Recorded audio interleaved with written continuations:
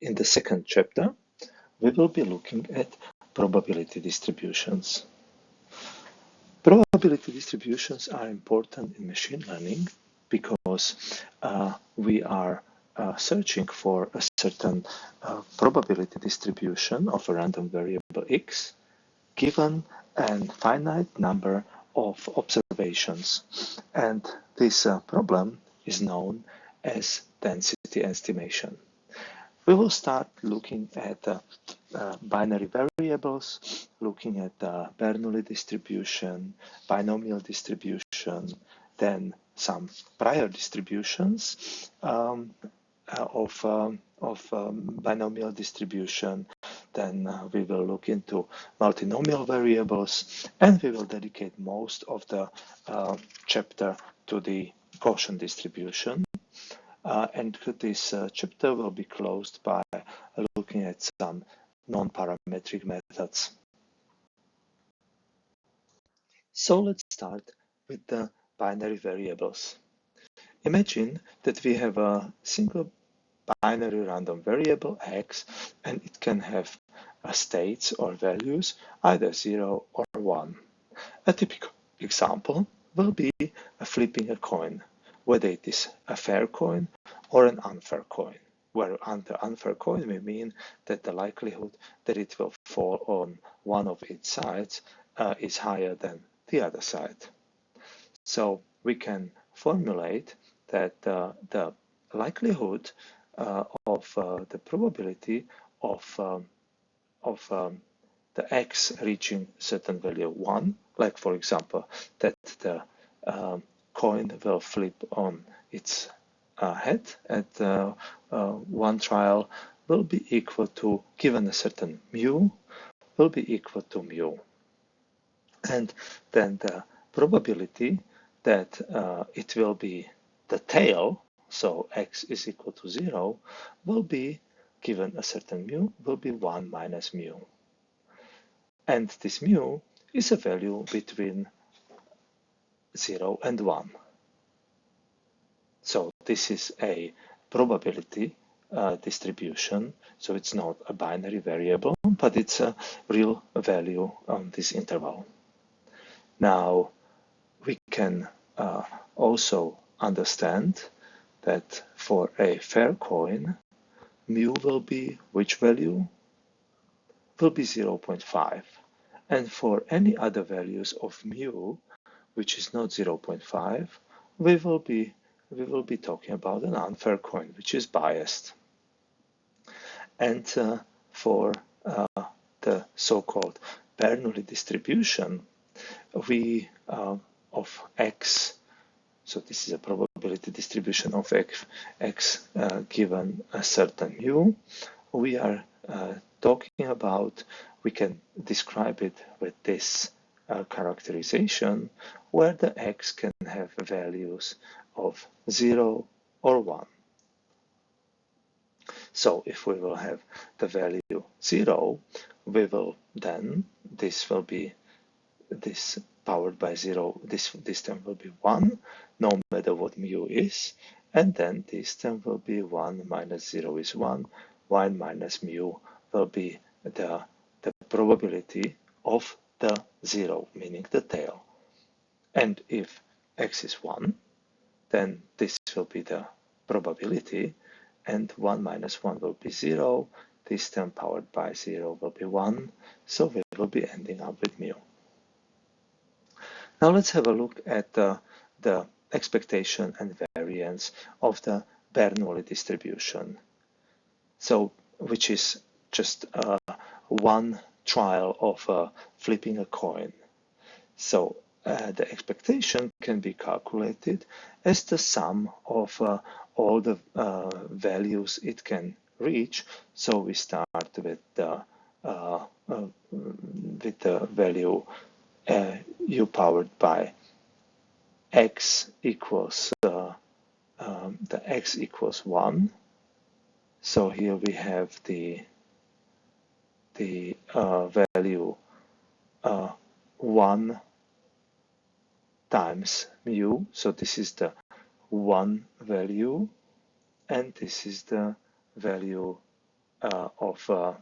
mu, because mu powered by 1 is mu. So we have here 1.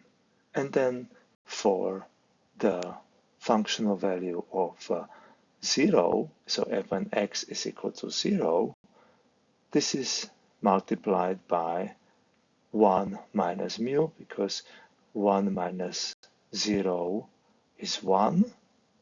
However, this 0 will bring it to the value that the expectation, the average value, will be mu.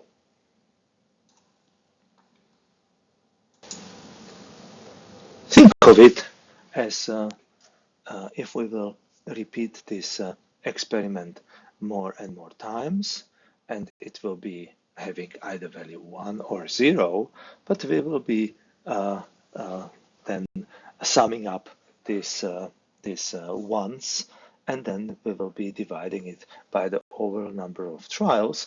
We should reach this value mu in infinity. So now let's have a look what is the value of variance. Variance has this well-known formula, expectation of x squared minus expectation of x, the whole term squared. So here we have we already know what is this term. So this is the mu squared. So then we have this term here, and then this term here is the expectation of the x squared.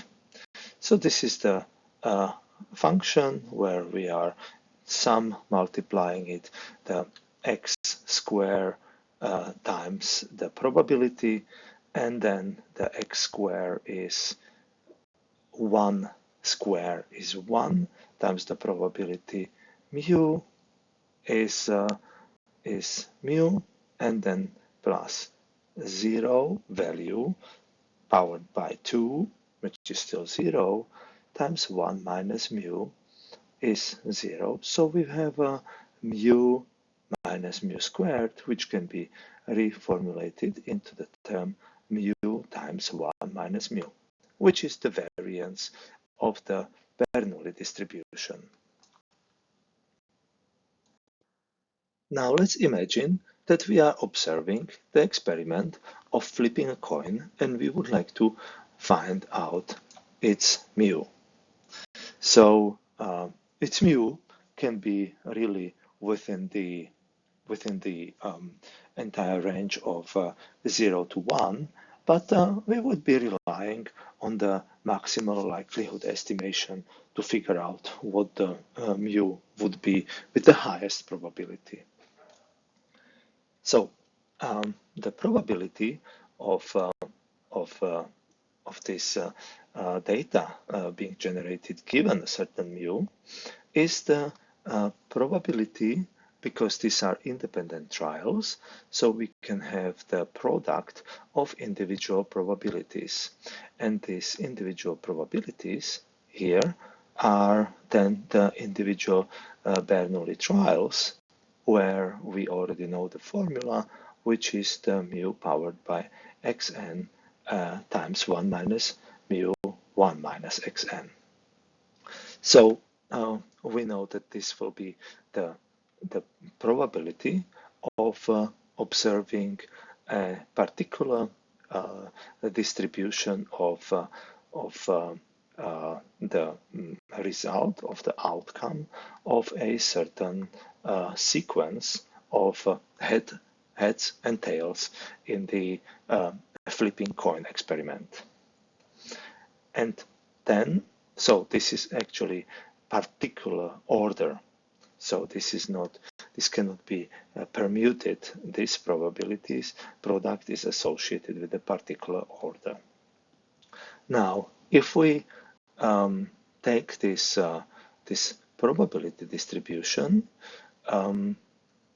we are this probability which is maximal given a certain mu. So we are looking at mu which is maximizing this probability. So in order to maximize this function, we will be performing we are looking for a mu that maximizes that function using the MLE. Therefore, we perform a logarithm of the function, and then we will be performing a derivative and then setting the derivative to 0. So let's have a look. If we are performing the logarithm, our products are turning into sum, and then we see that the exponents from the ln mu powered by something are the multipliers of the logarithm terms, the 1 xn and also the multiply 1 minus xn for the logarithm associated with the term 1 minus mu.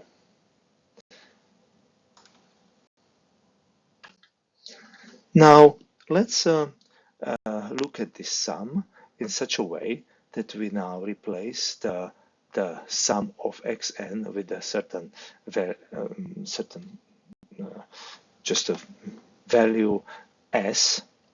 So we can see that the sum of xn, this ln mu can be taken out of that sum, and we have here the sum of the xn terms, and then we have the n minus s here. So and again we can take out the ln 1 minus mu from the sum.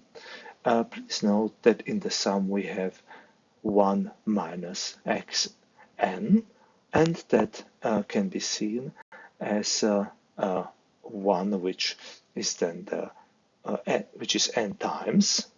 1 is here n times, so that's n, and then minus xn in sum will be this term s, but actually it will be term minus s. So now if we perform the derivative with respect to mu, so ln mu is 1 minus mu, and ln 1 minus mu here is minus 1 divided by 1 minus mu, because we first performed the derivative of the logarithm and then of the mu, which is minus 1.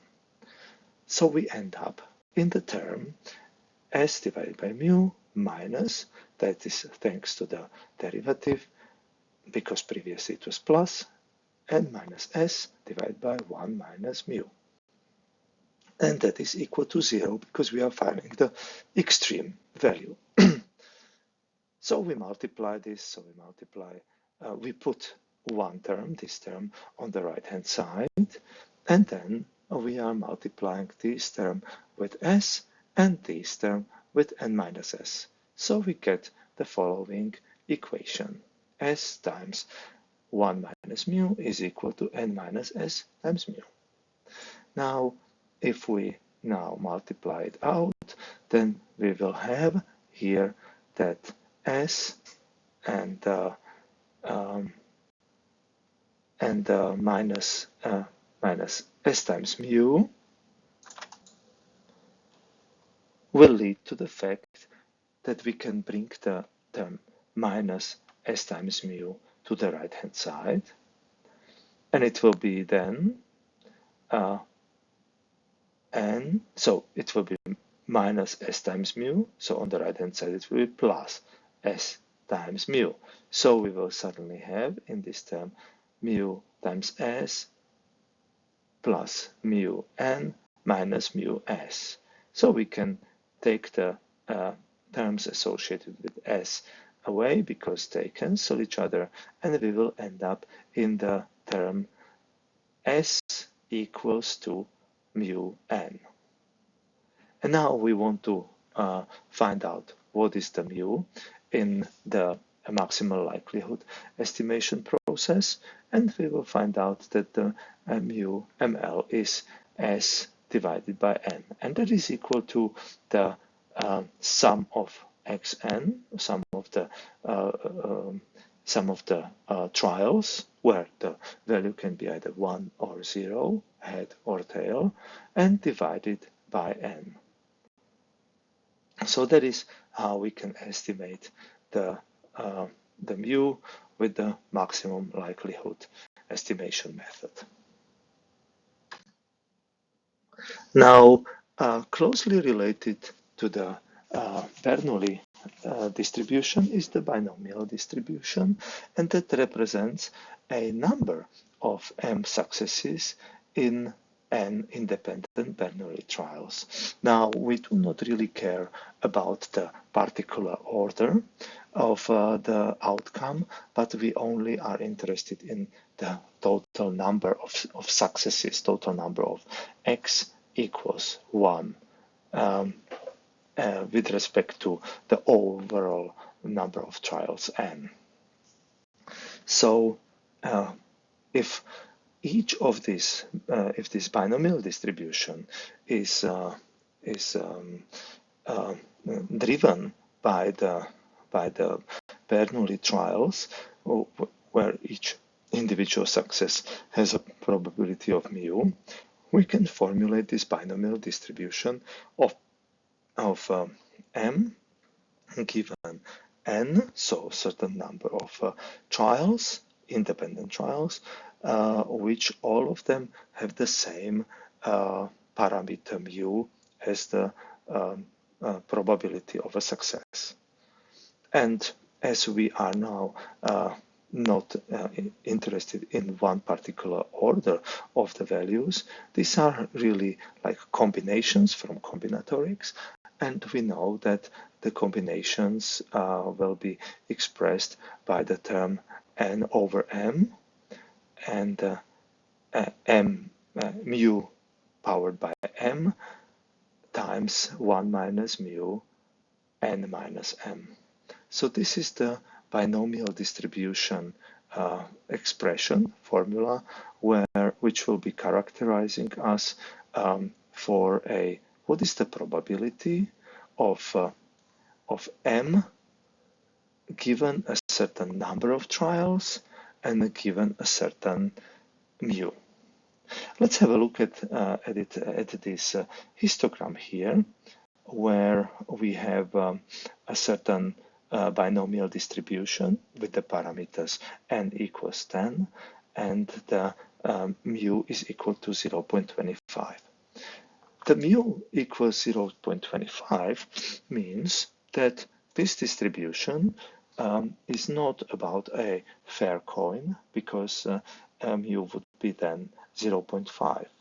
That means that the mean value is 0.25, so it's off it will not be symmetric. If we have 10 trials, it will not be at 5, but it will be at between the highest values of probability will be between 2 and 3. So this is the probability distribution, which is governed by this binomial distribution, where the probability that we will have out of 10 trials, we will have just 0 heads and 10 tails, will be 0.25. So sorry, 0.05 will be the probability associated with m equals 0. For m equals 1, that means out of 10 trials, 1 will be heads, the probability is 0.2. Then the probability that we will have 2 heads and 8 tails is equal to almost 0.3. The probability that we will have 3 heads and 7 tails is 0.25, and we can see that the probability of having more heads in the experiments, in 10 experiments, is rapidly decreasing and is almost equal to 0 for the m equals 10, which would mean that we have 10 times heads. So now we have a look at what is the expectation of this binomial distribution, and we can simply express it by simply putting the values into the definition of expectation, which is a sum of m. So can have now values from 0 to 10, and so the value m is here, and times the probability of associated with each of the values which the m can reach.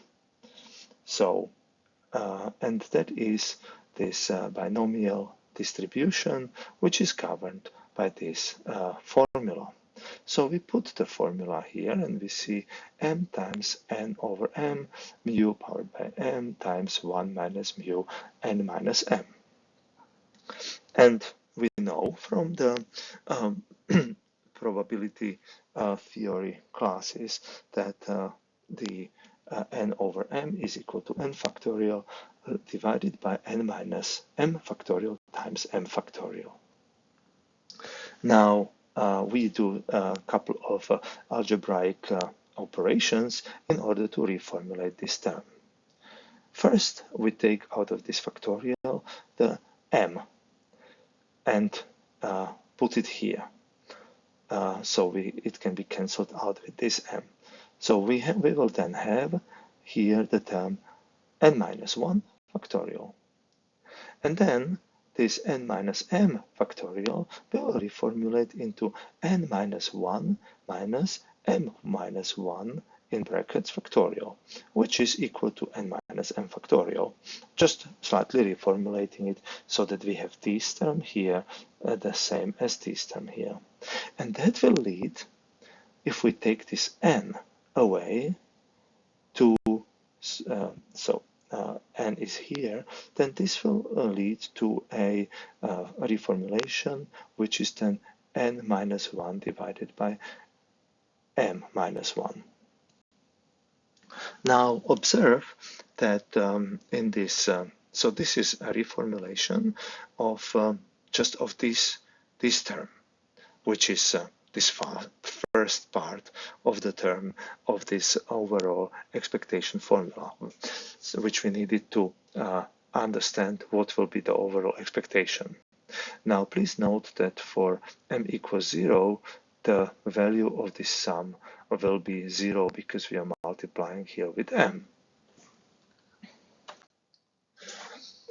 So we are putting our formulation, new formulation, into this into the formula for expectation, and here we have taken the n out of this sum because it was just a multiplier, and we have also changed the m equals not to 0 but to 1 because the term associated with 0 will anyways be the will be 0.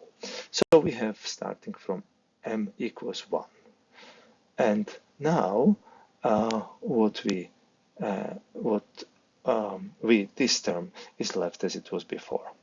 Now we again change this to the sum, which goes from m equals 0 to n minus 1. So we shift this by 1, which doesn't change anything in this part because it goes just the same amount of times. We will have constantly here n minus 1 as it was before, but here we need to change the m minus 1 to m. And here we would need to change the m to m plus 1 because we are starting with this. Here should be for the first term should be 1 and not 0 in this exponent. And similarly we need to change it here. Now if we reformulate this term slightly, we can write this one like n minus 1 minus m. And here, this term, we take 1 mu out, so we will have out of this sum, so we will have n times mu, and we will have then n minus 1 over m, and that is times mu powered by m, and 1 minus mu n minus 1 minus m. And in fact, what is this equal to is the sum of mu plus 1 minus mu in powered by n minus 1. So this term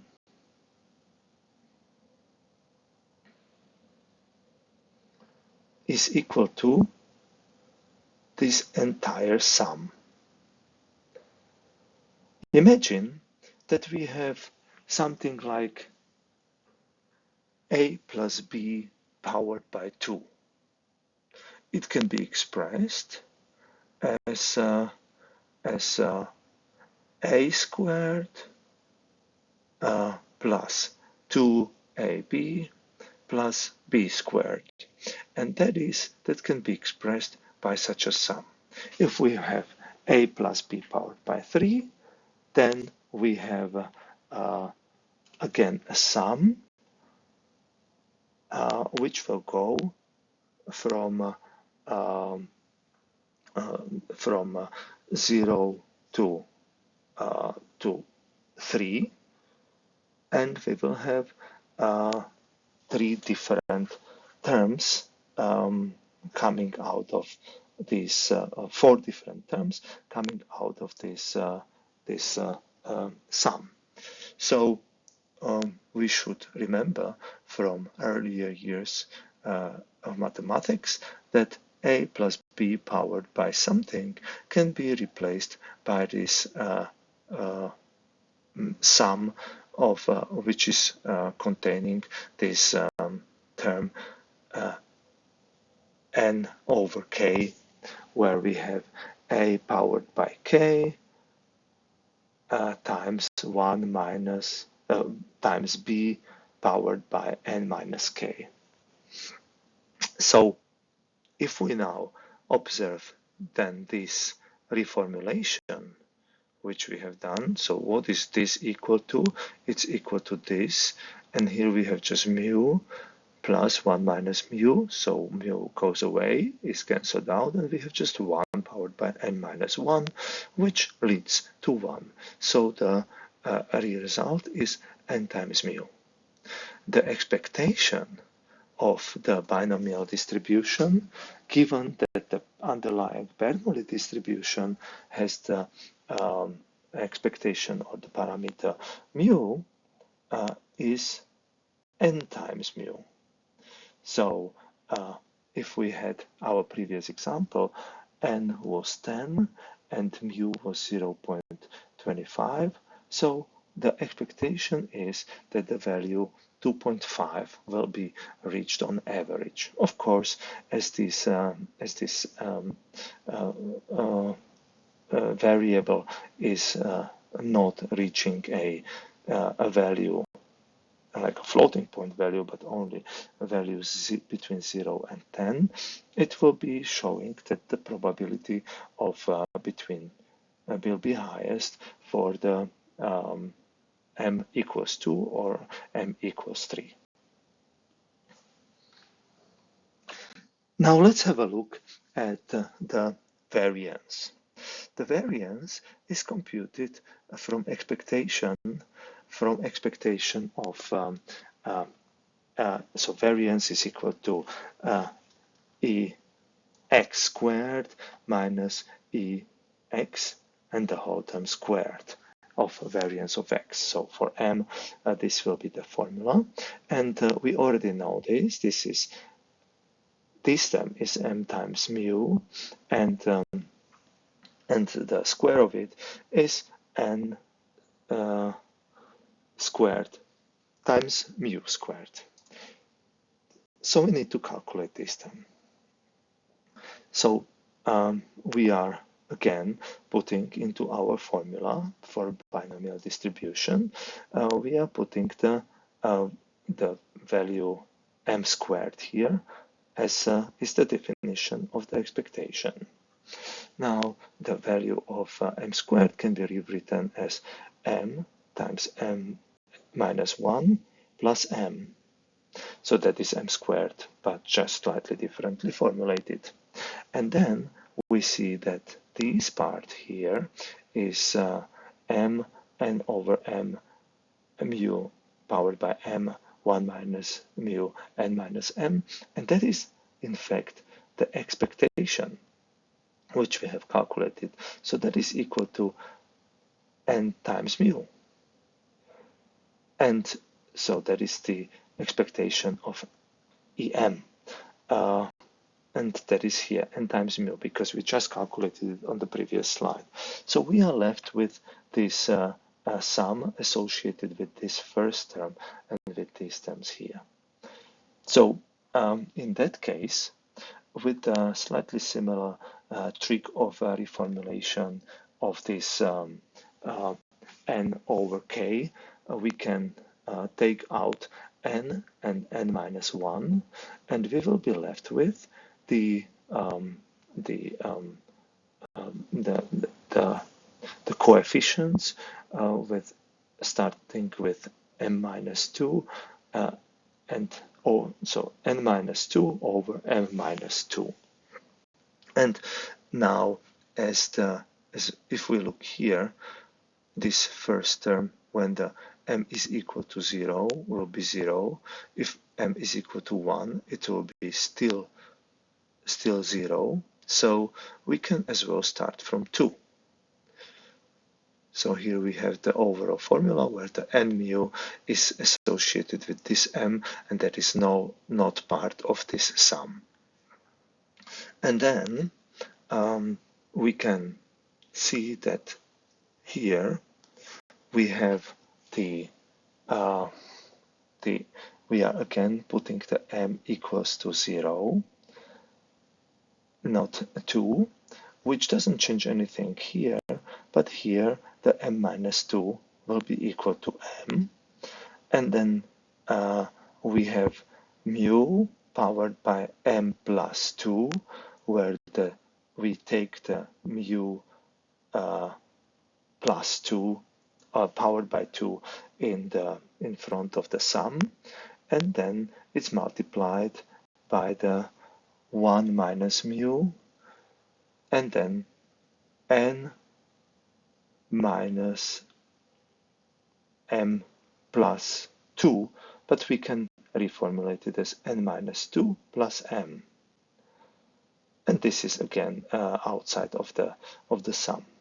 Now this again is the same thing as we had before, that this can be reformulated into the sum of mu plus 1 minus mu and the whole term powered by n minus 2.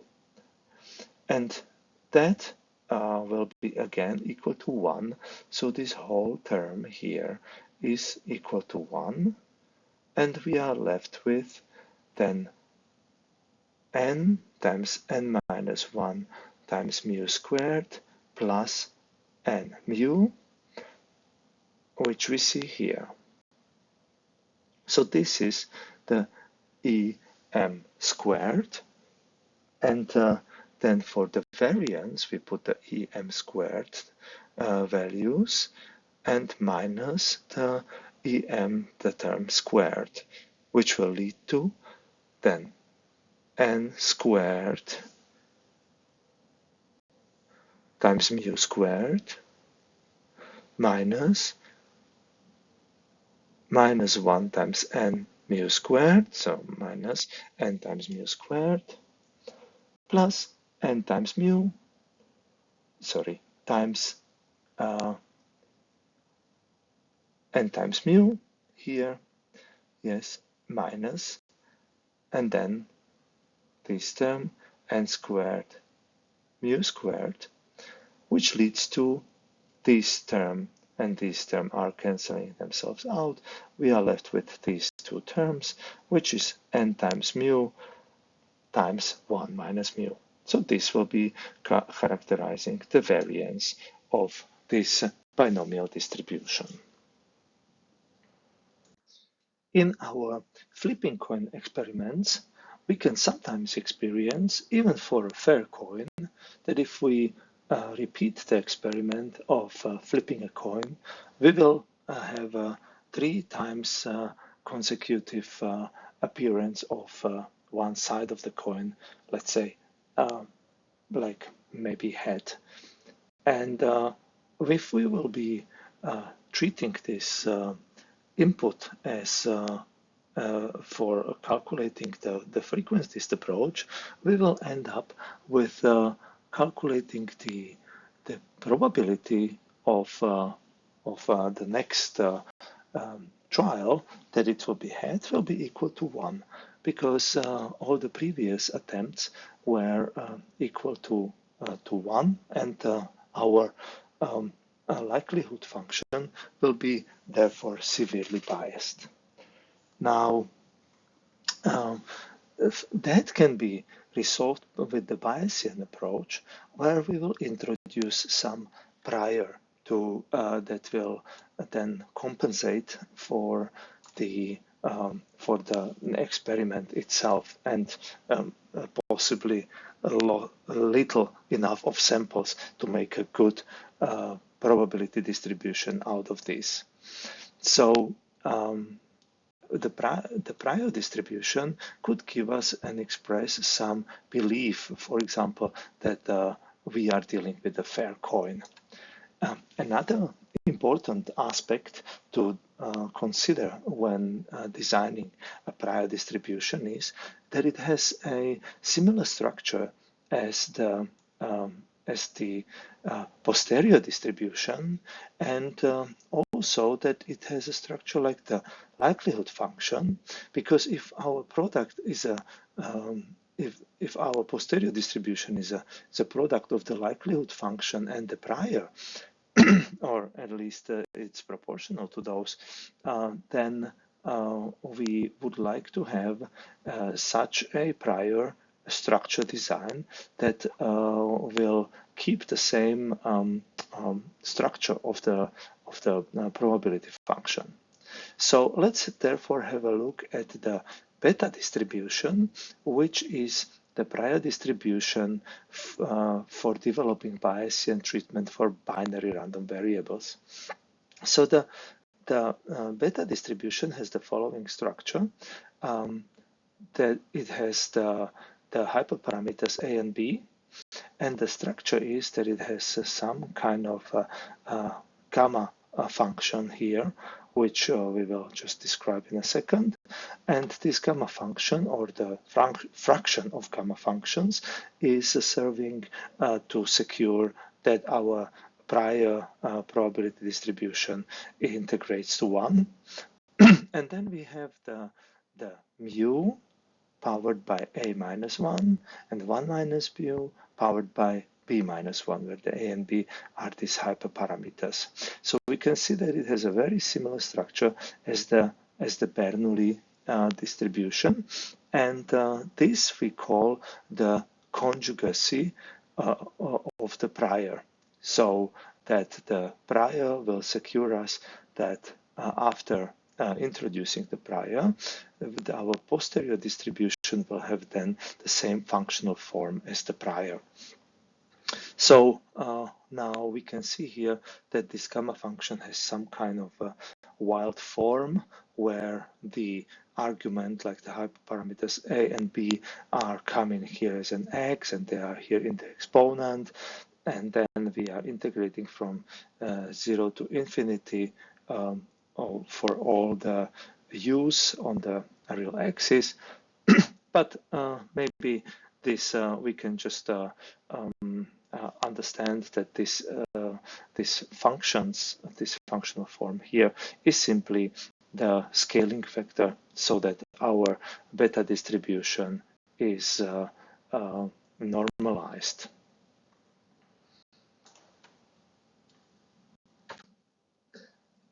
Let's have a look at various forms of this beta distribution.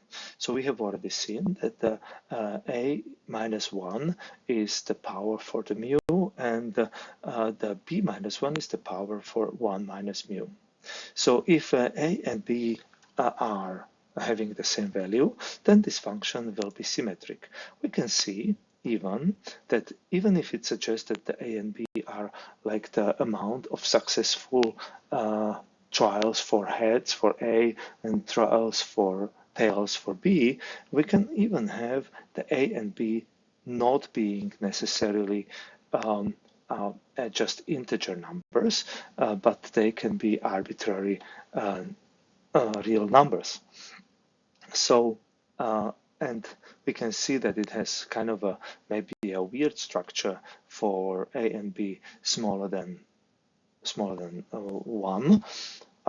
For the a and b equal to 1, we can see that the function is actually constant. And then for a, if these same values, like for a and b equal to 2, we will have something like it will be a lobe symmetric around 0.5.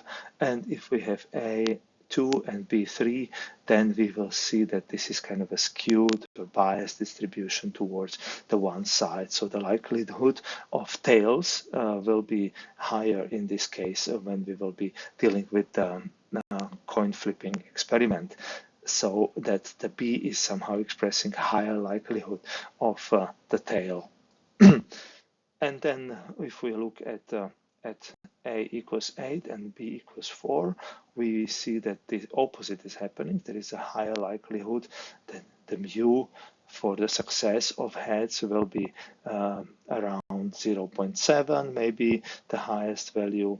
And we also see that the variance is with increasing a and b is decreasing. So while here the variance is very large and here also quite large, here we can see that that we are increasingly having smaller and smaller variance, and that is expressed through the through these high numbers as the belief of the correctness is somehow scaled by these by the numbers, and the higher the belief of correct distribution of a bit or ratio between a and b, the variance will be getting smaller and smaller. We can see here that the expectation is equal to the a divided by a plus b. So we can roughly see that it somewhat corresponds to the set of trials corresponding to the heads and the set of all trials heads and tails. Of course, we are missing here the -1 in each case, which are present in the exponents, but this is the expectation of the beta distribution for our mean value. We will not devise this on this lecture for the sake of time. Similarly, the variance can be seen here so the distance from the our mean is overall with an increasing a and b getting smaller and smaller. So we can see that for large a and b, we will be having a very larger and larger denominator dominating, in fact, the numerator. So with increasing a and b, we will have smaller and smaller variance, which corresponds to the intuition that we are, if these are somehow considered as prior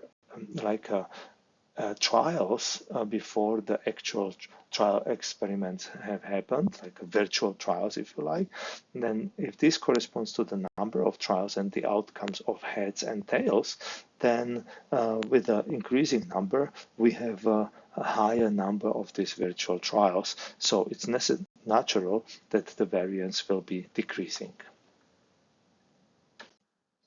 Let's now put this beta prior into our Bernoulli trials. So we will create the Bayesian Bernoulli treatment. Here we will have the probability of mu given certain parameters M, L, A, B, where M is the number of successes of receiving a head, a number of in the coin experiment.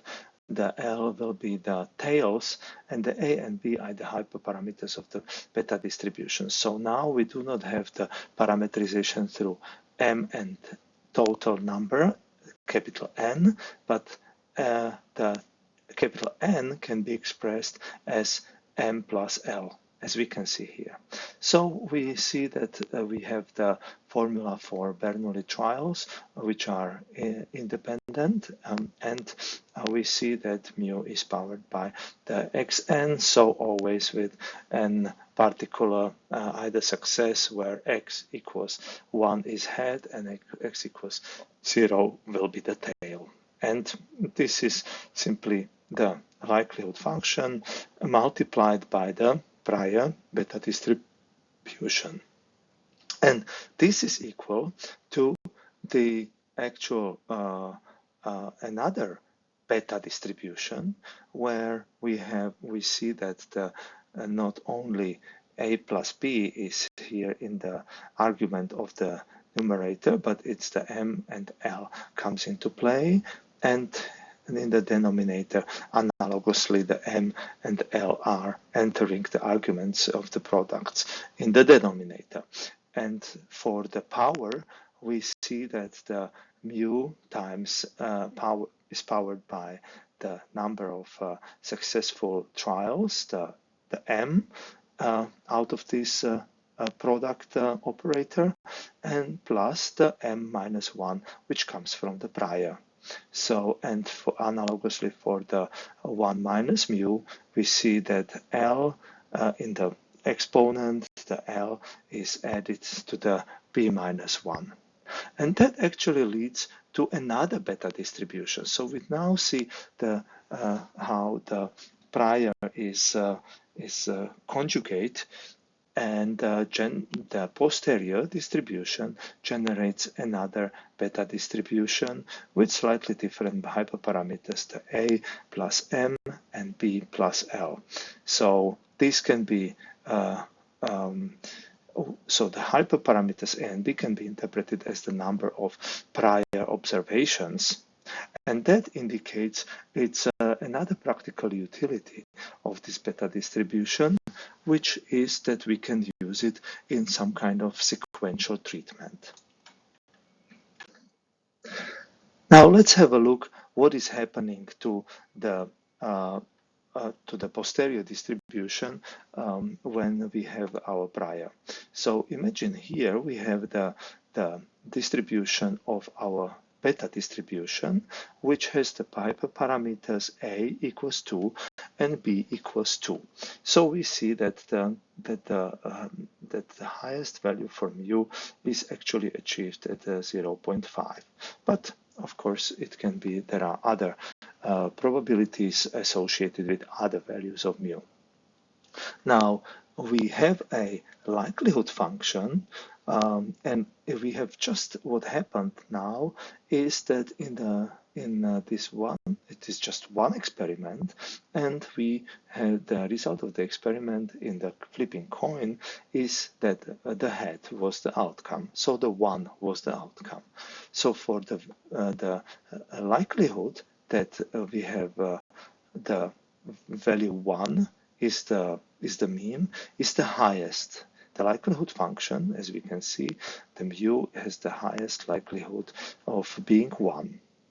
Now, if we multiply these two distributions, we will see the posterior distribution is somehow reflecting the prior, that it is a fair coin, but also takes into account the actual one experiment, that it is the which skews or let's say shifts the posterior distribution closer to a higher mu value.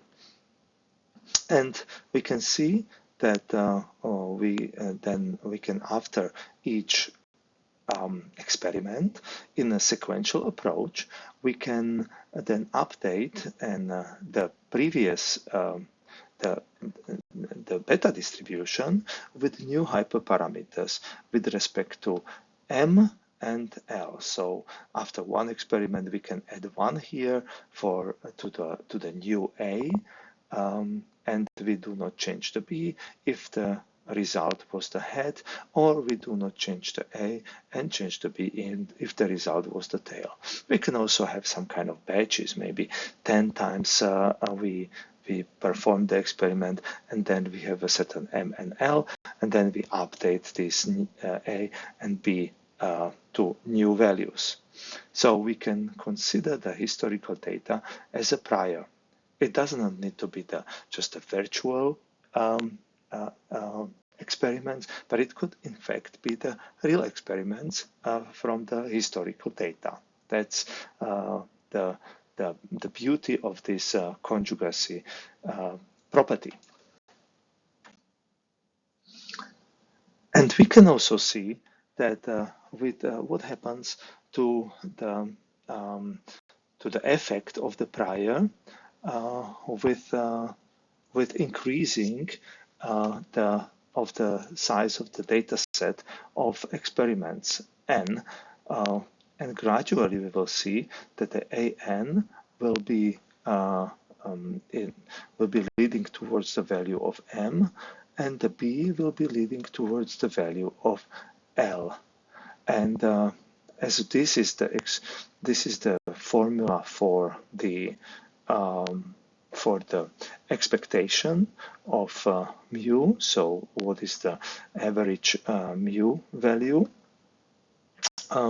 we can see that as these values are gradually going towards M and L, then this fraction will mean M divided by capital N, which is the mu which we have obtained through the maximum likelihood estimation process. And what is happening to the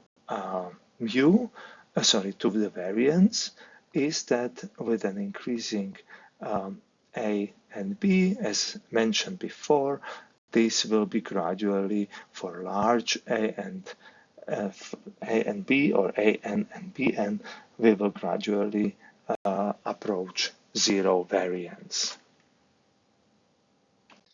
Let us formulate a predictive distribution for understanding what is the probability that the next outcome of the flip coin experiment will be equal to head.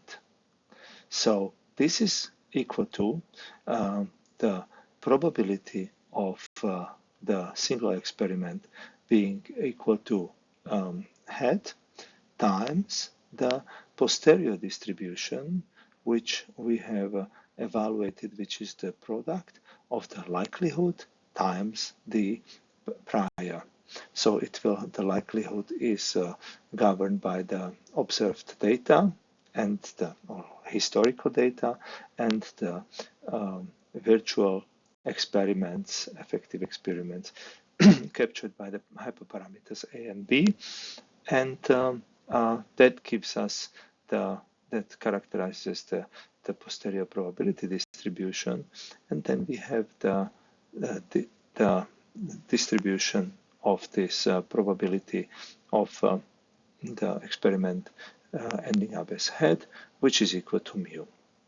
So here we can see we can reformulate this term into mu times the posterior, and this actually leads us to, this is in fact the definition of an expectation of a mu given A, B, and the data.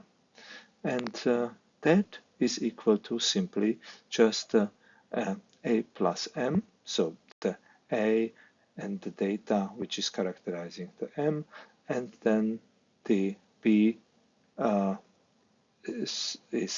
B becomes the B plus L, so the new B, let's say, and in the denominator we will have A plus M plus B plus L. So this is the outcome of the predictive probability distribution for the X equals 1. Let us now generalize the Bernoulli distribution to more than 2 outcomes. So in the flipping coin, we only had head and tail, but we would like to have now so-called multinomial variables where there are more than 2 outcomes possible. So the most natural example for this would be throwing a dice, where we have 6 outcomes of 6 sides of a dice, and it can be realized through the so-called 1 of k encoding. So here we will not have 1 for head and 0 for tail, but we will have always a vector of 6 values, which always there will be just 1, 1, and the rest will be zeros. So we will have here, in this case, this is like, if this is indeed throwing a dice, then this will be one, the slot for 1, or the coordinate for 1, this will be the coordinate for 2, this will be the coordinate for 3. So here this vector corresponds to the value 3 as an outcome of throwing the dice. Now the sum of the coordinates of components of this vector x, the components xa, are in sum 1.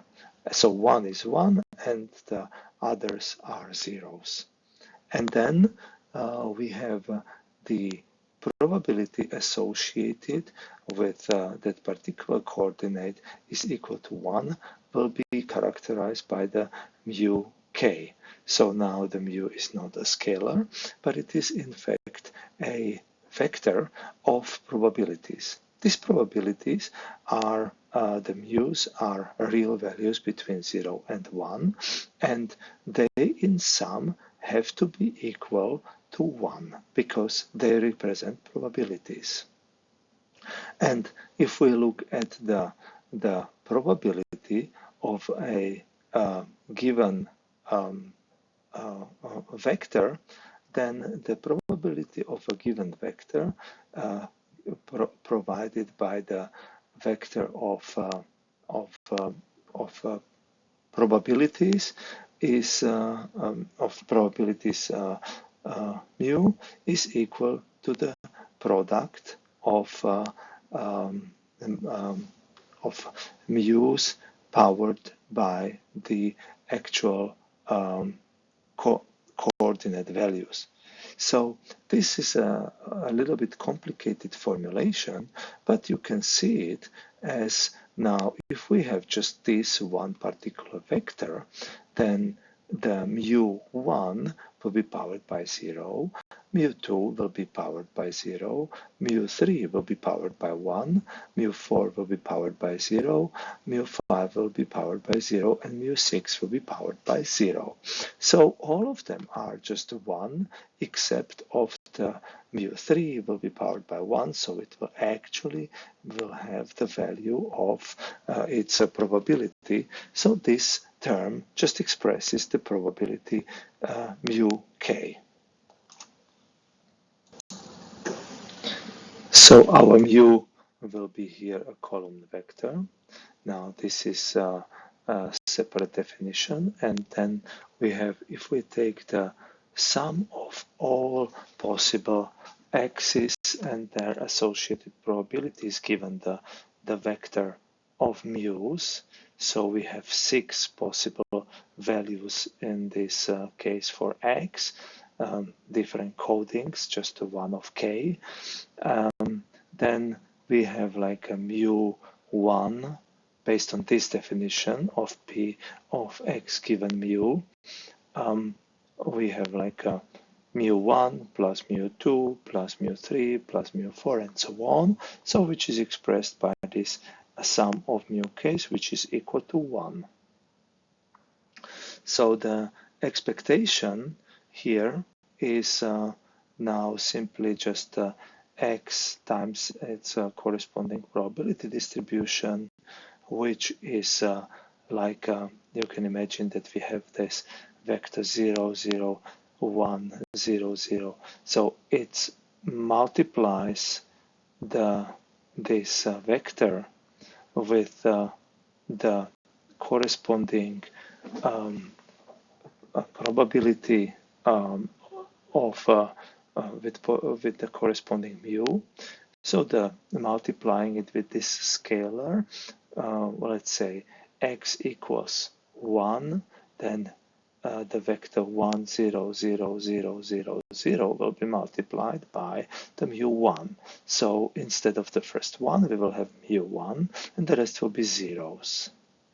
Then we will take the 2, which will be the 0, 1, 0, 0, 0, 0, and then we will multiply it by a scalar mu2, because that's the outcome of this product mu2. So, and then the vector will change into 0, mu2, 0, 0, 0, 0.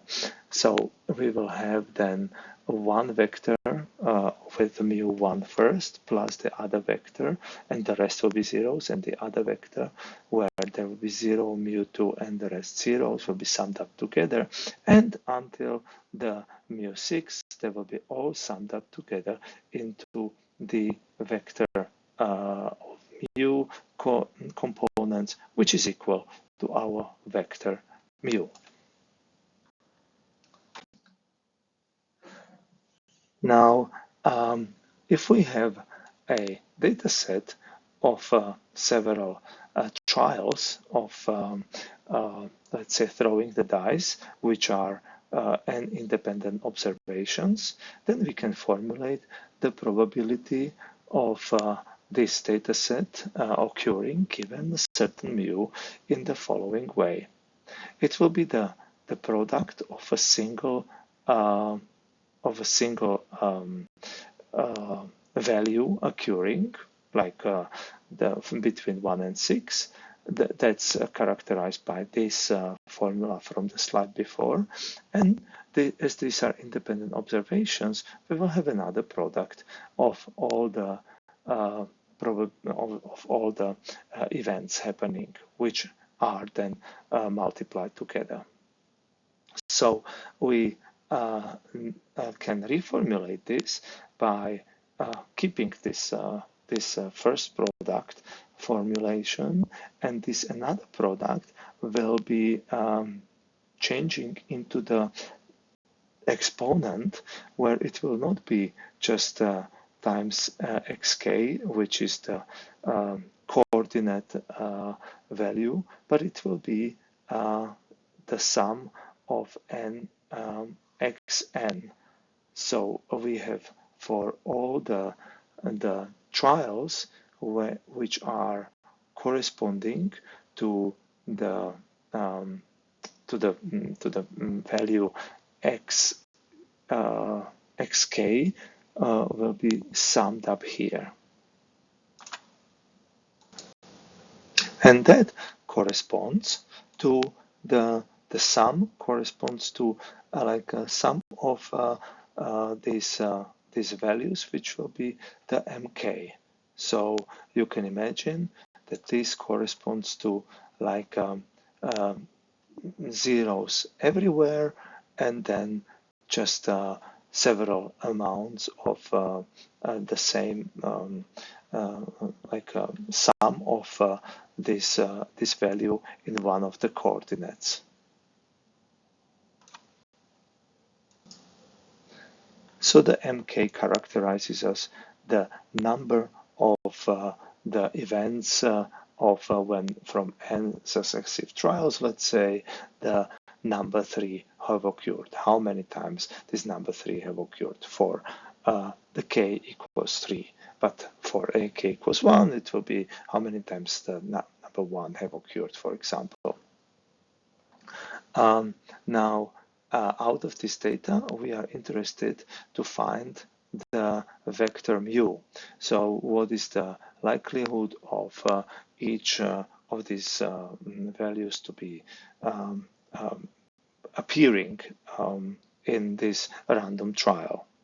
So we can find it out by turning our probability distribution, our likelihood function, into, we first perform the logarithm, where we can see that here the logarithm is takes out in front of the logarithm the exponent, and we have the mk times ln mu k, and then we have a constraint that these mu k's have to be equal to 1. So we have a lambda, and then sum of mu k's minus 1 is in this argument. The second step, which we will be doing, is to perform the derivative of this ln likelihood function with respect to the mu k. So, and that is equal to, this derivative is equal to the mu k divide mk, which is coming, this is this first term, which was taken out of the exponent, and then we have the ln mu k, and that one is 1 divided by mu k after the derivative. And this is the only mu k which comes out of that sum, because for all the other components of this vector, this term, all the terms will be 0. So that sum will be then just taking out by this partial derivative just this one term, and this will be plus lambda, because the lambda associated with in the sum with the mu k will be also taken out, and the rest will be zeros for other mu components which are not the k component. And then we set this partial derivative with respect to the mu k to 0, and from that it implies that the mu k is equal to mk minus mk divided by lambda. Now we put this value into the constraint in order to calculate what is the actual Lagrange multiplier, the actual value of the Lagrange multiplier lambda. So the constraint is that the sum of mu k's is equal to 1. And as that's the case, then we are now putting in for the mu k the values, which will be the sum of mu k times we take out this multiplier minus 1 divided by lambda in front of the sum. And from that, the sum of mu k is equal to n. So that's the total number of trials of experiments, and out of that it becomes, because we have this 1 on one hand on one side, so we can express that the lambda is equal minus n, and from that it implies that the mu k by the maximum likelihood estimation is equal to mk divided by n. So the highest probability that the mu k has the value the value of the mu k with the highest probability is mu k divided by n. And that holds for all the components of the vector mu.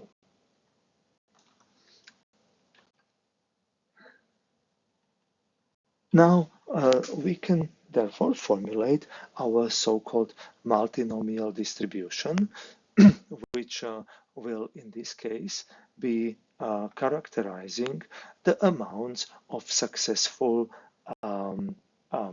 throws of particular values. Like number in the case of the dice, the M1 will stand for number of the trials where the outcome was 1, the number of trials where the outcome was 2, until the number of trials where the dice throw outcome was 6. Given a certain mu value and the number of trials. And as these trials are not ordered in any particular order, it's just a number of trials of these various values, we are really looking into the combinations of these all possible outcomes sequences. So in that case, our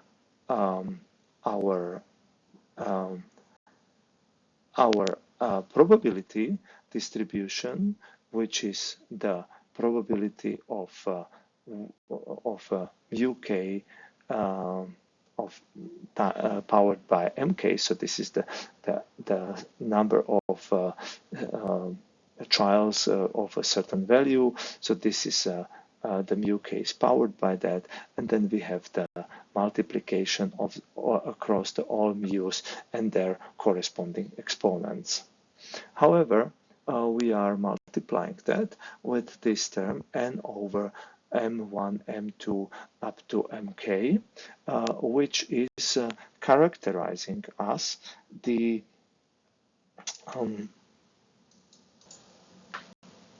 number of ways how the number of ways of partitioning n trials into k groups. So because we have the k different values. And this is actually the normalization coefficient of our distribution, so that we will have the probability will be then in sum equal to 1, and this term is equal to n factorial divided by m1 factorial times m2 factorial times up to mk factorial. So this is our multinomial distribution, which characterizes as the probability of certain outcomes given some mu and the number of trials n. Now the expectation of each mk, so number of trials for a particular value, is n times mu k. So that comes also, that is related to this maximum likelihood estimation of mu k, where mu k was equal to mk divided by n. And the variance is also recognizable from the based on the like a binomial distribution, very similar to that one, is the n times mu k times 1 minus mu k. So we can see here that if we are the binomial distribution can be also expressed by the form of a multinomial distribution, where the k is equal to 2. For the multinomial distribution, we would also like to define some conjugate prior, so that our posterior probability in case of Bayesian treatment will have the same kind of functional form. Therefore, we can already guess that the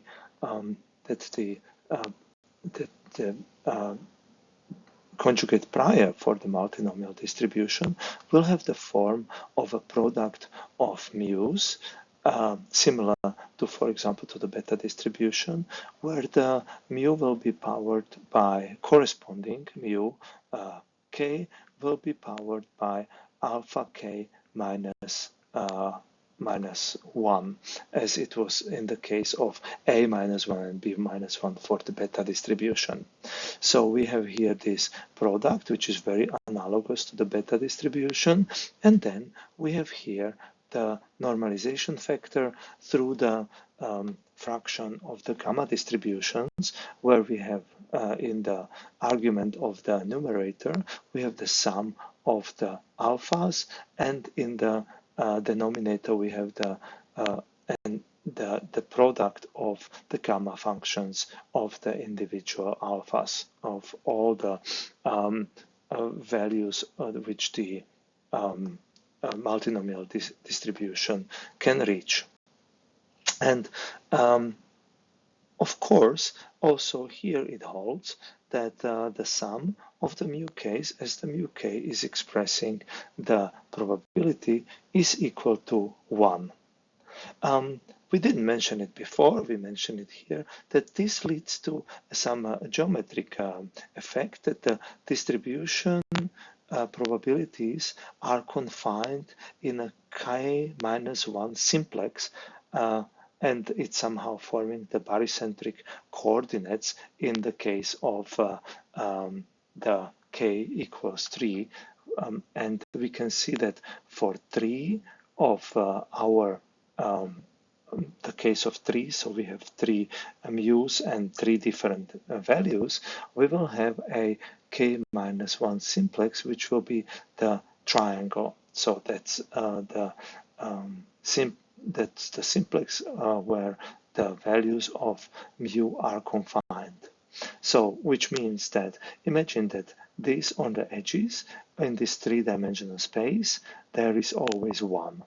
So if m3 equals 1, sorry, mu3 equals 1, then the probability that the will be characterizing that the likelihood of the next throw or the probability of the next dice throw of 3 sides will be the side 3 as an outcome is certain, then the mu1 and mu2 will be equal to 0.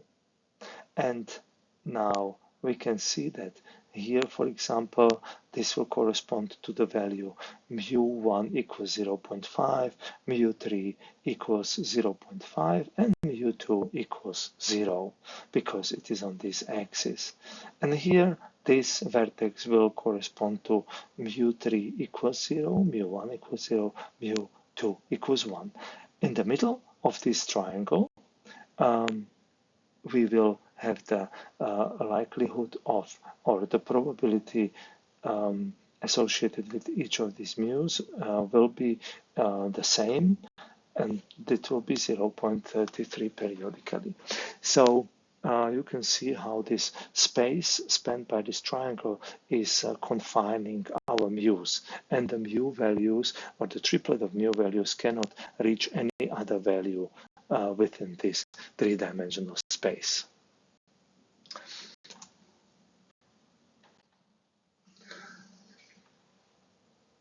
Now, let's have a look at what will be the outcome of the posterior distribution given a certain likelihood function and a certain prior, which is defining as the mu given a certain alpha vector. So this is proportional to, so it's not equal but proportional, as we can see, to the product of mu ak minus 1, as we had before, plus the mk, as we had before from the likelihood function. So this will be the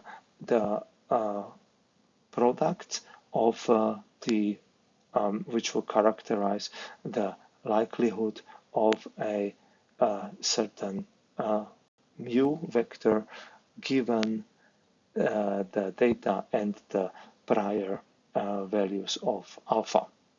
Alpha values are again characterizing here like a virtual number of trials where the outcome was one of the values, like alpha 1 1 will be corresponding for the number of trials corresponding, or alpha 1 minus 1 will be corresponding to the number of trials which have been virtually effectively carried out before the actual data was observed. So, and this leads to the fact that this posterior is in fact equal to the has the same structure as the prior distribution, which is called the Dirichlet distribution, or the Dirichlet prior in this Bayesian treatment context. And it has the same structure, it just has the difference here is that vector alpha is summed up with the vector m of the actual trials and observations of some outcomes.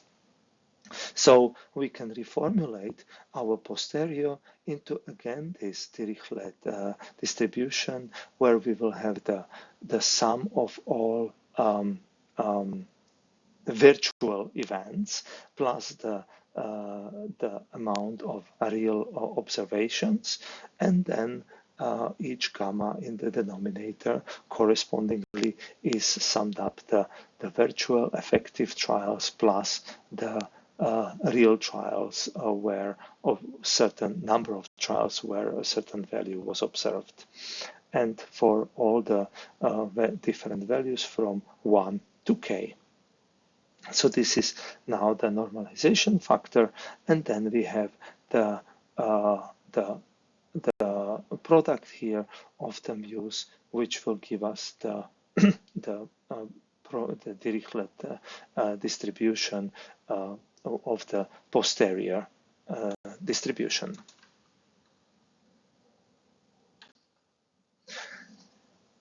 Finally, we can have a look at some of these Dirichlet distributions for k equals 3. So we see here a triangle, and we see that the probability distribution for something like ak, so all of them are equal the same value, the alpha k is the same value, and that is equal to 0.1. So this is the Dirichlet distribution, which is kind of maybe unintuitive or strange. Here we have the ak is equal to 1, and we see that this is kind of like a uniform distribution, and the ak equals 10. So all of these AKs have been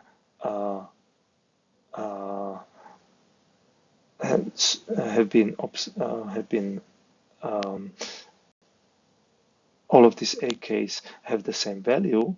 This actually leads to the fact that the likelihood of maximal likelihood is of this Dirichlet distribution, mu will be equal to mu k is like 0.33 periodically, because for each of these, so in this barycentric coordinate here in the middle of the triangle has the highest value.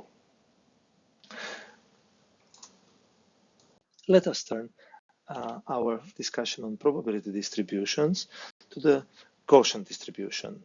We have already dealt with the Gaussian distribution, and at this point we know that it has a normalizing factor, and it is basically belongs to the exponential family of the probability distributions, where in the exponent we will have the mean parameter and the sigma parameter, which is the standard deviation, or the sigma squared, which is the variance of this probability distribution.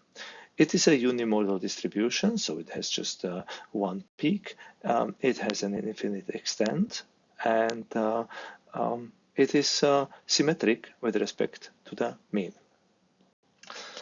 We all know that already. Now, more important is it's a multivariate version, where we have multiple dimensions instead of just a one-dimensional function. in these multiple dimensions, our quotients look essentially like some kind of ellipsoidal shapes but on this ellipsoid we will always see kind of the same probability. So it's like a continuous set of shells of probabilities aligned, constant iso probabilities aligned on these shells. We can see it here, for example, where in two-dimensional case, we see that we will have shells of the same probability centered, somehow concentrated around the mean value, which is in this case a two-dimensional mu vector. And then the actual shape of our probability distribution is controlled by the capital sigma here, which is actually the covariance matrix, which we already had before. So what is the covariance matrix of this distribution? Let's just recapitulate that very quickly. So covariance matrix is a D times D matrix, which is formulated as an expectation of a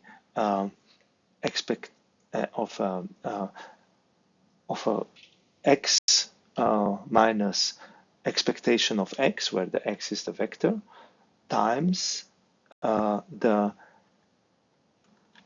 x minus expectation of x transpose, where the x is the vector.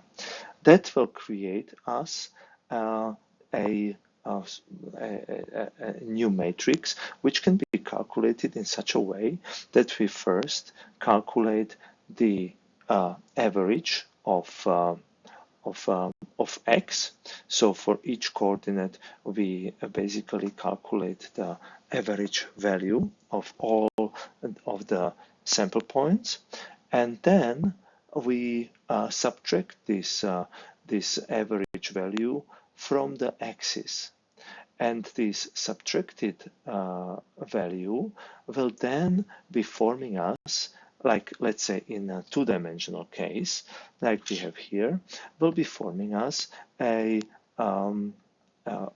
new vector, which is like just the difference from this average. And then this difference from this average is forming a vector which is multiplied as an outer product with itself, and it's forming us this kind of outer product matrix, which will, in the two-dimensional case, will be a 2x2 matrix. And we will do it, we will calculate this outer product for each of the individual sample point, and then we will add these outer product matrices to each other for all sample points. And once we are done with that, then we simply divide all the coefficients in this covariance matrix by the amount of sample points. And then we end up with the covariance matrix sigma. So, and that one is then showing up, this covariance matrix sigma is showing up in the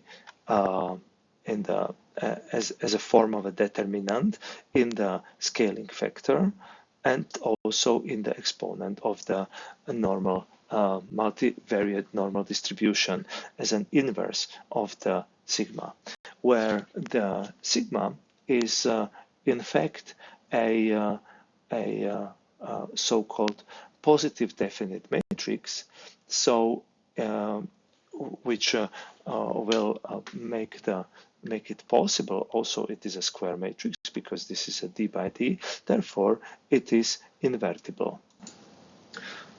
So this matrix is essentially then giving us the shape of the Gaussian, like for example the anisotropic factors, and also its somehow alignment or misalignment with the coordinate frame, so which we would have here.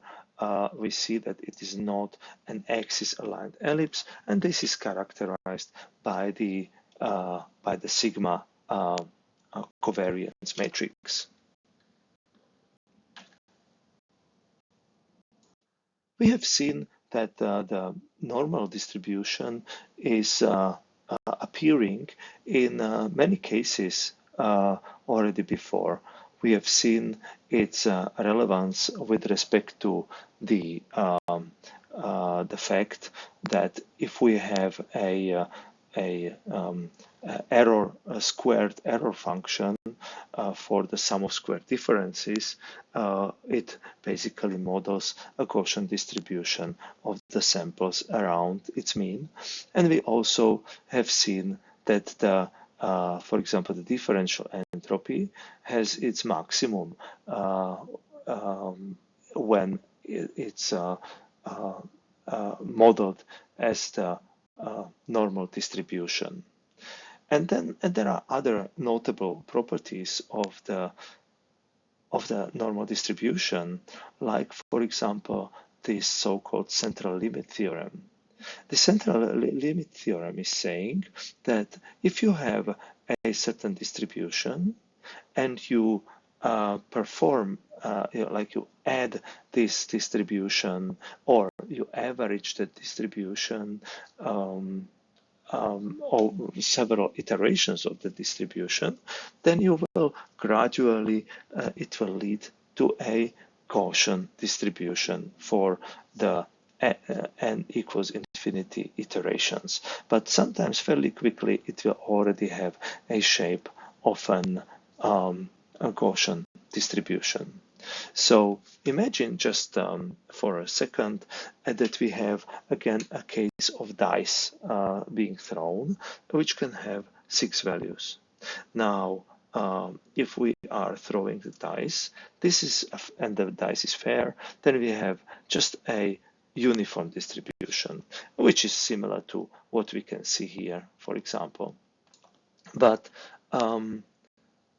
then, if we are instead not throwing just one dice, but we throw 2 dice, and their sum is actually the random variable, then we will realize that the distribution of the sums is no longer the uniform, because the chance that we will have 2 times 1 or the chance that we will have 2 times 6 is lower than that which would lead to sum of 2 or sum of 12 is lower than event where we will have sum which will be equal to, let's say, 6 or 7 or 8 as values. So therefore, that likelihood will be higher. And if we will have 3 dice, it will be even more looking like a Gaussian distribution. And for 10 dice, we will see that we will have a very Gaussian distribution looking like a probability distribution. So we can imagine this as summing up the values, or summing up and dividing by the number of dice, so practically averaging this outcome. Now let's have a look at the geometry of the Gaussian distribution. Now the most notable part of a Gaussian distribution is arguably its exponent, where we have both parameters mu vector and the sigma covariance matrix, which are characterizing the Gaussian distribution. The rest of the probability distribution is just implied by the exponent, because we need the proper normalization term.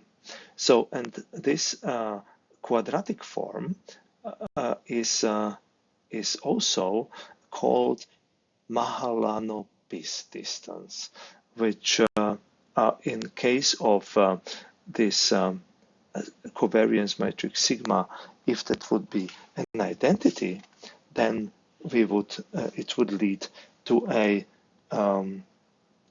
regular distance which would be Euclidean in that case. But the sigma is generally not a identity matrix, and it's a matrix which has several properties. Among others, it's a symmetric matrix. So it's a symmetric matrix which has real components, and that means that it will, if we perform the so-called eigenanalysis, which you should know from linear algebra, it will have real eigenvectors as well. So here we can see, when we look at our matrix, covariance matrix sigma, and we are performing the eigenanalysis, we are looking for the eigenvectors with which the multiplication of this with the sigma is just leading to scaling of that eigenvector. So, and these eigenvectors are forming, in fact, an orthonormal basis, which so they are orthogonal to each other, and they are normalized, so their length is 1. And therefore, as they are orthogonal to each other, it holds that the dot product of ui and uj, where u is not equal to j, is equal to 0, and the dot product of ui with itself will be equal to 1. And that forms us the elements of an identity matrix. From the eigenvalue, from this eigenanalysis, we can perform the decomposition of this symmetric matrix sigma, and it will lead into a it could be decomposed into 3 matrices, or actually 2 matrices, unique, where one is the matrix which contains the orthonormal vectors. It's an orthogonal matrix U. Then we have a matrix lambda, which is a diagonal matrix, which has the eigenvalues in the diagonal. So it's a diagonal matrix with the eigenvalues in the diagonal. And then we have the inverse of the matrix U. And as we know, the inverse of the matrix U is also the transpose of the matrix. So if the matrix is an orthogonal matrix. So this is the decomposition of the real symmetric matrix sigma, and it can be characterized by, from the graphics perspective, if this would be transformation matrices, the matrix U would be a rotation matrix, the matrix capital lambda would be a scaling matrix, and the matrix U will be a rotation matrix, which is inverse to the previous rotation of the rotation matrix U. So this matrix U is, as a result of this eigenanalysis, is just a matrix of column vectors ui to ud. So of course this matrix has also d times d components, and we can also rewrite the sum of sigma into lambda I times, which is a scalar, times the vector outer product, which results into a matrix.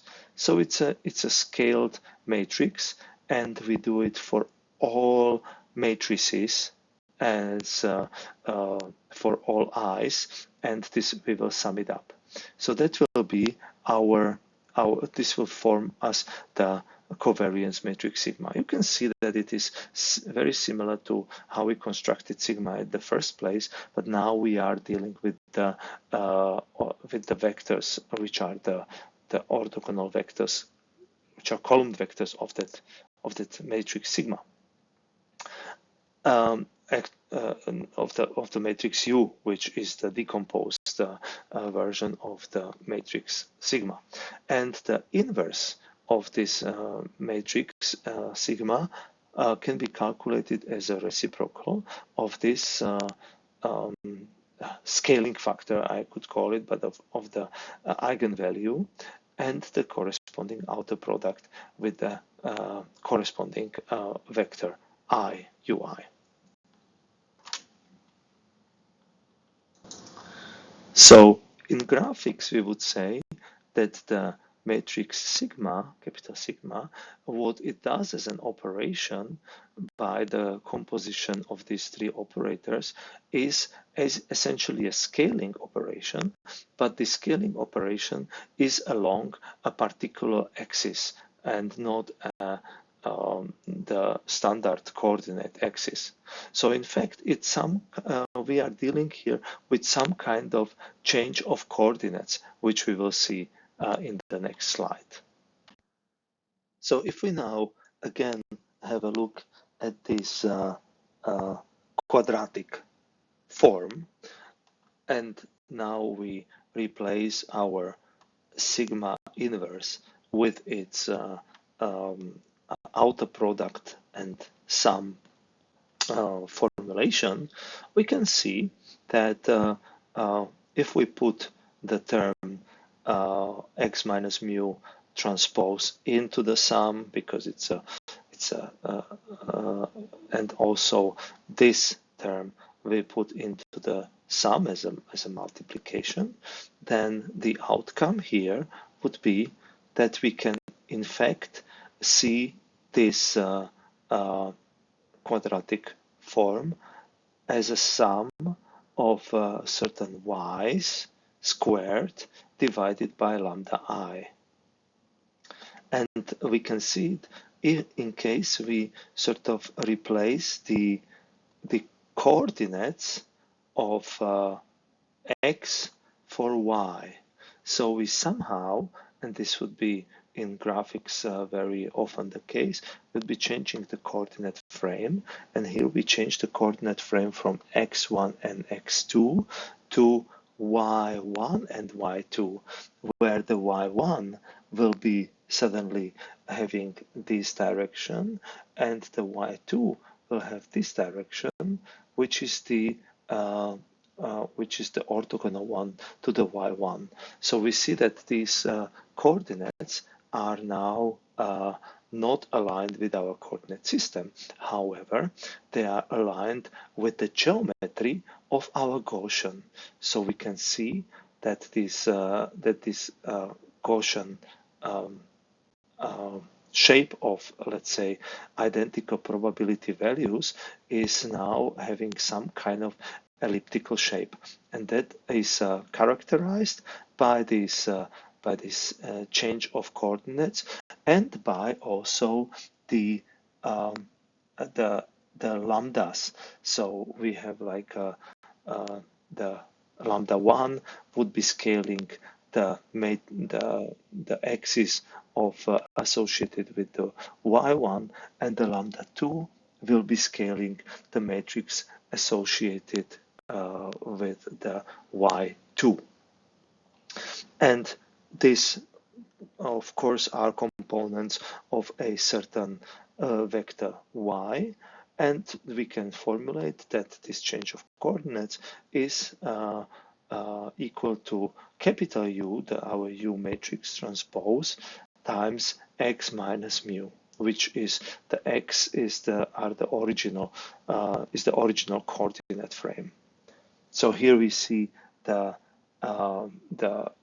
the vectors u1 and u2, and we can see that the y1 and y2 vectors are pretty much aligned with these are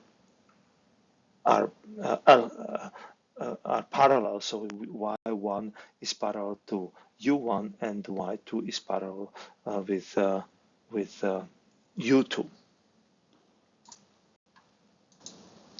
So geometrically, we can also understand it as here what is happening is that we have here this vector, because x is a point and mu is a point, and we have a vector, and it is actually projected on the ui vector. So we will see like what is the kind of the projection on the UI vector, and this will be the scalar yi, which will be the outcome of this dot product. Now, this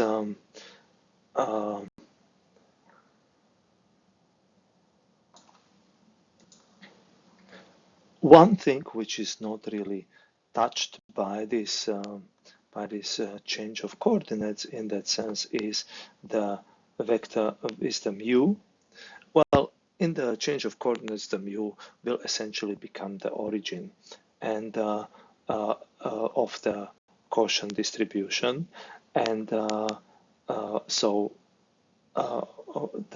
that's the mu vector, which basically gives us the center of our Gaussian distribution.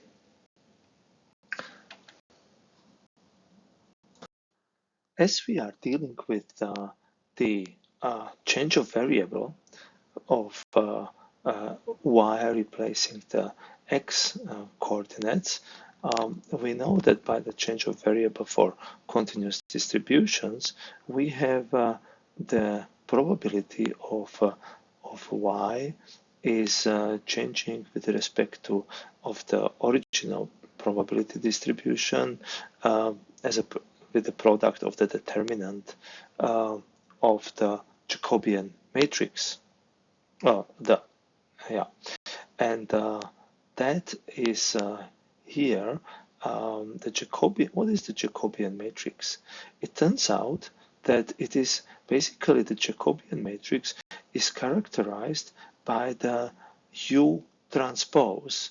The coefficients of the matrix U transpose are essentially the Jacobian matrix. And as U transpose is, or U for that matter, is an orthogonal matrix, then its determinant is equal to 1. And then the determinant of the Jacobian is therefore also equal to 1. And if we are looking at the determinant of our capital sigma matrix, that one can be characterized as because we know from linear algebra that as this sigma can be decomposed into three matrices, U times capital lambda times U transpose, and U transpose are having determinant 1. The determinant of product of a matrices is equal to determinants of individual matrices multiplied together. Therefore, the determinant of the matrix sigma, provided that the U and U transpose are 1, is just governed by the diagonal matrix lambda, and that could be calculated as the product of these lambdas on the diagonal. And if we are interested in calculating the square root of that, then it could be a square root of these individual diagonal matrix entries. Therefore, if we look at the change of variables, we see that there is 1 here, and therefore we can formulate our probability distribution, multivariate probability distribution, as a product of univariate distributions along each y-axis. So we have the y-axis y1, and then we have a single variate probability distribution, and then we have a y2, then we have again single variate probability distribution. And as we can see here, the lambda j is here and here normalized. The normalization factor is exactly the same here. Here the lambda serves basically the role of the standard deviation. So, and the mu in this change of variables is equal to 0, the origin. So if we are multiplying these together, we will reach the final probability distribution for the multivariate case. And that means, that tells us that the Gaussian distribution is separable into individual Gaussian distributions, and it's along its axis of its own coordinate system, determined by the sigma, and it is then equal to the product of these univariate distributions. Finally, we can have a look that if we look at this single univariate distribution, what would be its integral? Its integral would be like if we integrate the entire probability distribution along one axis, the univariate distribution, the integral will be equal to 1. Now, if this is a product of several univariate distributions where all of them have product, the integral is equal to 1, we have a multiplication of 1's d times, and that is equal to 1. So that is proving us that the multivariate distribution is properly normalized. Let us have a look at the moments of the multivariate Gaussian distribution. So let's have a look at the expectation first. The expectation of multivariate Gaussian is equal to the integral of the normal multivariate distribution times x dx. Now, as these scaling terms are not dependent on x, therefore we can take them out of the integral, and we have this form of exponential function in the integral.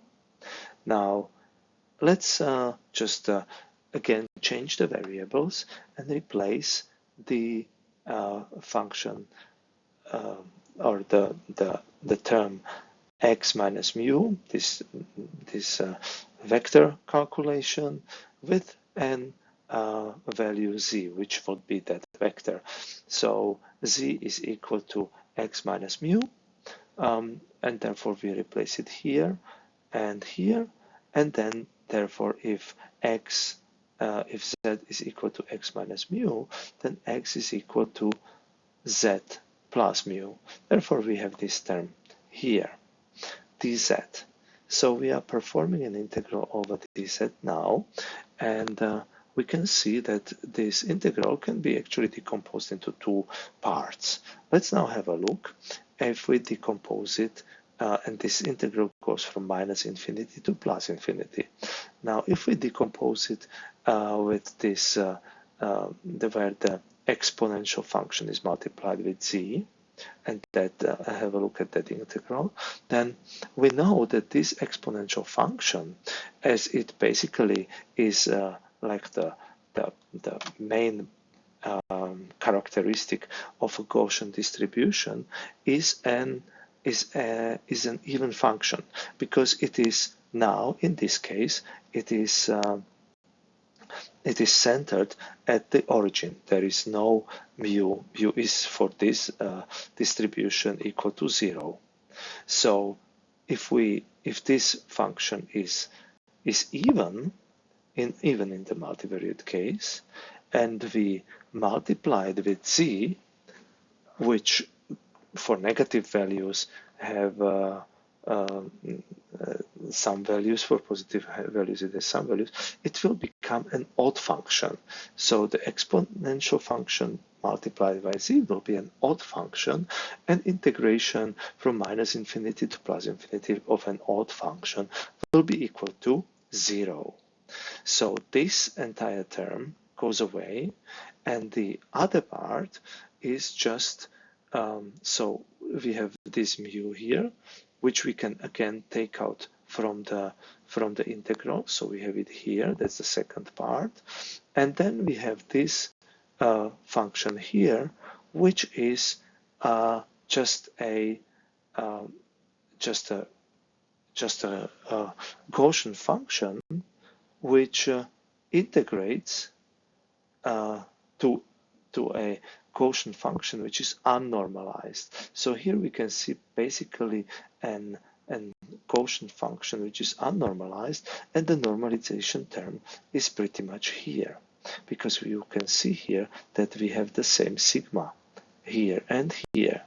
Therefore, this normalization term will be multiplied with the result of this integration will be equal to 1. So therefore, we will have just the expectation of the multivariate Gaussian will be equal to the vector mu. Let us look at the second moment of a multivariate distribution of Gaussian, the covariance.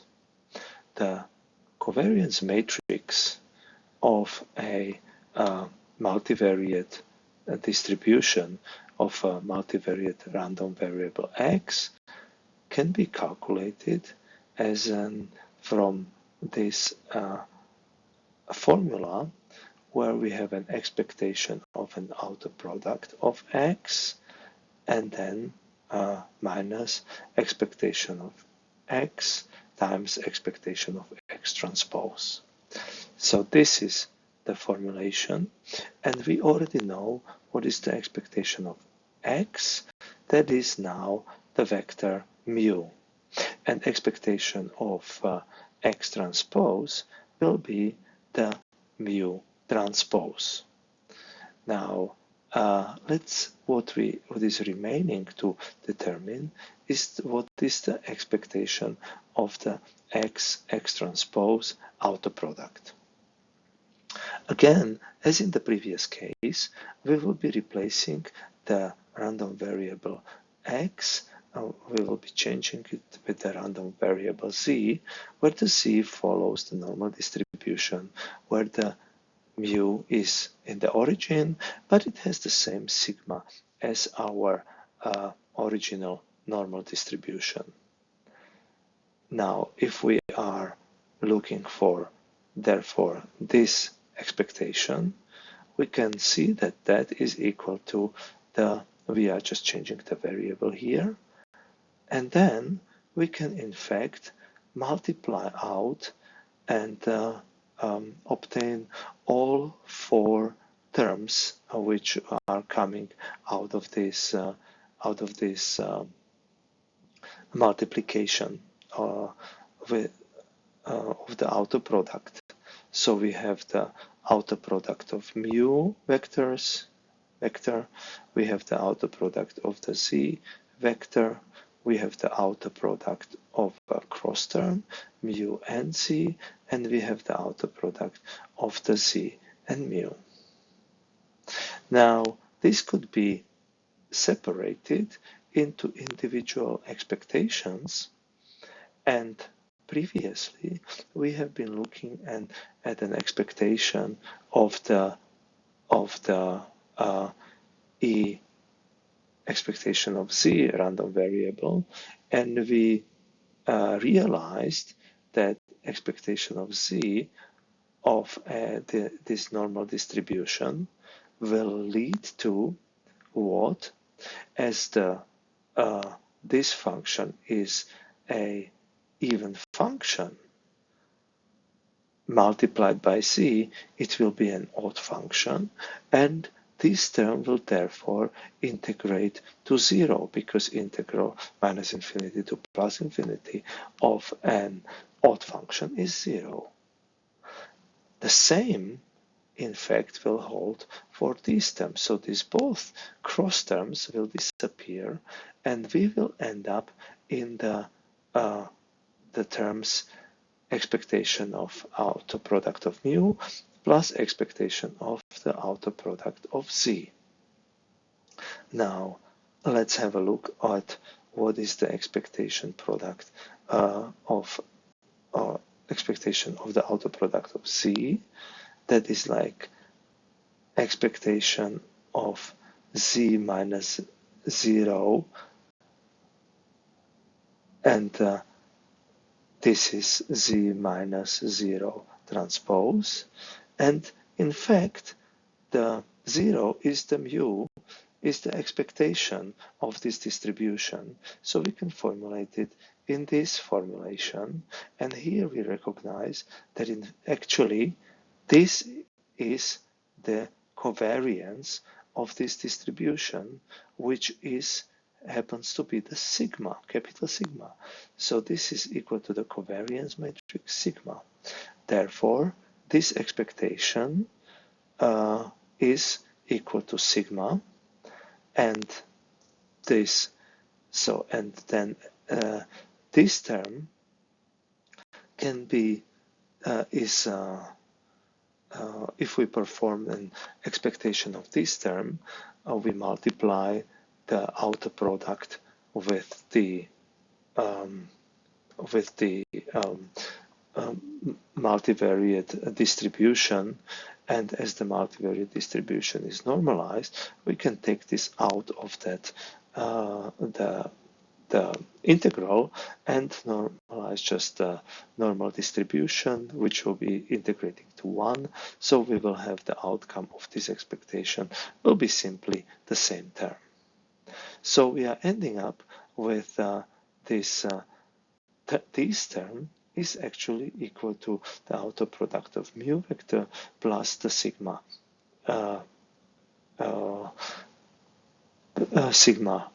matrix.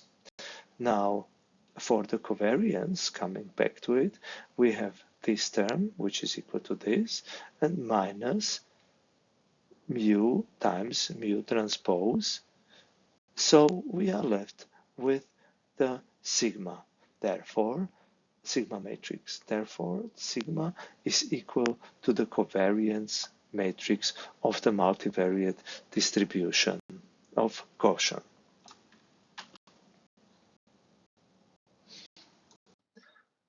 Gaussian distribution is a very powerful distribution used in many contexts. However, it also has certain shortcomings in terms of, for example, how many parameters does it use?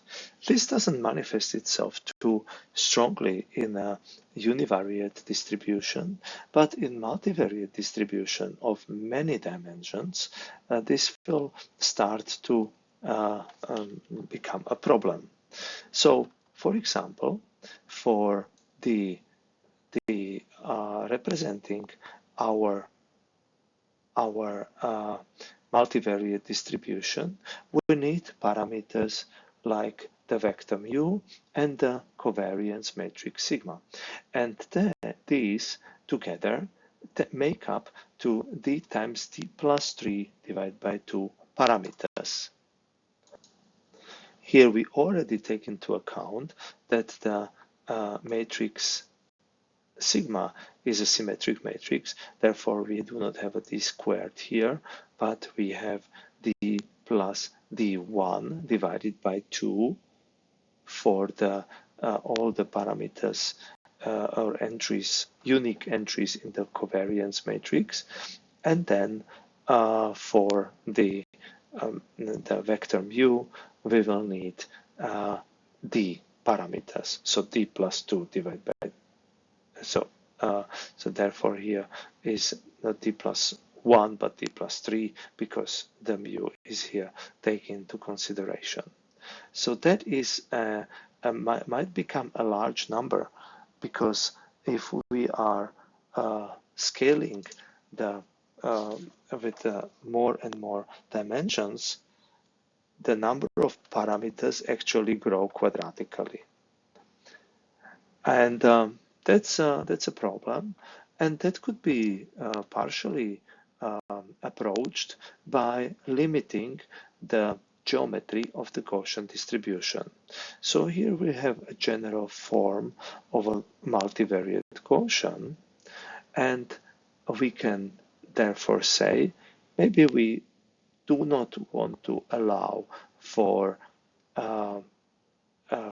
elliptic shapes of our ISO probability values, or in an arbitrary direction with ellipse oriented, but we only want that this Gaussian is aligned with the coordinate system, meaning that when we would be performing the change of variables, the vectors u1 and u2, so the orthonormal vectors in the orthogonal matrix, will actually be aligned with the vectors x1, x2 with the coordinate frame. That means that our matrix sigma will be only a diagonal matrix which will have only the terms of variance along the diagonal, and of the diagonal there will be zeros, and therefore the orthogonal matrices, which normally are meant for the rotation and scaling and rotation back, well, no, there will be no rotation of this Gaussian distribution and then associated with some kind of scaling. So this would then lead to only, if we have on the diagonal d parameters, it will be only 2d parameters which we would need to store for a normal multivariate distribution, which has the Gaussian distribution aligned with the original coordinate frame. And if we want to further limit the amount of parameters, then storing the mu will always be the d parameters for d-dimensional problem. And then, but we can say that we will have just one sigma for each dimension, and therefore our multivariate Gaussian distribution will be isotropic, and it will be just scaled or to be maybe changing the values in slightly different way, as if it would be only an identity matrix. So with these ways, we can somehow combat the explosion of parameters by adding dimensions for many dimensions. The second problem is if we are dealing with the multivariate Gaussian on its own, it's a unimodal distribution. So it doesn't support two lobes if we would need them for representing a probability distribution. This can be approached in various ways, and one of them is the mixture of Gaussians, which we will be talking about shortly. Now we will have a look how can we decompose the multivariate Gaussian distributions into conditional distribution and marginal distribution of a subset of the variables or the coordinates, and we will find out that this conditional distribution is also a Gaussian, and the marginal distribution of this joint Gaussian distribution of a multivariate distribution is also a Gaussian. So let's have a look at the multivariate distribution, a normal distribution, which is governed by the x is the multivariate random variable. Here we have the mu vector, the mean vector, and here we have the covariance matrix sigma. And what we do now, we will partition it into two parts. So the vector, we will simply say that one part of the vector is the xa, and another part of the vector coordinates is xb. They are themselves also a vector. So let's say if we have, let's say, a six-dimensional vector x, maybe the xa is a two-dimensional vector and the xb is a four-dimensional vector. The same will be done for the mu, where this will be again also the same dimensions as xa and be the same dimensions as xb. Then we can also partition our covariance matrix sigma into four partitions: the sigma AA, the sigma AB, the sigma AB, and a sigma AB transpose. We know that sigma itself is a symmetric matrix. We also know then that the sigma AA would need to be a symmetric matrix and sigma BB would need to be a symmetric matrix. And if this is a symmetric matrix, this part needs to be transpose of this part, and the vice versa. Now, does this really hold? Can we somehow, why is this called AA? Because we claim that this only depends, this term here, only on the xa terms and mu a terms. So this part we can really calculate. How do we calculate it? We calculate it by performing the first average of a certain coordinate, then we subtract that average from the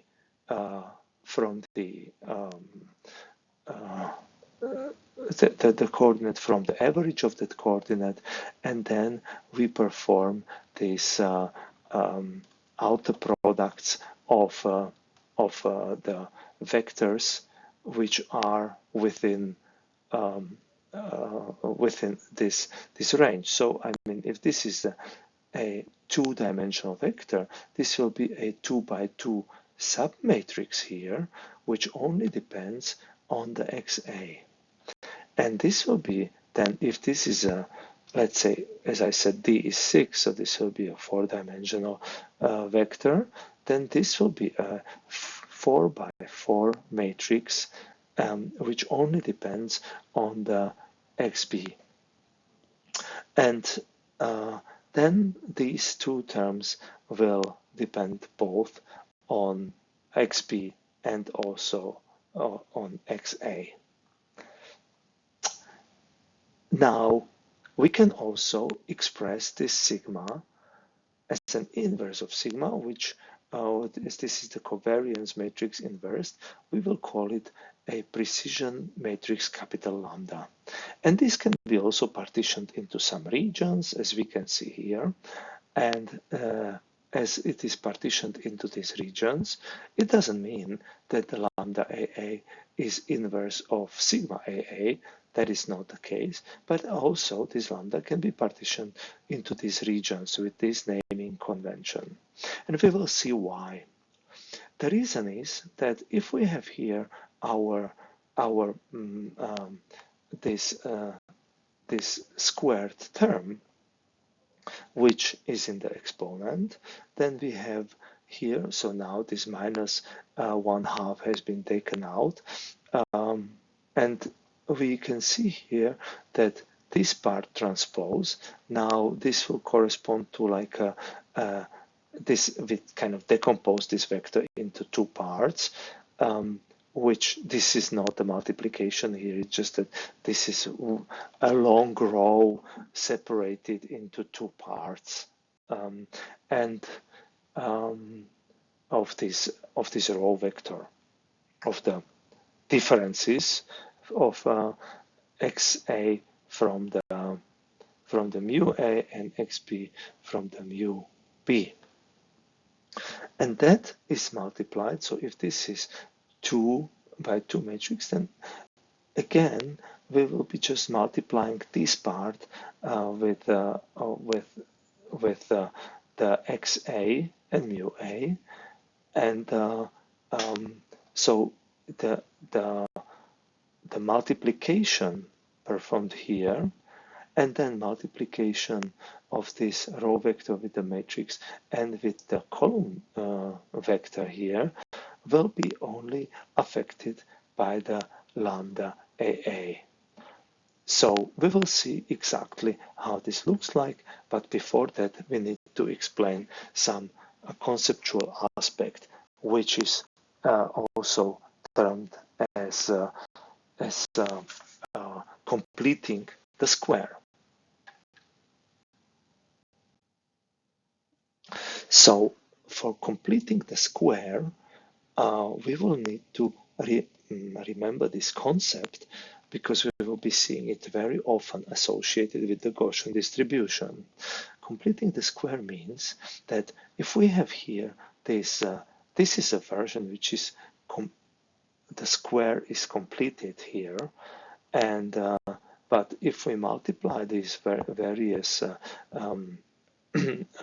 various terms together, we will get a more complicated or more several expression of several terms summed up together.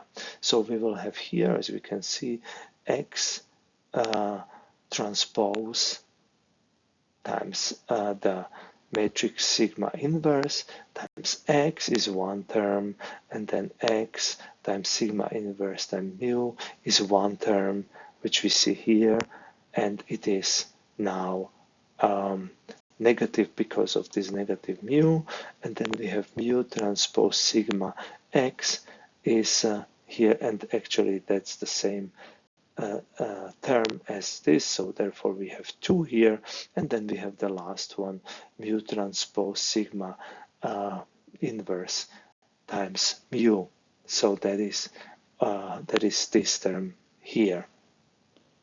And we can also characterize it as that we do not really have a like we have one term here which we call the quadratic term for x, because the x is here forming the quadratic term. Then we have here the linear term with respect to x, and then we have some constant terms which is not dependent on x. And when we observe such a linear quadratic term here and a matrix which it is multiplied with, we immediately can say that this is in fact the precision matrix or the inverse of the covariance matrix. The linear term is, for example, here associated again with the inverse sigma covariance matrix times the mu. So if we will be seeing this this kind of formulation later, we can read out of it what will be the corresponding sigma and what will be the corresponding mu. And we will use this strategy in order to find how does the conditional Gaussian distribution look like when we are using this strategy of completing the square. So now let's use the strategy of completing the square in order to find the conditional Gaussian distribution parameters, the corresponding mu and sigma. So let's start with the sigma first. First of all, we have this quadratic term here, which is in the exponent of the multivariate Gaussian distribution, and let's represent it by this partitioned representation which we were talking about before. So we partitioned the X into the XA and XB parts, and the precision matrix we have partitioned also into these four different submatrices. So now this term here is equal to the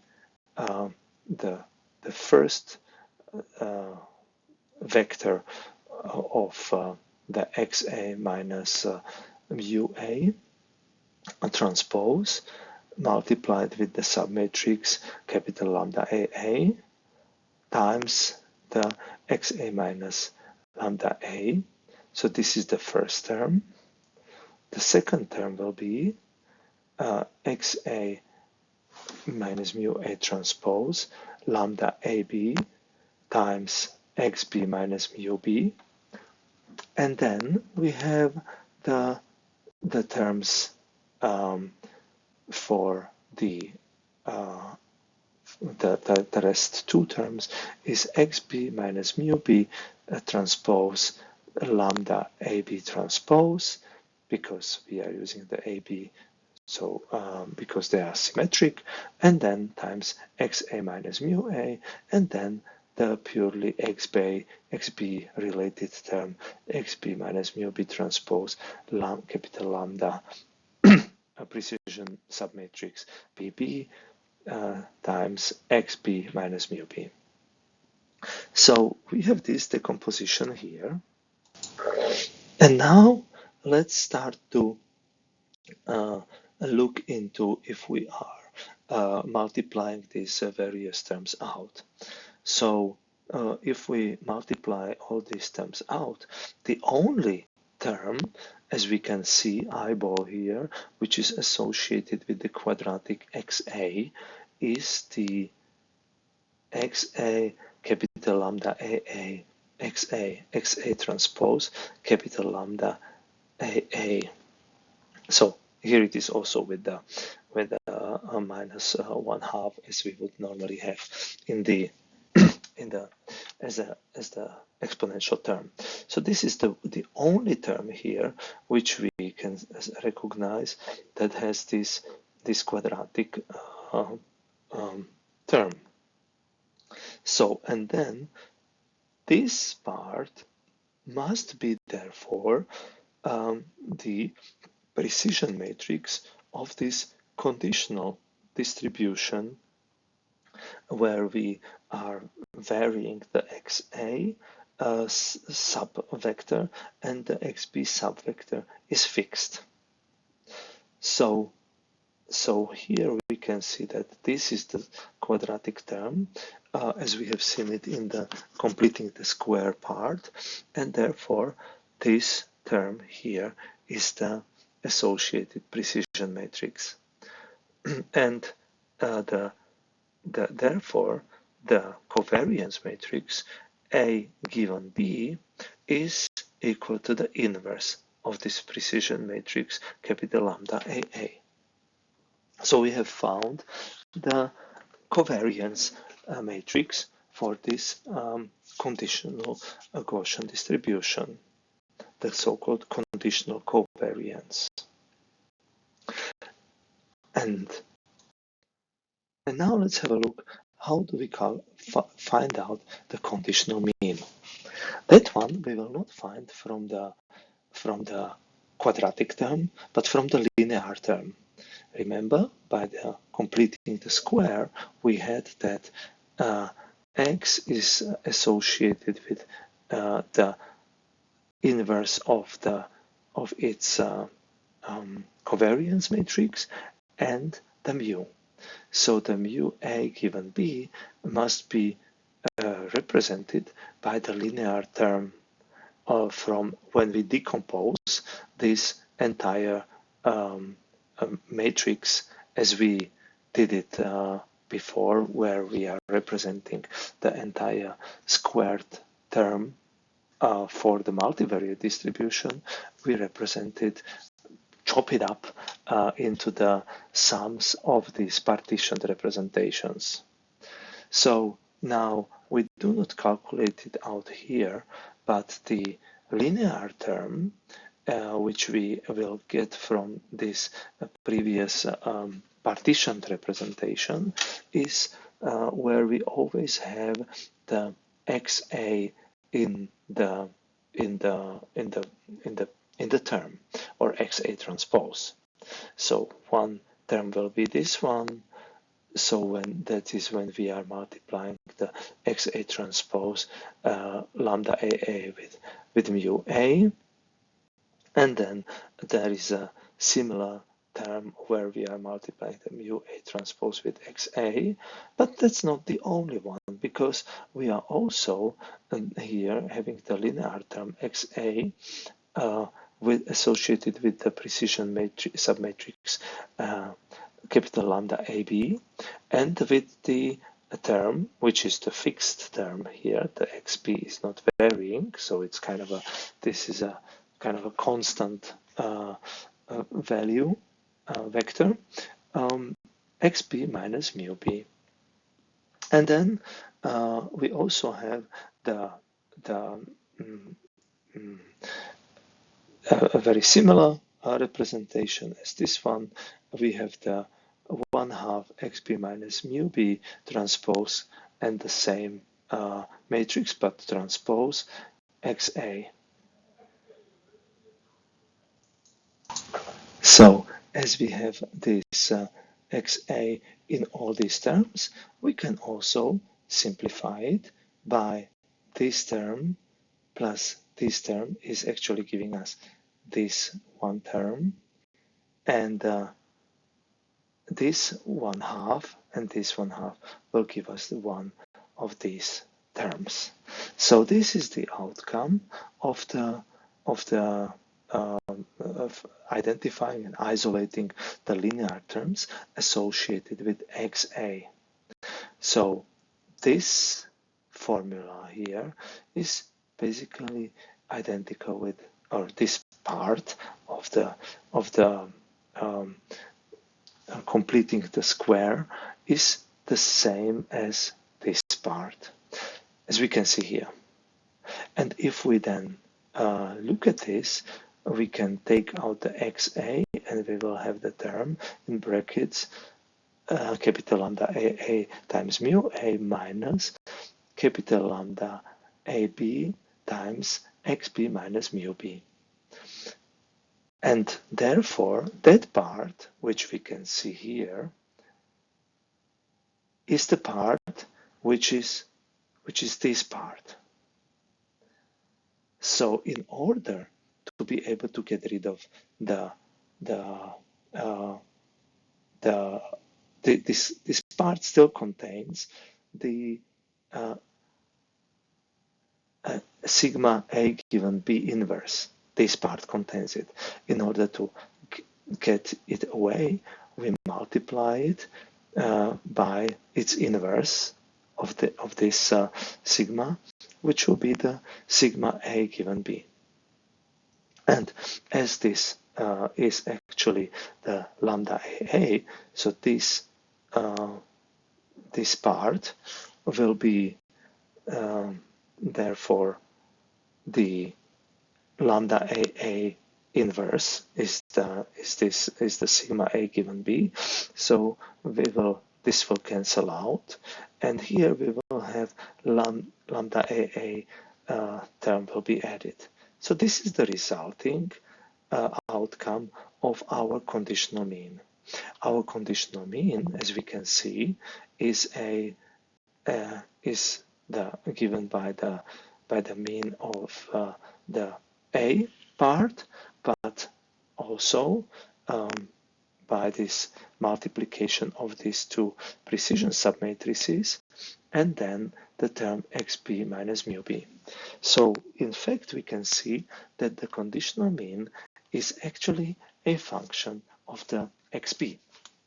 And will be all these other terms will be the same, remain the same, but if we will be changing the XP, the mean will be, the conditional mean will be changing with respect to that. It's a linear function of the XP.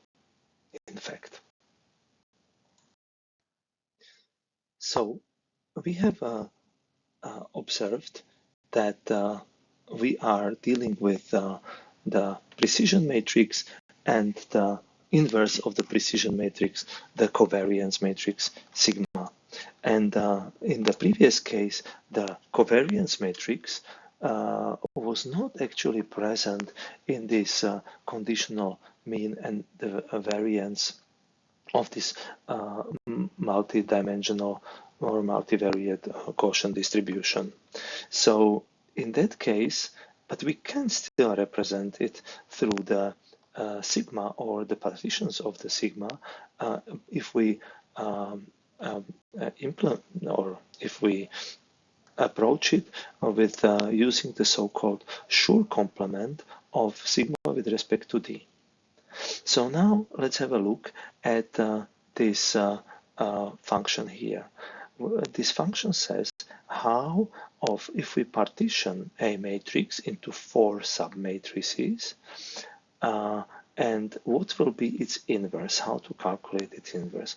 And we can see that this Schur complement with respect to D is telling us how this inverse can be therefore calculated.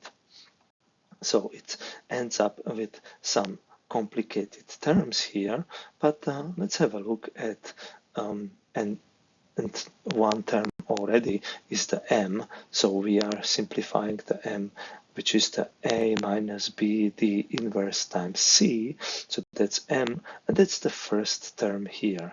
So if we want to have the first, so if this would be an matrix sigma and this will be sigma AA, this will be the precision AA, and the precision AA can be calculated this way.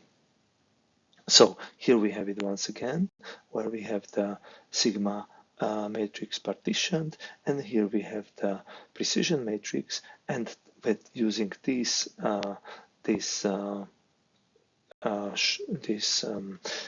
known outcome of matrix operations, we can reformulate the submatrix lambda AA into sigma submatrices. And as we can see here, lambda AA is equal to m, therefore the m is a minus b d inverse c and the whole thing inverse. So therefore, what is A? A is sigma AA.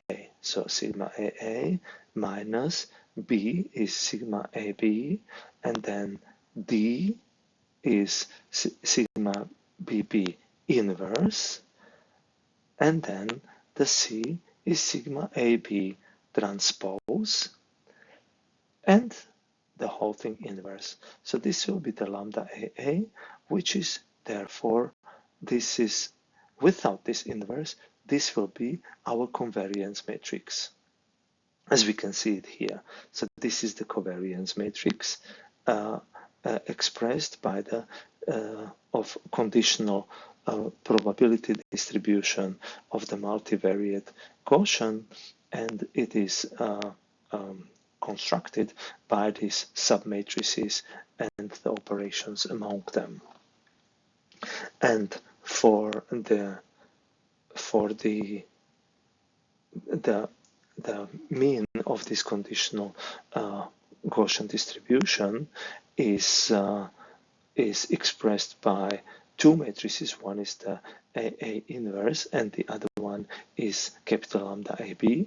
And the capital lambda AB, so that would be the AB is here, is equal to minus, and then m, so this is this whole term, times b, which is AB, times BB inverse. So, and that could be, and we have already seen how this is represented in the previous case. So here this term was lambda AA inverse times lambda AB. So lambda AA inverse is this part, and in fact it will be simply, so inverse, meaning that this inverse will not be there. So this complicated thing will be multiplied with this complicated thing, which is one or is the inverse of the other. So we will just end up with the minus AB and sigma BB inverse. And that's what we have here now associated with the plus sign instead.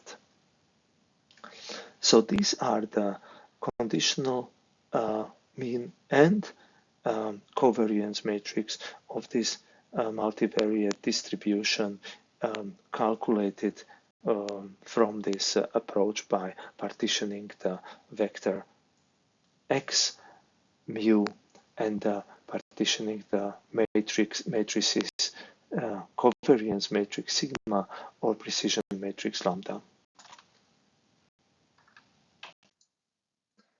Now let's turn our focus on creating the marginal quotient distribution PXA, which we can obtain from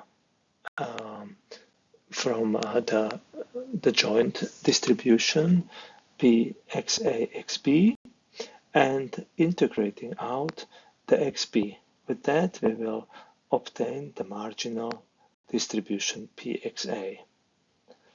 Now, let's have a look at this exponential term, where we have partitioned it into the XA, XB, and all the precision submatrices.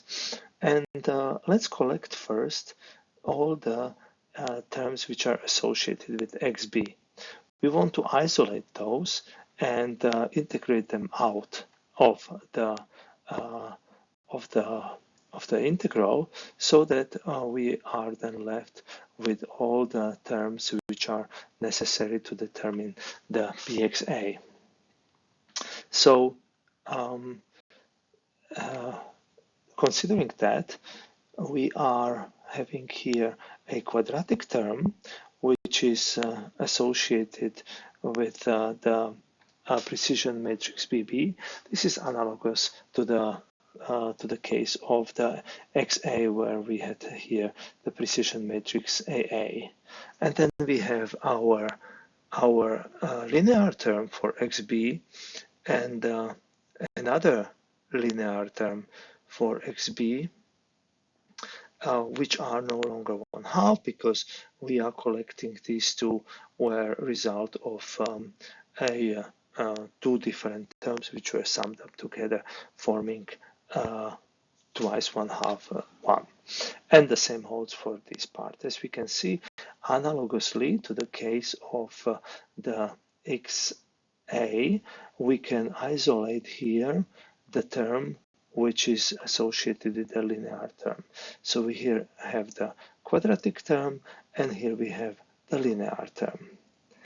Now, this gives us, in fact, the understanding of what would be the conditional distribution with respect to XB given XA, because these terms are very similar to those which we had for the conditional distribution of XA. So therefore, we can complete the square of this, where this will be the in the exponential part the corresponding term for sigma inverse, and this will be the term which is the sigma inverse mu. So let's have a look at this, and we can see that if we put this this term now, which is associated with the linear term, we call it M, then we obtain the we complete the square, where we have here, this is for, if we want to obtain mu, then we have to first perform the inverse of the lambda BB, because the lambda BB is part, so the sigma inverse is the part of this term anyway, so we had to get it out. That we get out by multiplying it with sigma.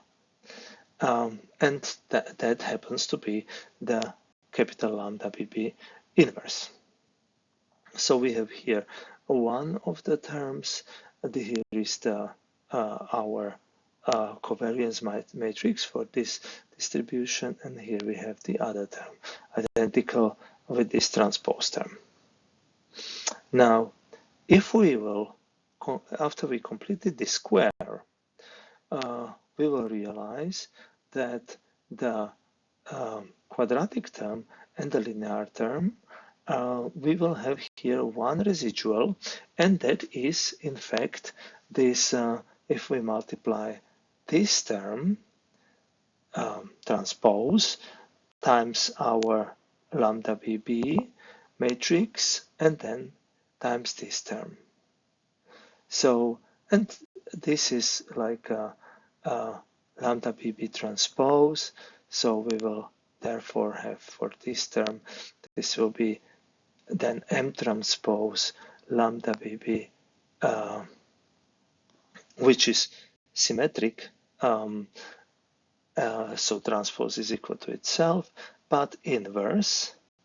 So we will then this one will cancel out, and we will have simply M transpose lambda BB powered, so inverse M, as we have it here. And as this one will be positive term with this sign, it will be negative. So this is the positive term to kind of cancel out that term which doesn't contain the xb. So this residual, we will see that the part which is associated with the xb, we will be able to integrate out, and then we will be left with the xa terms. So the xa terms are the terms which is this term, which we see here, plus the other xa terms, like the xa term which is quadratic and the linear one. So we add this one, this term to those. So here is the formulation of the M. So M lambda BB inverse, and then again this same term, and then we have the quadratic term, and here we have the linear term, and we can see that this linear term is very similar to the linear term we had before, except that it was previously here lambda AB was minus, and it was xb minus mu, but now the xb term, it has been integrated out, so we are left with only plus lambda AB mu. So this is the linear term, quadratic term, and the term from the M and lambda BB inverse M plus some constants. So if we put this, complete the square of this, we see that that this part, lambda AA, is coming from here, but then we also have this term lambda ABA, lambda BB inverse, lambda ABA. So we can see here that lambda ABA, so this is now transpose, again transpose is untransposed, as we can see here, times lambda BB inverse, and times lambda AB transpose, which is here. So this is the entire quadratic term. And the linear term is lambda AA again here. No, this is lambda AA. And then we have the association with the mu A. So again, lambda AA. And then lambda AB. And then we have the other parts. So this part will be the part of the constants, but lambda AA is here, and then this part is constituted again here, where we are having the lambda AB transpose XA and multiplied by the lambda AB transpose with negative mu A. So in similar way, we are collecting the multiplications between XA and mu A, and we obtain this formula here, or this term here. So, and we can observe that this term here and this term here are the same ones, in fact. So this term is in fact the sigma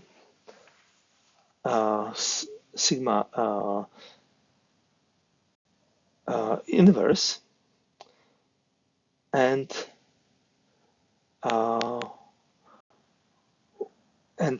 so this is for our marginal distribution, and here is again our sigma inverse, and here is our mu. So this term now is trivial to decompose into mu and the sigma inverse, because we can already see it here. So the for marginal distribution, the mean of marginal distribution of XA is in fact mu A by completing the square, and the sigma inverse is in fact this term. Now, this term, if we are recalling,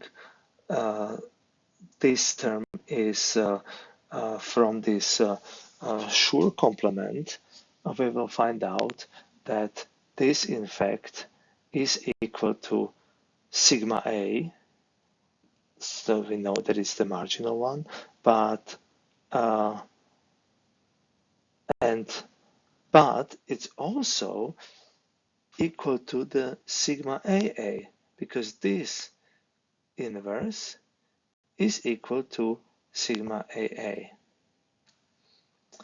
And therefore, we come to an maybe unsurprising outcome for the marginal Gaussian distribution, that the expectation of the XA part is the mu A, and the covariance matrix for XA is the covariance matrix partition AA. So in some sense, this is intuitive, but here we have formally devised it. And therefore, the outcome here is that for the conditional distribution of XA given XB, it's a normal distribution, with this being the mean of that normal distribution, which is a function of XB, and it is having the from the precision matrix, the partition AA being the inverse of it being the sigma, and for the marginal distribution of XA, we have again normal distribution, which is parametrized by XA and sigma XA. Let's have a look at it in this figure here. So we can see that here we have a joint distribution of AX and AB. So we see that this has some kind of a sigma, and the mean of this distribution is at the 0.5, 0.5. Now, if we integrate, if we perform marginal distribution of PXA, we basically are flattening this distribution onto the XA axis. So we can imagine that will form us this Gaussian distribution. So that is the marginal distribution of PXA, which will be by basically projecting this distribution onto the XA axis, and kind of summing up the values. And the marginal distribution, no, the conditional distribution of XPXA given XB is 0.7, so XB is 0.7. The conditional distribution is again Gaussian, because we can see here that this, if we will just cut through this distribution here, we will again have a Gaussian with maybe the mean value somewhere here.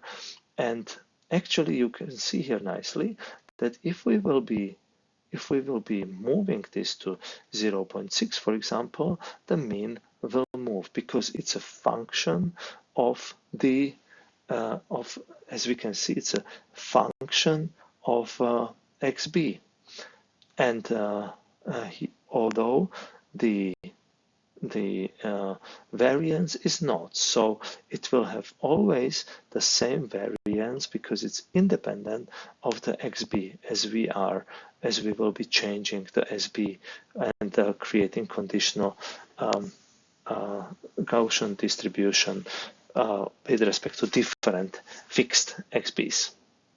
So here we can see that it will also, this kind of cut through, this distribution will also create us the Gaussian distribution. So with this, we have understood that how we can decompose the multivariate Gaussian distribution into conditional distributions and marginal distributions.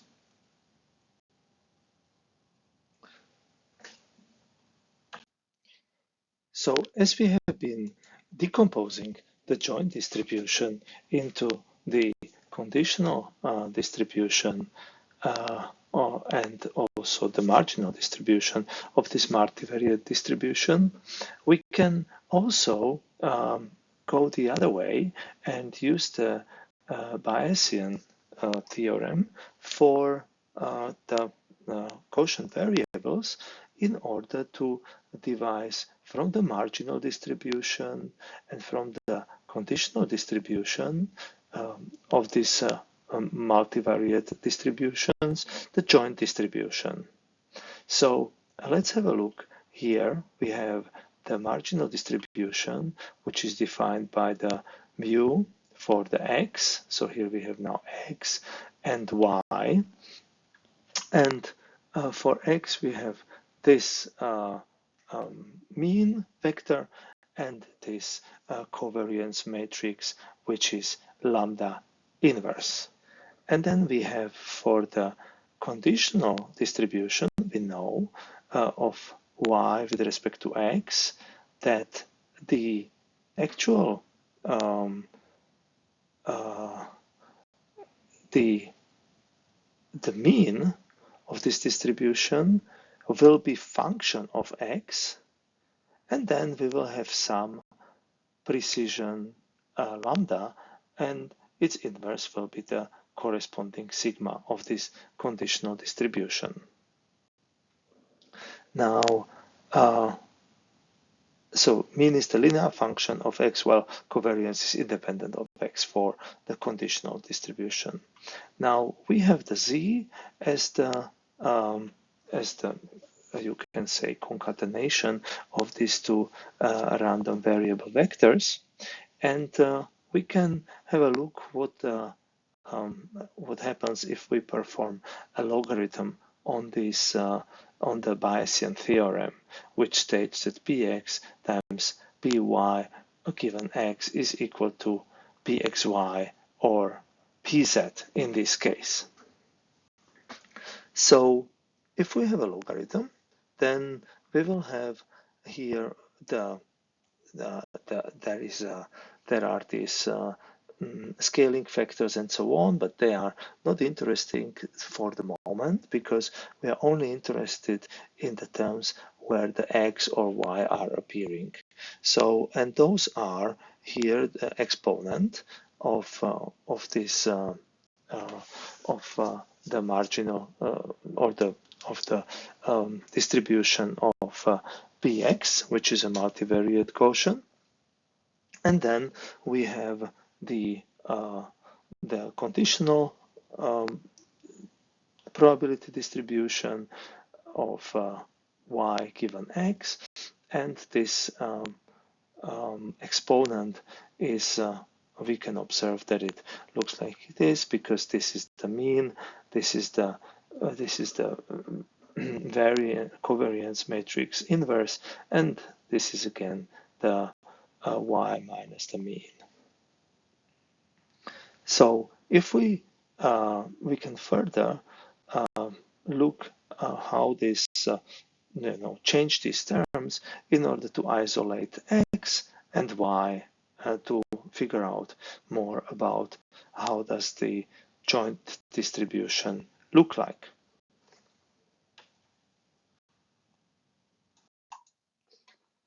This can be reformulated into collecting the quadratic terms with respect to the x first, and that will be from the marginal distribution with respect to x is the term x minus mu transpose times capital lambda matrix times x minus mu. Therefore, with the quadratic term is x, then lambda matrix x, and then from the conditional distribution we have the, remember we have ax plus b is this is the mu, so y minus ax minus b is in the quadratic is in the square formulation. So if we isolate the quadratic term with respect to x, it's like atx, so xt at then multiplied in the middle with the precision of the conditional distribution, and then again ax. So we have this atla term here. So this is the complete term for the quadratic term. For the quadratic term with respect to y, we have the L only. So, and then for the linear, for the mixed quadratic terms, if you like, is for the mixed terms, is we have here the y, L, and then times ax, and then we have xt ly. So if we put this into a matrix formulation, vector matrix formulation, so here we have the vector z transpose actually, so this is the concatenation of the two vectors x and y, and we can see that this multiplies, like in order to get the first term, this x transpose multiplied with this term, and then later on multiplies with this term to get the quadratic term with respect to x. Very similar situation is happening here for the for the y, and then we have here these two terms, which are the minus A transpose L that comes from here, and then we have here minus LA. This is coming from this this term. Observe that we have here the minus 1/2. That's why everything what was negative before, like here, then negative here, this is all positive, and this is positive here. That's why here we have a negative, and this one here we have negative as well. And we can formulate it that this is somehow the exponent of this joint distribution Z transpose RZ. So here this is the inverse covariance matrix, or the precision matrix R. If we are interested in the covariance matrix, we can simply invert it, and we will see that the inversion will lead to this formulation. How is this happening? So let's see. If we look at here, again, this Schur complement, so we have M, which would be, let's say, equal to this term. So we so this matrix inverse, to get this matrix inverse, this, if we want to calculate, for example, this term, that would be this term M, and that is A minus B, the inverse C. So this is A minus BD, so minus B and D inverse. So we have minus ATL times L inverse. So these two L's are cancel each other. So we still have minus AT and then times LA. So that becomes here ATLA, which is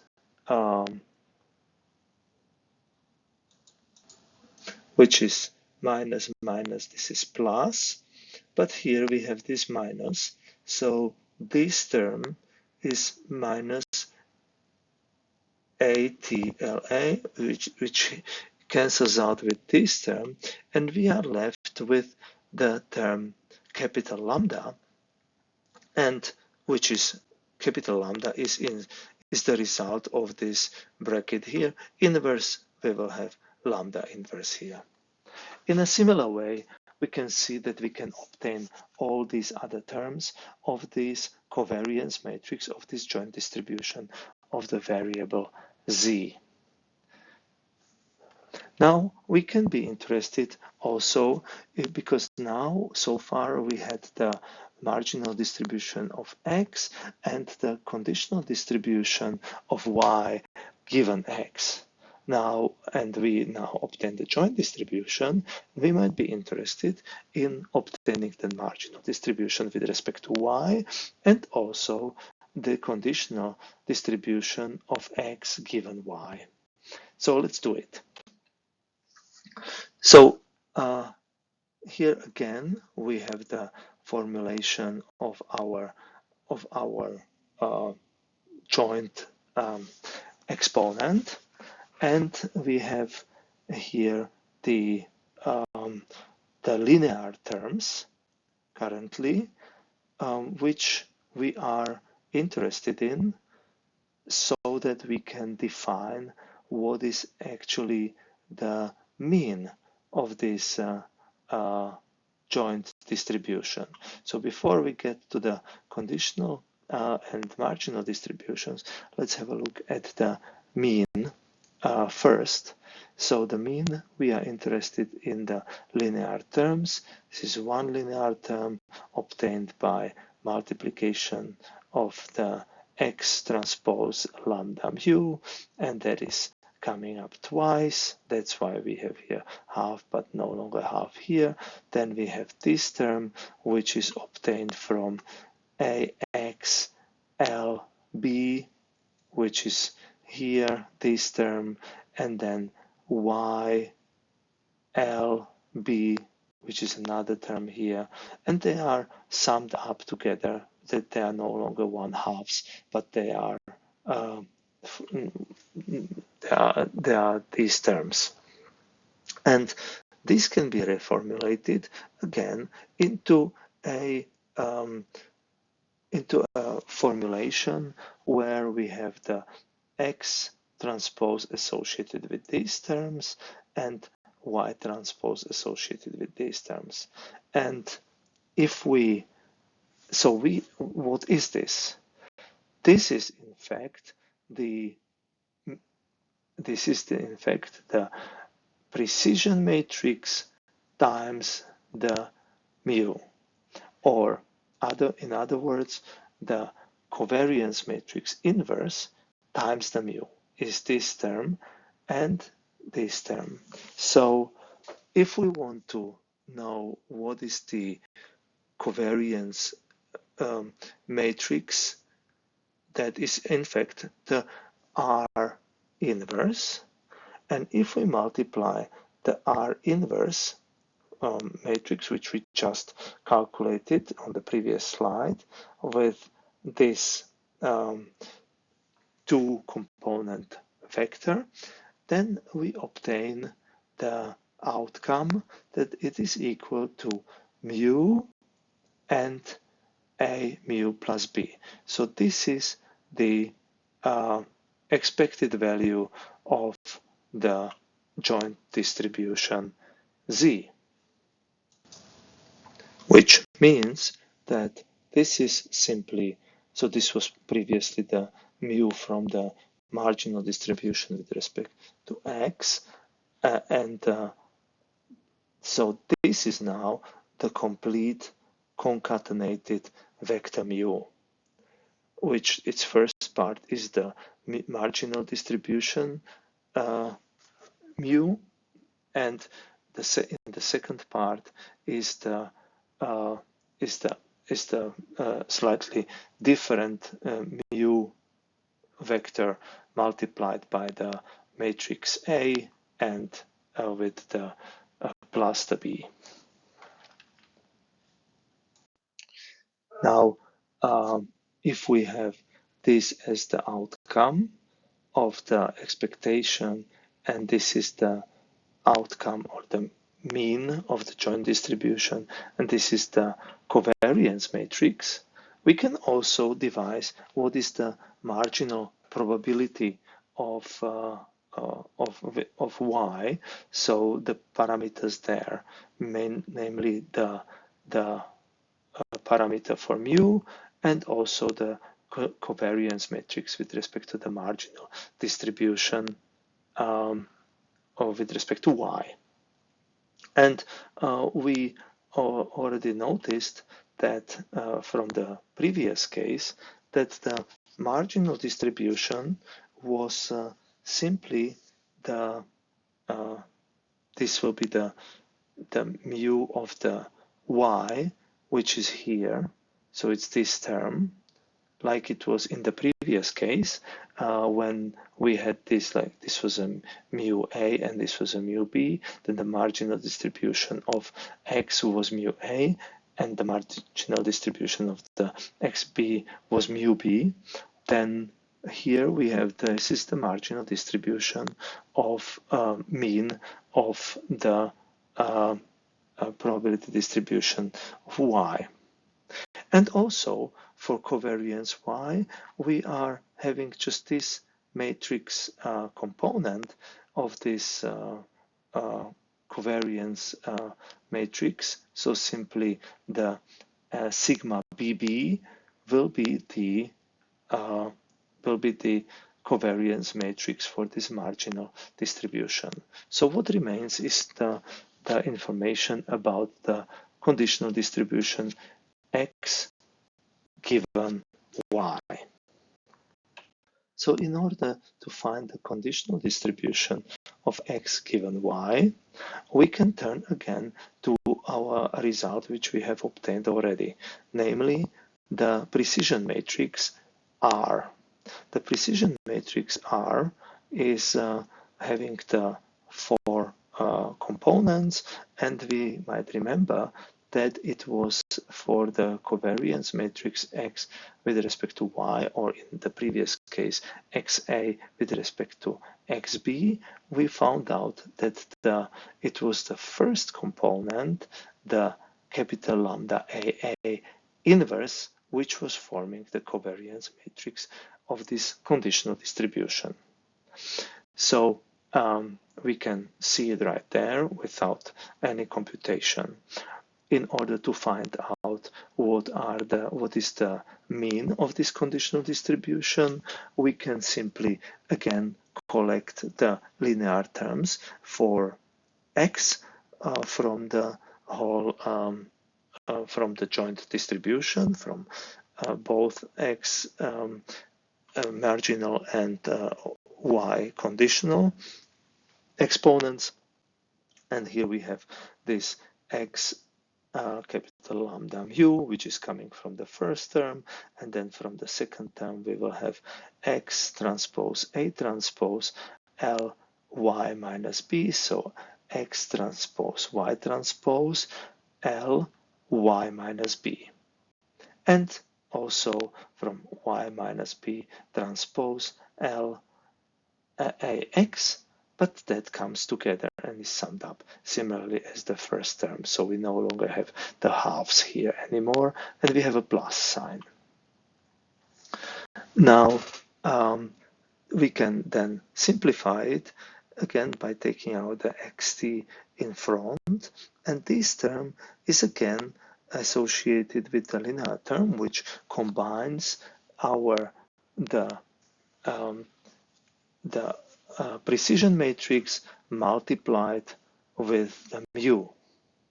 So in order to get rid of the precision matrix, we multiply it with the inverse of the precision matrix, which is the covariance matrix of this conditional distribution. And here we have the resulting term for the resulting mu of this conditional distribution of x with respect to given y. Similarly, as we did for the Gaussian distribution of a single variate case, we can estimate what are parameters of a Gaussian also for the multivariate case out of the data samples x. Now here capital X is expressing a set of samples which are themselves vectors, because we are in the multidimensional case. Mu is the vector of corresponding means, and the sigma is the covariance matrix. Both of these terms we are looking for, and we will start seeing how we can achieve that.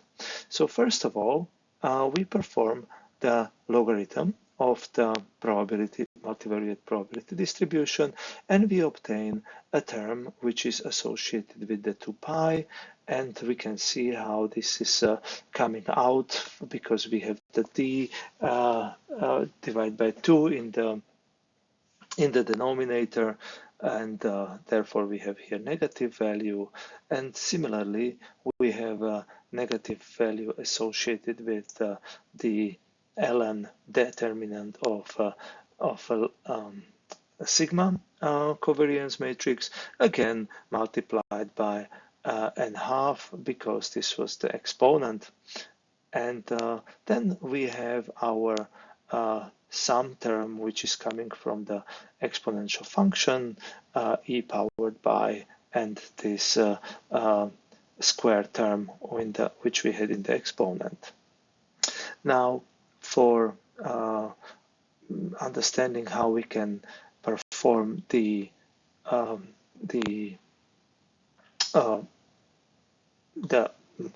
finding the respective parameters, we need to know some matrix calculus which will help us along the way to deal with the derivatives. One interesting aspect is that if we are looking at the terms associated with the actual data, with the vectors, we can see that the vectors xn are appearing only in the previous exponent of the exponential function, in this quadratic term, and also in this linear term. Now, if we are observing this further, we can see therefore that the only part which is somehow based on the data is here the sum of xn, and also this term. And this term, observe that there is this so-called trace trick which can be used for multivariate data, where this term is equal to the trace of that term, and the trace of that term we can also rearrange the order of the individual elements, and by that we create this outer product of the vector x with itself transposed. Now, this shows that we are, so it is also then mentioned here in the context of the sum, where we can see that this square term is then turned into a trace term, which is the sum of the outer products. Now, that also tells us that along with the sum of xn, the sum of xn outer products are the only necessary data which we need to store in order to characterize the distribution, the Gaussian distribution from the data. So these are the so-called sufficient statistics of the Gaussian distribution. Now let's have a look at the how we can devise the mean of this multivariate Gaussian distribution. So we take our part, which is the only part which contains the mu, which is the exponent. So that is the only known part which contains the mu vector, and we perform the partial derivative with respect to the mu vector. Out of that, we will receive the so this is this of this term where we have this transpose vector, and then our variance inverse, and also the vector which is the offset of the sample points from the origin of the Gaussian distribution. Now we can again use some matrix calculus in order that will help us to understand how we can derive this term. So if we can realize that this function which we are having in the sum is like the sum, like a z, if we change a variable, z transpose m z, and that is in fact a sum or double sum, if you like, of zi, mi, j, zj. So the individual components of this vector z are multiplied, and that leads to the fact that if we are performing the derivative with respect to z, here this is the gradient of the operator with respect to z, so partial derivatives of all of the components of the vector z, it is equal to the this term will turn into M plus M transpose Z. Now, M in our case is the sigma, which is a symmetric matrix, so M plus M transpose will become 2M. And therefore, we can see that our partial derivative here with respect to mu will end up in this term where we had 1/2 here, or minus 1/2. Here we have minus 2. So this will cancel each other out, and we will end up simply in a term where this logarithm and partial derivative is equal to sum of so we can use the term precision matrix times the x minus mu. And out of that, we will, if we set this to 0, then the sigma can be cancelled out, and we will come to the same conclusion as in the single variate case, that the mu through the maximum likelihood estimation is equal to the sum of the vectors and then averaged by the number of vectors of the sample points we are having. Now let's have a look how we calculate the sample covariance matrix for the multivariate Gaussian using the maximum likelihood method. First off, we will be relying on a lot of matrix calculus identities, which we will not go into detail on this course. We will simply take them for granted. And we will explain them when they are applied and what are the respective identities. Now, the second thing is that now, just to simplify our formulation, we will now use for this outer product of this vector of offsets from the center of the distribution to the sample points, the outer product of that and sum will be associated with the name S as the matrix S, which will be for an, let's say, d-dimensional vectors will be d by d matrix. Now, let's have a look what happens when we take the multivariate Gaussian distribution and we will perform the logarithm and then also the partial derivative with respect to sigma. Now this is equal to, and now we are only looking at these terms which are relevant for sigma, so the 2 pi term is out, and we see here that we have this term where we have performed the logarithm of the determinant in the denominator. That's why the exponent is minus n-half, which has been then through the logarithm taken out in front of the logarithm. And then as a scalar multiplier. So we have the ln determinant of sigma, and we need to perform the partial derivatives of this or gradient of this term. And the second term is the term associated with the exponential function in the normal distribution, where we have our like the formulation is the square term, as we know, which is minus 1/2 times the x minus mu, and then sigma inverse and x minus mu. So the first x minus mu is transpose, and out of that we can use again this trace trick, which we have mentioned on the previous slide, that we can rearrange the terms and let's say generally z transpose mz we can reformulate into m times z transpose in trace. And we do that exactly here.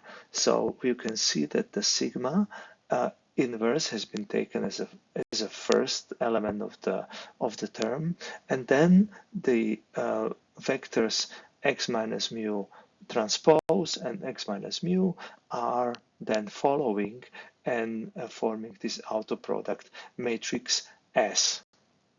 So, and also this part we would need to perform the partial derivative of. Therefore, this leads to actually an partial derivative where we have the the ln of the determinant, the partial derivative, is equal to the matrix inverse transpose. And as our matrix is in fact symmetric, therefore we have, and it's inverse too, therefore we can just get rid of the transpose and we leave it with the inverse. The second term is associated with the so this 1/2 trace sigma powered by -1 s. So this derivative of this is this term here, and we simply take it as the result of the matrix calculus. Now, if we have these terms for the maximum likelihood estimation, we have the derivative now, and which we can set to 0, and that will imply us that we have the autoproduct matrix S is equal to n times sigma. Now we are interested in sigma, and therefore the sigma ML is equal to this autoproduct matrix S and normalized by the number of samples. And this is the outcome of our sample variance covariance matrix using the maximum likelihood method. So here, if we also perform the expectation of the mu ml, we will come to the conclusion that the expectation of mu ml is in fact mu, so that's not biased, but also again for sigma we have this bias where the true sigma of the distribution is underestimated by the sample covariance matrix, and however, so we can see it here with this term, and if we want to get rid of this bias, we can use this another sigma sample covariance matrix, which has the term 1 divided by n minus 1, and that one will not be biased. We have obtained the result both for multivariate Gaussian or single variate Gaussian that the mean with the maximum likelihood estimation is equal to the average of the of our sample values. So, which is not maybe surprising. And this we have obtained when we considered all data points at once. However, it is possible to use the sufficient statistics also and to decompose our mu into a form in which it is updatable by new data coming in. So let's have a look at this. This is our mu ml at the nth iteration is equal to this term. Now, and we can also take out the last term, like the x capital N, and multiply it with 1 divided by n, and then we will have our sum here going only onto n minus 1. So we have only extracted the last one, and this sum goes therefore to one less iteration or sum element. And this sum in total is equal to n times mu ml n minus 1. So summing up this xn is equal to summing up the mu's n minus 1 times from the previous estimation, you could say, with observing only n minus 1 values. So that is the form here where we are replacing the sum with the product of the n minus 1 times the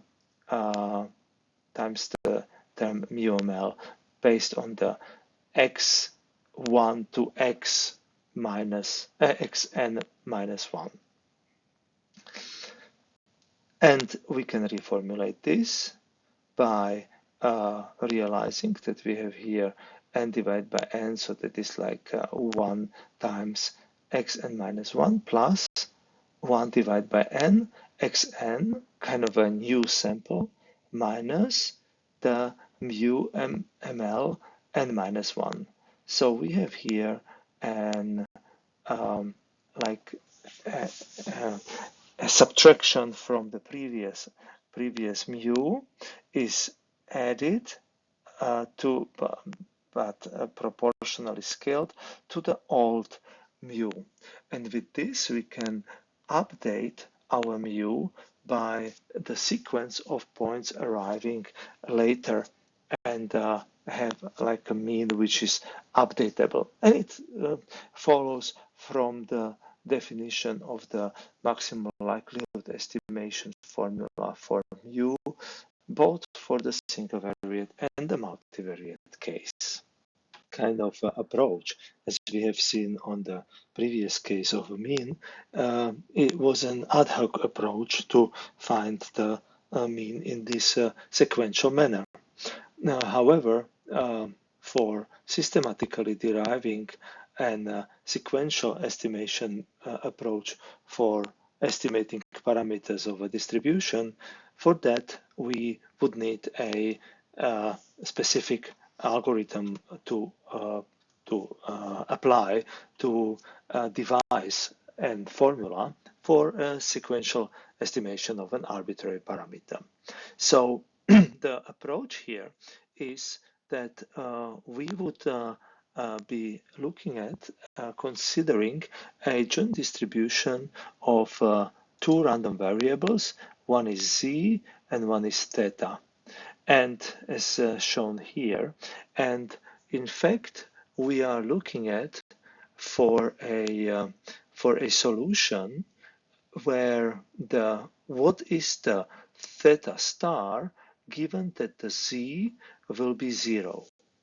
And these functions, so we are basically performing root finding of a certain function.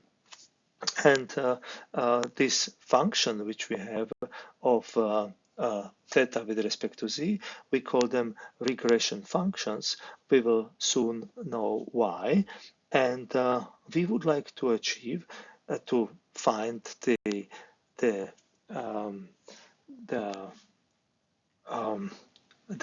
expectation for a given theta such that the function of this theta is equal to 0.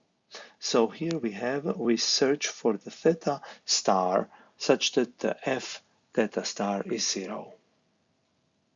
We assume that our function doesn't have an infinite variance, and we use a general formula for sequentially updating our theta. So that's the parameter we are looking for, given this formula. So we have a new theta, or theta n, is equal to the theta from the previous iteration, and minus some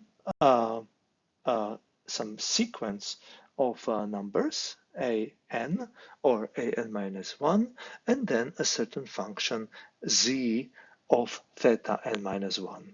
And this function z of theta n minus 1 will be such defined in such a way that it actually, in the ideal case, it is actually equal to 0 for the theta star. Moreover, in order that this converges to some theta, we want that this convergence has a slowly lower and lower update. So this function will be n, the sequence of this scalar values will be in infinity equal to 0. So it will gradually decrease to 0 with the increasing number of iterations, and in infinity it will converge asymptotically to 0. Then, however, we want that the sum of this sequence is equal to infinity. That means that it doesn't converge too quickly, that it's not really a finite sum. But also we want that the square of this term and sum of that is actually finite, so that it is not the variance is not exploding, or it's not at infinity. So it's not too diverging.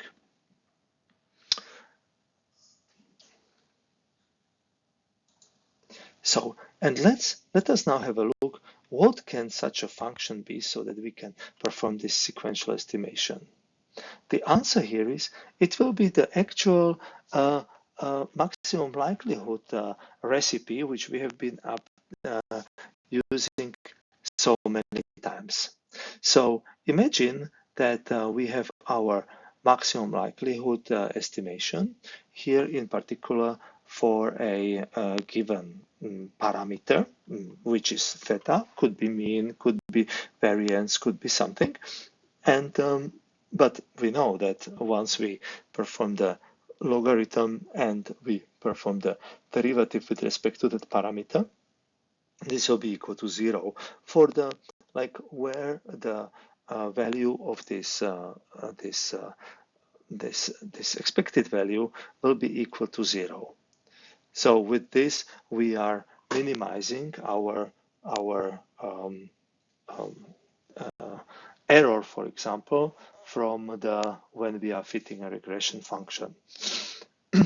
Now we know that this is 0, so that is good, and we are actually we will be trying to find this root 0 in an iterative way using this Robbins-Monroe algorithm.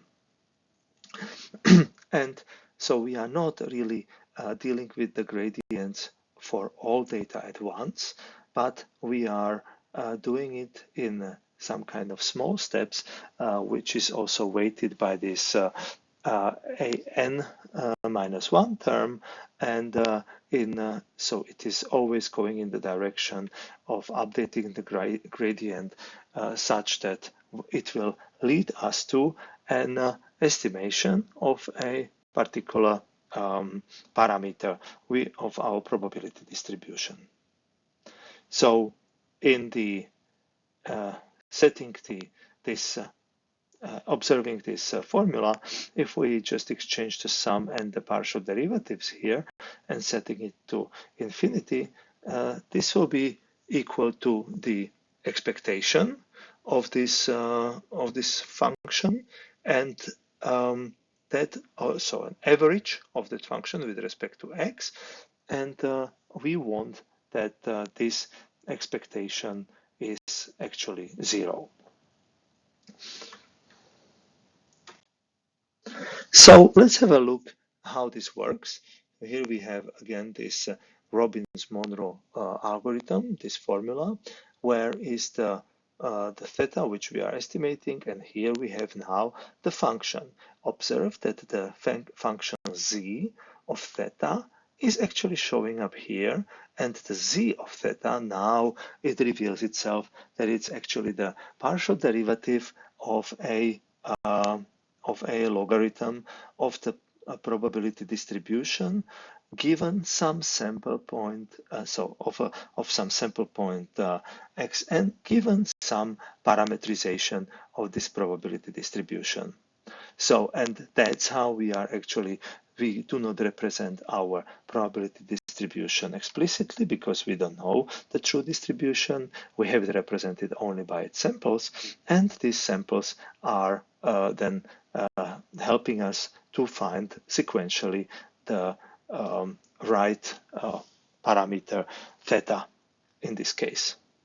So let's have a look. Let's apply this for the mu, for the mean of a distribution, and let's define that our function z will be therefore the partial derivative with respect to mu of a logarithm of a probability distribution of x given the mu obtained by maximum likelihood and a certain other parameter sigma square.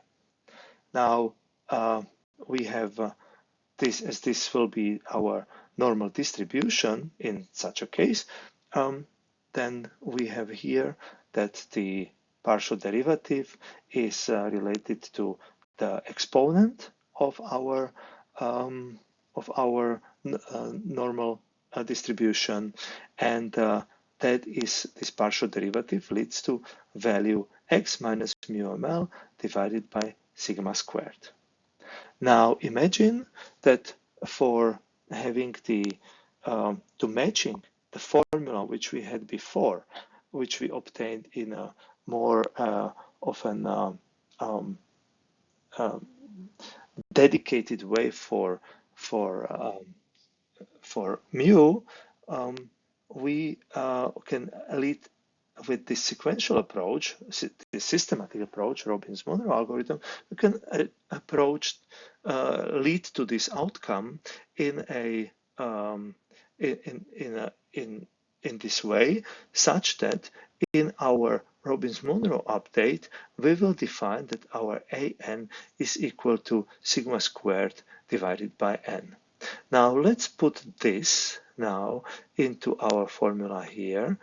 So that is the x minus mu ml divided by sigma square, and then we have the times an sigma square divided by n.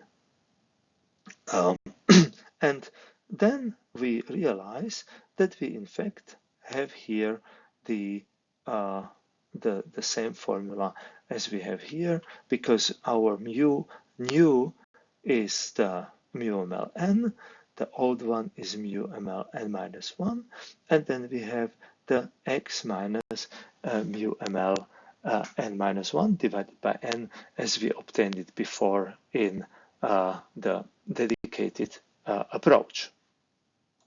So, and this has been shown only for the scalar value, so for our univariate normal distribution, but it also works in the same way for the multivariate distribution as well. So we can see here that on this plot how we are sequentially obtaining the value of mu by having several points sequentially arriving and gradually leading us to the mu, which is the the mu ml after observing n sample points in a sequential manner. Now let's have a look at another approach how we can achieve sequential estimation for Gaussian or multivariate Gaussian, and now we will have a look at the Bayesian perspective and how we can achieve the posterior distribution given our likelihood function expressed by a Gaussian and a certain prior. Another question is, what is the prior for our Gaussian distribution? So let's have a look at our quotient distribution, which is characterized by this probability distribution, which is from our sample points, which are independently drawn, characterized as the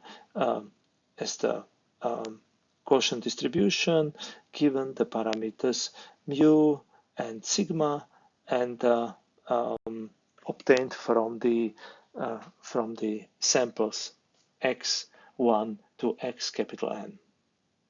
So this is our likelihood, and our prior will be the probability of a certain mu, mean value, and we will look at as a possible prior to be the normal distribution.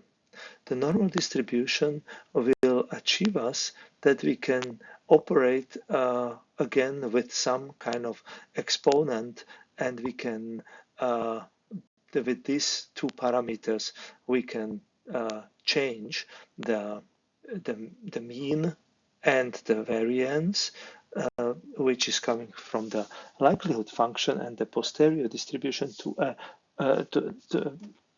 prior distribution to a mean and variance of the posterior. The posterior is therefore proportional to the prior and the likelihood function, and we are now looking at the parameter mean, assuming that the sigma squared is known and fixed. So if we are looking for the mean, then this one should be proportional to a prior. So it's a logarithm of that part which matters for the mean, which is because the mean is showing out only in the exponent. The original exponent of our likelihood function can be seen here, and the exponent associated with the prior is seen here. So we have exactly the same as we would have for our normal distribution. We have here the mu 0, and we have here the sigma 0, which are the prior parameters which are estimating us the mean value. Now, if we look at this logarithm of this posterior probability distribution, or actually the part which it is proportional to, then we can multiply it out, and we will see that we have one term which is associated with the mu squared divided by sigma 0 squared twice, because it's the denominator here, and then we have a cross term which is twice there, therefore this 2 is removed and it's minus, therefore here it's plus, and then because the minus is here, which is associated with this one, then we have a plus, then we have another minus from the mu 0, and these three terms we multiply that from here. And then we have another part of our formula which is associated with this part, and we multiply it out. So we have n times mean squared divided by 2 sigma, and then we have mean, and here the 2 is missing, divided by sigma times xn, and then we have the term minus 1 divided by 2 sigma squared xn squared. So what we can see is that if we put the values which are associated with sigma, with the mean together, we see that it is a quadratic term of the mean here, and we have some kind of linear term here, and then some residual part as well. So we see that here is some terms which we associate now our mean with our this mean here. So what are these terms? Let's try to recognize all these terms, what they actually mean.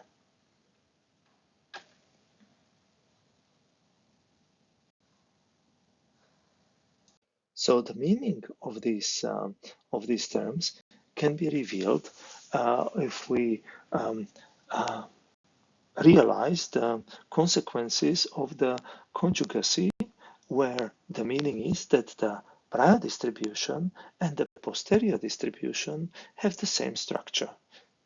And for having the same structure, the prior has this structure with sigma 0 and the mean 0.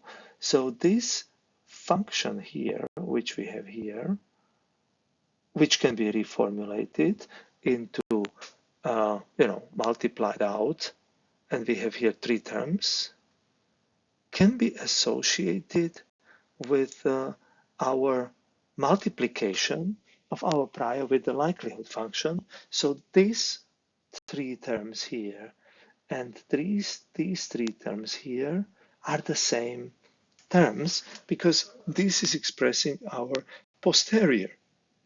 So let's have a look at what we can see here.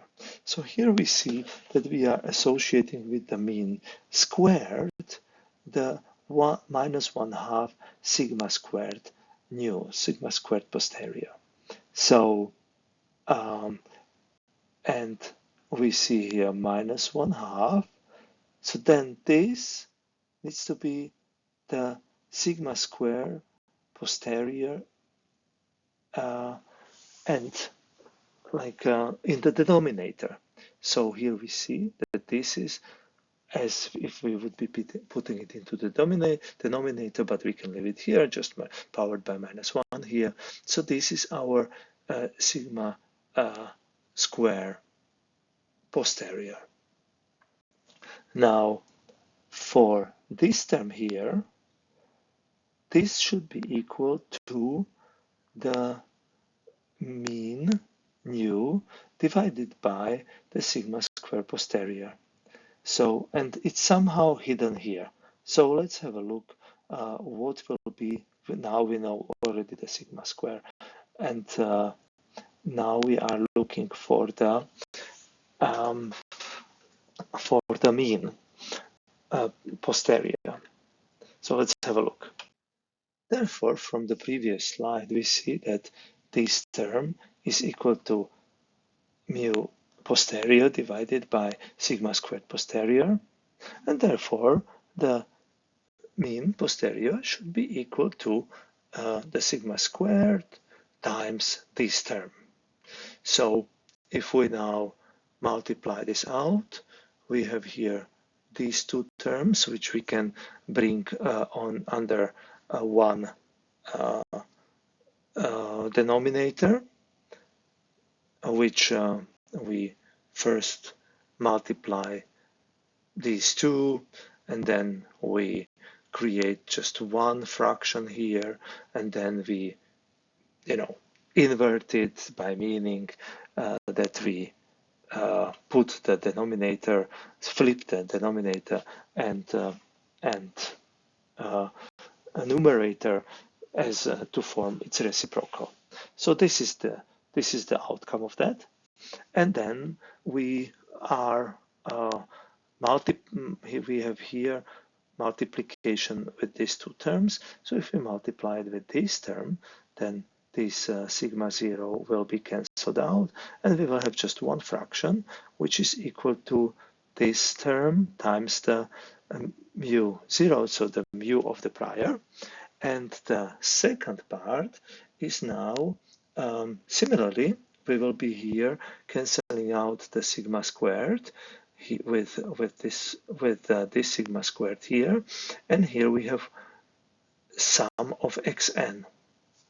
And the sum of xn is actually nothing else than n times ML. So the mu obtained by the maximum likelihood estimation times the n times.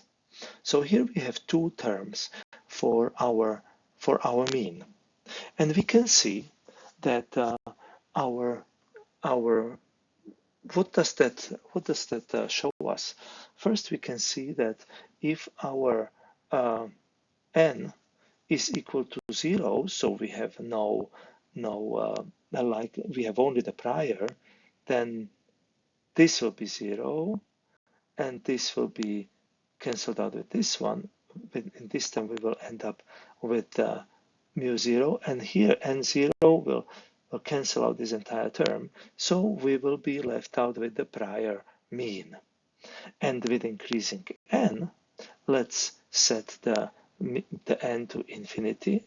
Then what we will have here is that this term will become very large, meaning the whole fraction will be very small, leading that this term will be equal to 0.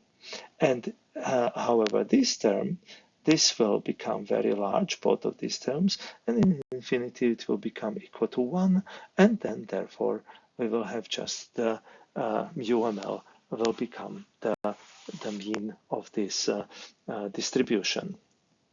So we can see that the Bayesian inference can be also applied to Gaussian, and with respect to estimating the mean, we can see that the Gaussian is also the prior with a some mu 0 and sigma squared 0 parameters, and it will lead to a conjugate prior, and the posterior will have the same structure, and the mean and variance will have these formulations as we had seen on the slides. Also, as I mentioned, this Bayesian inference is also offering itself for being used in the sequential estimation context. So we can turn this formulation also into having the new data coming in, and that this will lead to the fact that we have that we have the last sample being then added to the rest by means of likelihood function prior and posterior. And let's have a look how this can look like. So I already mentioned that the expression for the mean is forming us kind of a compromise, kind of an interpolation between the prior mean and the likelihood mean, where if the n is equal to 0, the posterior mean leads to be equal to the prior mean, and if n equals to infinity, it leads that the posterior mean is equal to the maximum likelihood mean. Now, the variance, or better say, the precision, is also changing, and the variance is is steadily increasing with more and more numbers of so variance is decreasing with more and more data points, and we see here we have the formulation again for our variance, but maybe we can just consider it as a precision. So we will have 1 divided by this, and here we will have this reciprocal sign will not be here. So if talking about precision, we can see that the precision is additive, and if n is equal to 0, then this term is dominating, and the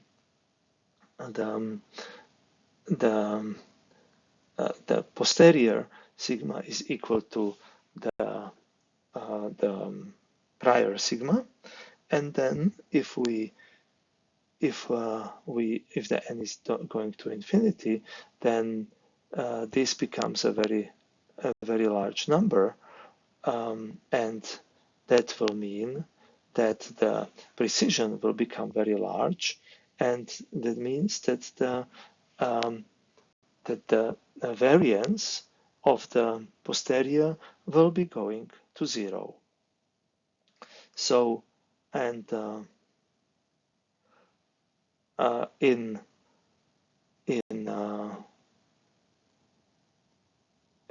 when we will have the situation that the prior sigma is actually leading towards infinity, is a very large number, then we will have this term will become 0, and this term will be governing the posterior distribution of our precision or the variance. We can see on this figure how the prior distribution is gradually changing with the number of samples. So the posterior distribution is changing based on the prior and the likelihood, and we can see that while the variance was very large in the beginning, with increasing number of samples, the variance is smaller and smaller, so the precision is larger and larger. So expressing the Gaussian distribution now in the sense of from the sequential view, where we will be adding new and new samples over time, let's say, or due to memory restrictions, we process our data set somehow sequentially, we can see that our posterior can be defined by having the prior times the likelihood as a product of independently drawn samples, and that will actually form us the prior with respect to the newly arriving samples. So you can see here we are going from n to n minus 1 for all our samples for our likelihood function and the prior, and that will form a posterior from the previous iteration, which will serve as a prior in the next iteration. And this one added point will serve as the new likelihood function, which will be then forming the new posterior.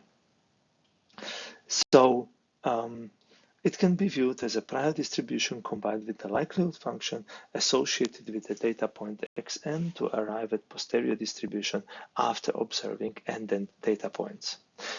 Now, we have been talking about the Gaussian distribution in the context of that we would like to express the Bayesian inference and inferring the mean by knowing the sigma. But now let's change it, and now let's make an attempt to infer the variance, and the variance by knowing a mean. So, we will be looking for a suitable conjugate prior for that purpose. So we have again a normal distribution, but now just to make it somehow simpler and better aligned, we will not be looking at the variance, but at the precision. It's reciprocal, and we have here again independently drawn samples from the normal distribution. And if we look at this from the perspective of the precision, the precision is then will become proportional. There will be one term, which is the precision n powered by n divided by 2. That's one term, which was in the normalizing term, which is now not cancelled out, unlike in the case of mean. And then we have the appearance of the precision in the exponential term. So we have a power term and exponential term now. And our prior would need to be adhering somehow to this to these characteristics. So the conjugate prior proportional to product of power of lambda, precision, and the exponential exponent of linear lambda is actually not a normal distribution, but it is so-called gamma distribution. So the gamma distribution, as we can see here, we have seen already this gamma function before in the normalizing term.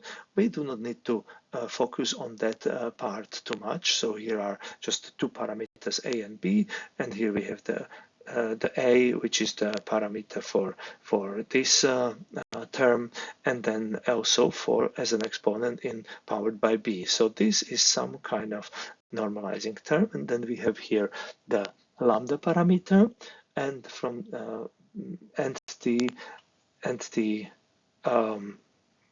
which is occurring in the powers of a, and then we have the lambda parameter in the exponent associated with minus b. And we can see here that based on the alpha 0.1 and beta 0.1, we can see how the probability distribution of lambda is changing. So here we see that here the lambda, the highest probability of lambda for A4 and B6 will be some value which is around 0.5 or something like that, while before in these plots the highest probability is associated with lambda equals to 0 for these lower numbers of A and B. So we see an interesting aspect here, that the prior distribution is not the same as the likelihood function, and doesn't have the same structure, but it has the same structure as the posterior distribution.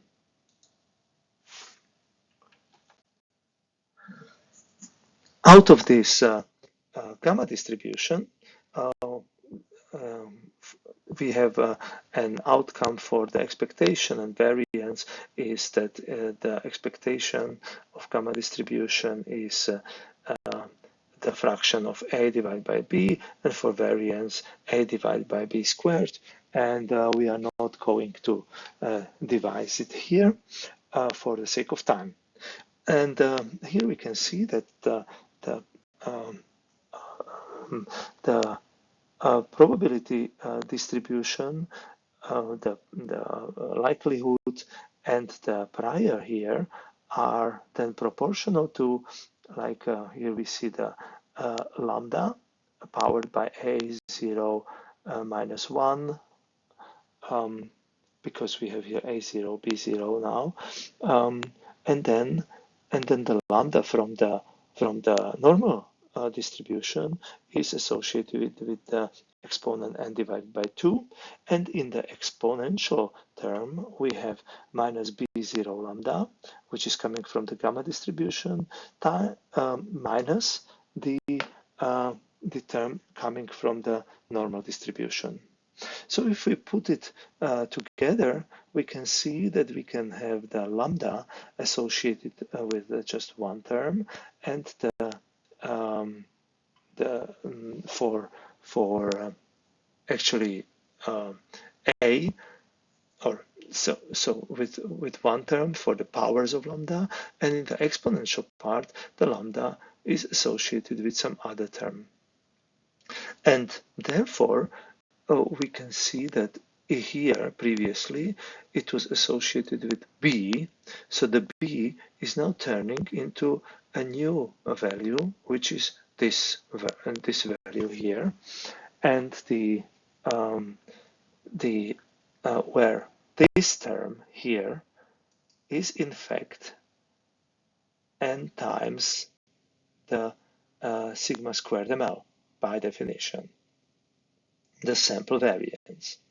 And here we have this part should be the exponent.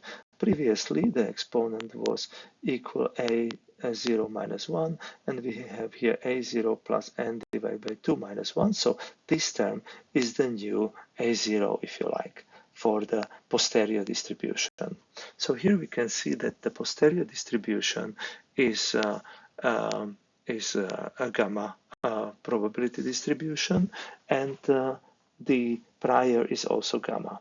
And that holds for the cases when we have a likelihood function where we have a fixed mean, but we are having unknown variance or precision. The outcome is the gamma distribution, which models the probability of lambda of the precision, which is the unknown parameter in our Gaussian distribution, and it models it with the new parameters an and bn, which are linked to the prior a0, and which is then also changed by the half of the samples, and then the b the b parameter is then the posterior is equal to the b0 from the prior, and n half the sample variance. This means that in this case we have these new parameters, and in the case when we had we were looking not for the precision or which is the reciprocal of the variance, but of the mean. In the case of mean, we had not a gamma distribution was the prior, but a Gaussian distribution was a prior. That Gaussian distribution resulted in a posterior mean and some variance, but that variance was not the known variance of that underlying data distribution. It was the variance associated with the mean. So even if it was the same distribution, the meaning was different. We have to discriminate the meaning of this posterior, which is the modeling of these two parameters, and the actual parameters for the data distribution, which are unknown in general. But for these two examples, we have made them as being fixed, one or the other. Now, if we observe this new distribution, this posterior, then we see that observing n data points increases the a by n half, which means that a0 corresponds actually to 2a0 effective fixtures prior observations. If this given this previous relationship, and in fact, the b0 is, if we look at what it how it changes in the posterior, b0 then becomes half of prior sum of squares, because sum of squares is the variance times n. So it's half of prior sum of squares, because here is the half. Therefore, the 2b0 sum of squares arising from two a0 observations are having the variance like the sum of squares divided by n. So in this case, as it's the formula for variance, and here we have therefore the sum of squares and the n, which is now 2b0 and 2a0, leading to the variance b0 divided by a0.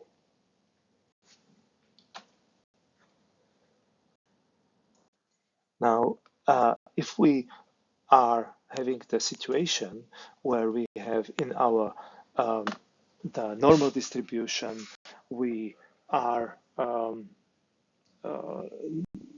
both mu and variance or precision are unknown of our true distribution, but we want to establish a conjugate prior for in this Bayesian treatment for finding these parameters. We can do it by the following decomposition of our probability distribution. So we see if we are using the precision instead of the sigma squared, we have this expression for our probability distribution, the normal distribution, which is proportional to, and now we get some parts away, so it's 1/2 of lambda power square root of lambda, and e powered by this term lambda mean squared divided by 2 minus, this is all powered by n. Why is that the case? Because we are taking out this part out of this product, so, and also some constants, but we do not care about those because it's proportional. So this is what we care about, which we took out of the product, and then this we took out of the product because it doesn't, this is the part which doesn't depend on the xn. And then in the exponential part, we leave the xn, and we also take out from these two sums the associated values of lambda and mu for the linear term, and lambda half for the quadratic term. We can see that here. So if we are now, this is now multiplied out. This is xn squared minus 2 mu xn plus mu squared.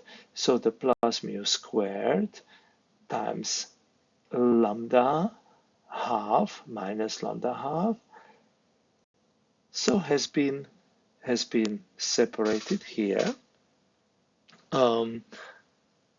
as we can see, and then we have the 2 times x and mu, so the 2 is cancelled here, and its minus is cancelled also, so we are having the mu lambda and the xn, and then we have the xn squared, which is simply associated with this term. So this is how we reformulate this into this new formulation, where we have some kind of exponential function, and we have here some kind of combination of a power function and exponential function. So here we have the same function as before, just rewritten with slightly different variables, slightly more generalized, if you like. So we see that we had previously the lambda, or the square root of lambda term, multiplied with the exponential function, where we had the lambda term and the mu squared term in the exponent, and then it was multiplied by capital N. Now let's multiply it with, replace the capital N with beta. And then we had the second term, in which we had the sum of samples or sum of squared samples.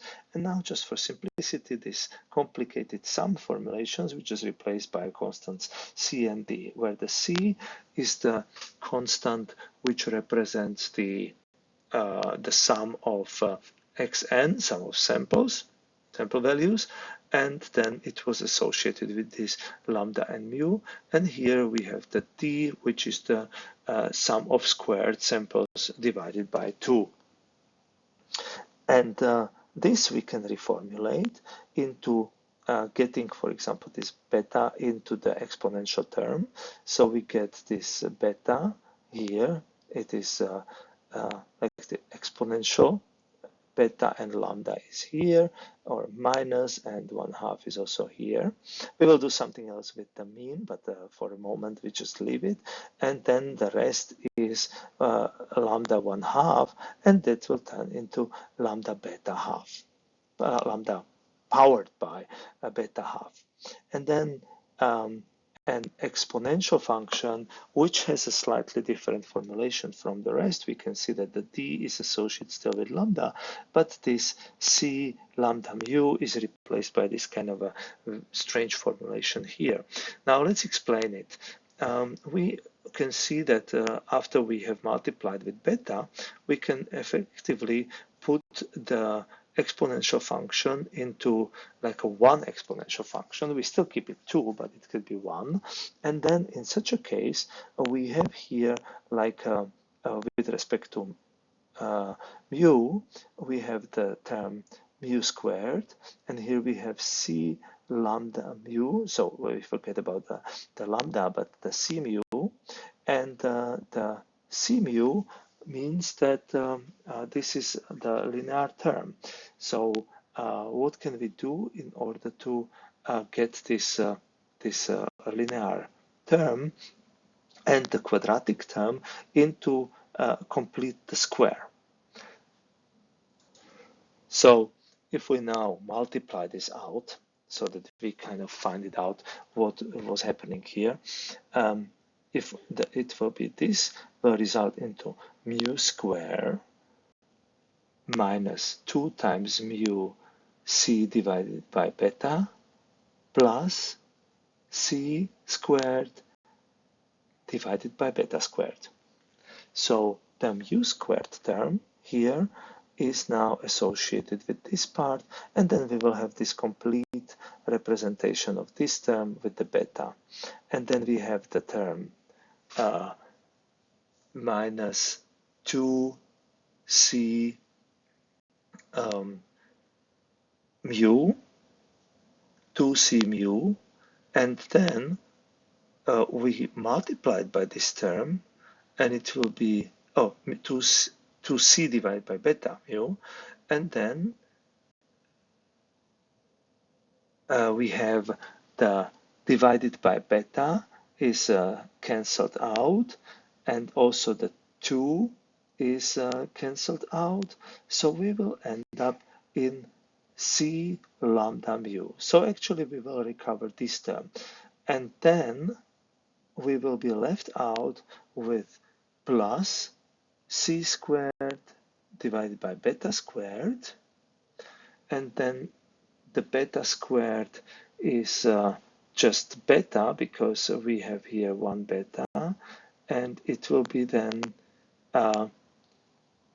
multiplied with this term, it will be lambda c squared divided by 2 beta. And in fact, we have this term here, c squared divided by 2 beta lambda, but it's the as we need to get rid of it, we somehow, so it will end up here in this term as a positive value, then multiplied here it will be negative. So in order to get rid of it, because it is the residual of this completing the square, then we need to have a plus value, and that we achieve by having here this minus, and minus is plus together. So with that we will kind of cancel that residual product out of this completing the square approach.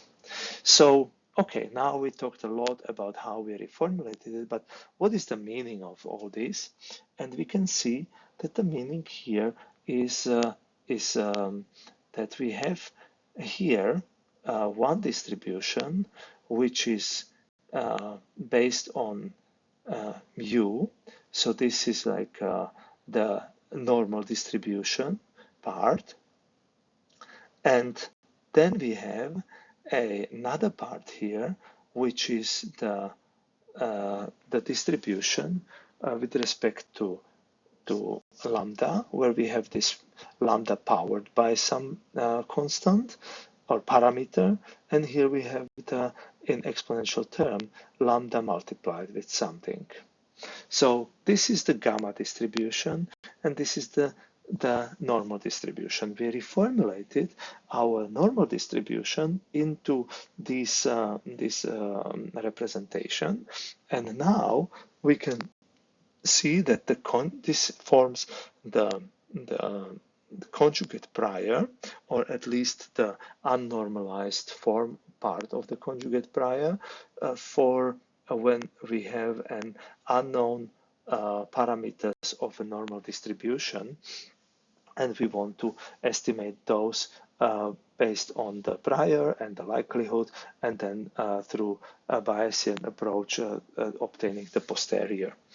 And we can see that we have here the quadratic term of the mean in this exponential term. We have actually, it's a function of the precision here, and then we have the gamma distribution here over lambda over the precision, and this term is in fact independent of mu.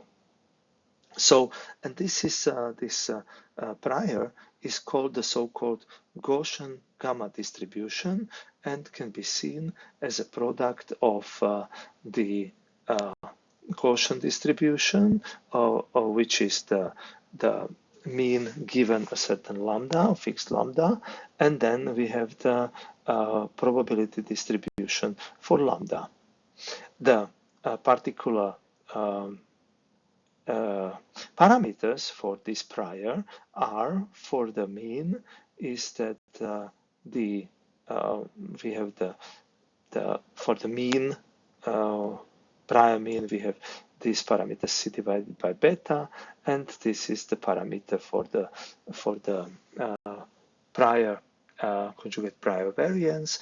And for the gamma parameters, we have here the A, which is modeled by as beta half plus 1, and then we have this part, which is the B, which is modeled as D minus C squared divided by 2 beta, where these individual terms, C squared, beta, and C have all their respective meanings as on the previous slide.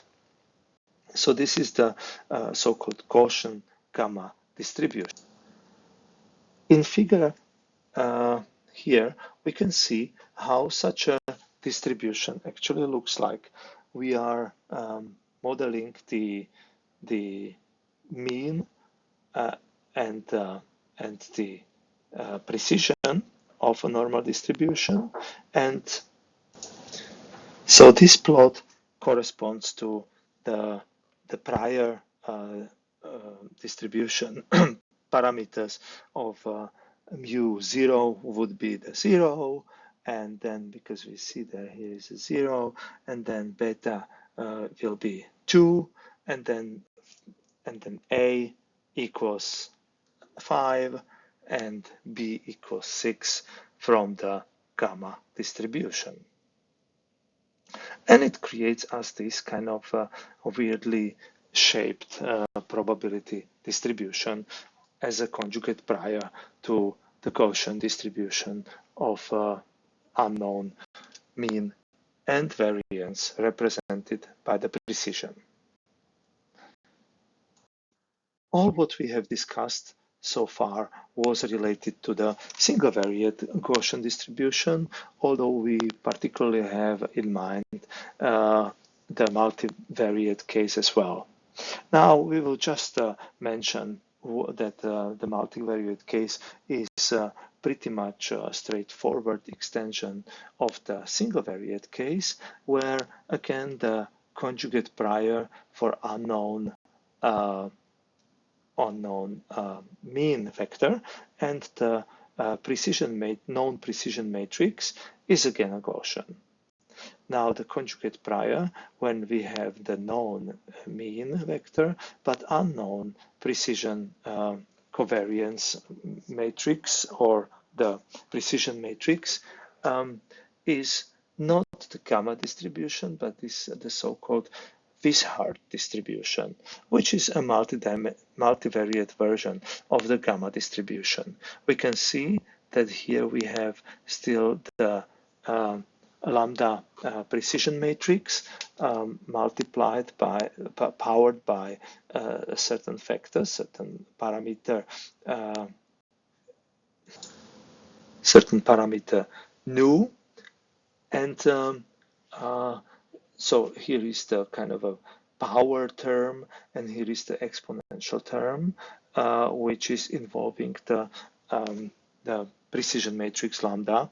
Here it is the determinant of it powered by the parameter and then the dimensions, and then here is the actual lambda multiplied by the matrix W, which is a scale matrix, and then there is also some normalization constant B, which is here, which is can be calculated again by some the scale matrix determinant, and then the some terms in the gamma distribution. So we don't really need to know these details. It's just that it is important to understand that the single variate explanation given so far has its multivariate corresponding solution as well, and the two priors which we have been talking about again show up. One is the Gaussian, another one is the Wishart distribution as opposed to the gamma for the single variate case. And then if we are looking for a conjugate prior for unknown, both mean vector and also the precision matrix lambda, then the so-called Gaussian-Wishart distribution is the one used for the conjugate prior for estimating the mean and vector and lambda precision matrix, and the posterior would have then the same form.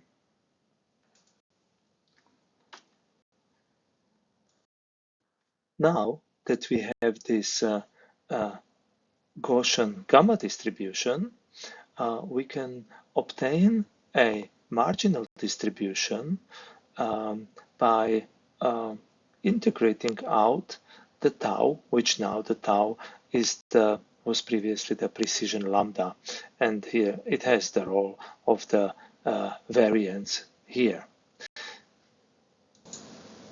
So the marginal distribution of x with respect to mu, a, and b parameters is now equal to this integral, and now let's have a write it out. So here we can see our normal distribution with here the tau represents the precision, and then we have here again the precision represented by the tau, and here the tau, the precision or the reciprocal of the variance is represented by the gamma distribution, where we can see this normalizing term here, and then the exponential part where the tau plays a role, and also the power part where the tau plays a role with these parameters a and b. So this is an integral over tau from 0 to infinity, and we are basically varying the precision and adding up all these terms together. Now, one part which we can take out of this integral is the part which doesn't have any parameter tau, so this will be the scaling vector here, and also the 2 pi part, which was here before, we can also take out. So we have this term which is taken out. The rest is somehow dependent on the tau. But in the exponential term, we see that we put these things together. Here we see minus b was associated with tau here, and then here 1/2 was associated with tau as well, and we have this 1/2 and this squared differences.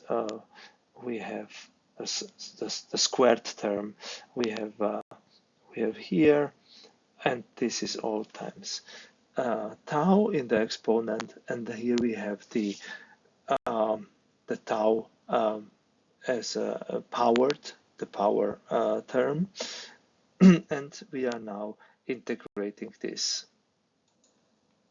By changing variables, the standard result is that this term, which is has the same structure as our term in the integral, is equal to the gamma nu divided by rho nu, as these rho and nu parameters here, and t, when the t is equal to tau, and then in our case here, and then the nu is equal to a plus 1/2, because here we have the a minus 1/2, and we see here it's minus nu. So in order to get the minus nu minus 1, we need to have this should be a plus 1/2, and then we have the rho, which is equal to b plus 1/2 x and minus mu, which is the term in the exponent associated with the as a multiplier of the tau. With this change of variables, we have here the following product of this integral, and which is this part here. We also change the nu here, and also at a lambda formulation, and we end up in a formulation which is like these gamma functions having the new parameter in of gamma functions, and here we have the lambda and the nu times p, square root of that, and here we have another term which is containing our terms lambda, nu, and this term here is in fact the known student distribution, which has the parameters mean, precision, and the degree of freedom nu. So, and this distribution, this student distribution, can be seen as an sum of Gaussians, which is like infinite mixture of Gaussians, where all the Gaussian functions have the same mean, but they have varying variance, and it's summed up together. So, and why is this distribution significant? One reason is that it is a much more robust representation for distribution of which is prone to outliers. That means that sometimes in our distributions we have data points which are coming from the noise, and our normal distribution, which we are using in regression, is actually quite sensitive to this noise, and changes with respect to the noise, while the student t distribution will not be affected that much and is known as being robust. So we can see that that effect here on this modeling this distribution. So we have a histogram of um, like a discrete representation, probability distribution of certain variables, and this can be modeled by a Gaussian representation, where this is the Gaussian. And actually, over the same samples, if we put the perform regression, we will also with the student distribution, we will have the same distribution. And now we will add to these samples we have here also a couple of samples of values which are much higher, which are around 10. So we can see that these values go roughly between -3, +3, and now we add something which is like 9 and 10. And these values will very significantly change the maximum likelihood estimate, which models the Gaussian, and then this will have the variance will become much broader of the predicted distribution, and the or the likelihood, and the while the student distribution will remain largely untouched. So we can see the effect of robustness here. These parameters, we will not go in detail to their meaning. However, the new parameter, the degree of freedom, is if it's equal to 1, it models the so-called Cauchy distribution. And if the nu is equal to a Gaussian, the student distribution changes into the normal distribution.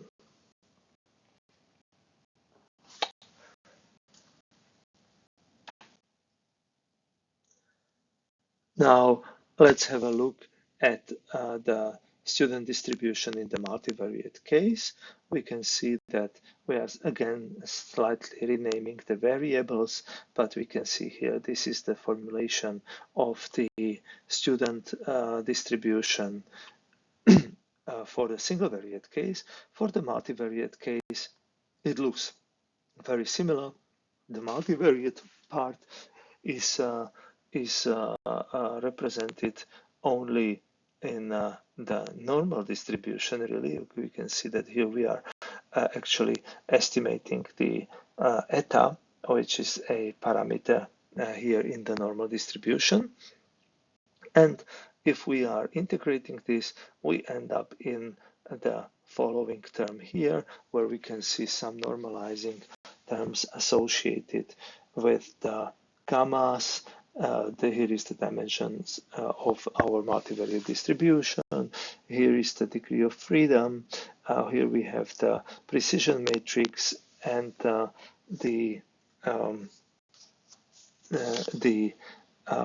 another term which has which is this Mahalanobis distance, which is our squared term in the containing the x samples, our mean, and the precision matrix capital lambda. The expected value of this multivariate student distribution, as well as the mode, is the mu vector, and the covariance matrix of this student distribution is equal to the inverse of our precision matrix lambda multiplied by the fraction of nu divided by nu minus 2.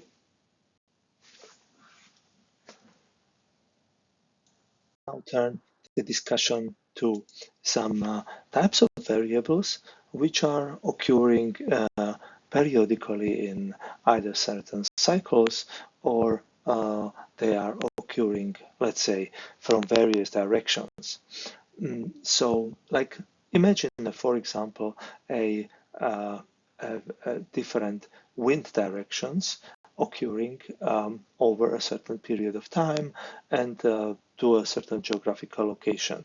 So we might have wind direction from the north, we might have the wind direction from the west and east and then south, and this all somehow should be modeled that we are having certain um, uh, uh, directions in our probability distribution. So imagine that we are counting how many times a wind is coming from the north and then from south, and we are performing a probability distribution along a unit circle instead of on a in a Cartesian representation. So imagine this such a representation can lead to some artifacts, and if we are just considering and naively applying the distributions which we have learned to this periodic variables case. So imagine that if we have, for example, something which is just two samples. One is for the value from occurring at 359 degrees and one for 1 degree. So depending on where we have the origin, if our origin will be at this at the 0 degree, then our mean actually will be at 180 degrees, and it will have a huge standard deviation spanning between 0 and 359. So it's just, if we will take these values as they are on the real axis, then we can see that the mean for this will be like 360 divided by 2, which will lead to 180, and then the standard deviation will be very large. However, if we consider as the origin the 180 degrees, then the mean for these two values occurring will be 0 degrees, and the standard deviation will be only 1. So we will have completely different probability distributions depending on this origin. And we can agree that this should not be these distributions should not really be based on the definition of the origin on the unit circle. So we can regard as our observation on the on this of these periodic variables as some theta 1 to theta n, which can be described as unit vectors on our unit circle. So for example, x1 is located here, x2 is located here, x3 is located here, x4 is located here. And of our x1 and x2 coordinates, it's a two-dimensional vector, each of these. So their length of these vectors from the 0 to the unit circle is of length 1 always. So they all are of length 1, these vectors. Now, if we can see that we can also calculate an average of these vectors, which will be simply taking these vectors, summing them up, and dividing by the number of vectors, in this case dividing by 4. And we will end up in a new average vector, which will be this vector, which is the average, which has certain Cartesian coordinates. Typically, it will be within the unit circle, not on the unit circle, and but it also can be expressed by some polar coordinates of the radius and some angle theta.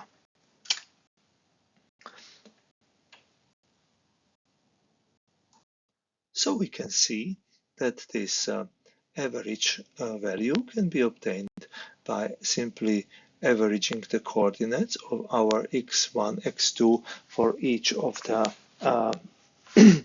x observations and observations x.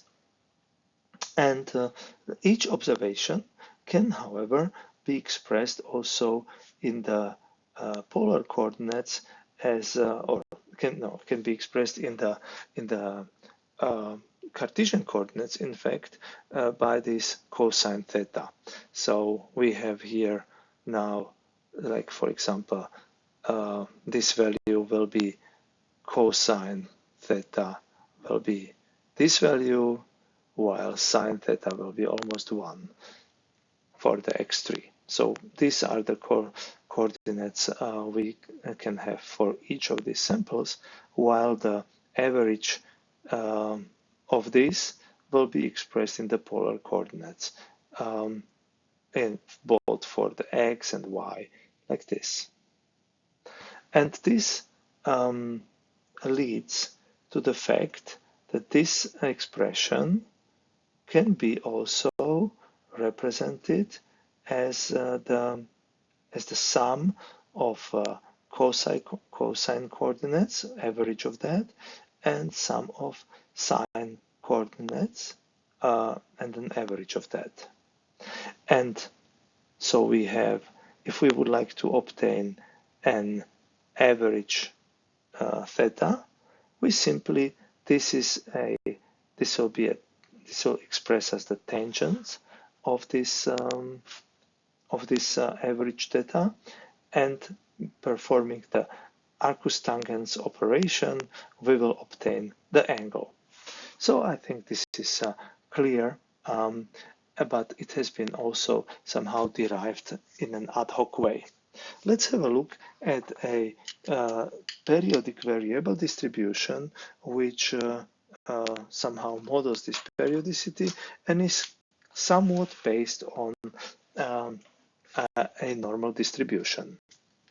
This distribution is called the von Mises distribution. So von Mises distribution is a distribution where we are interested in the imagine a dissection.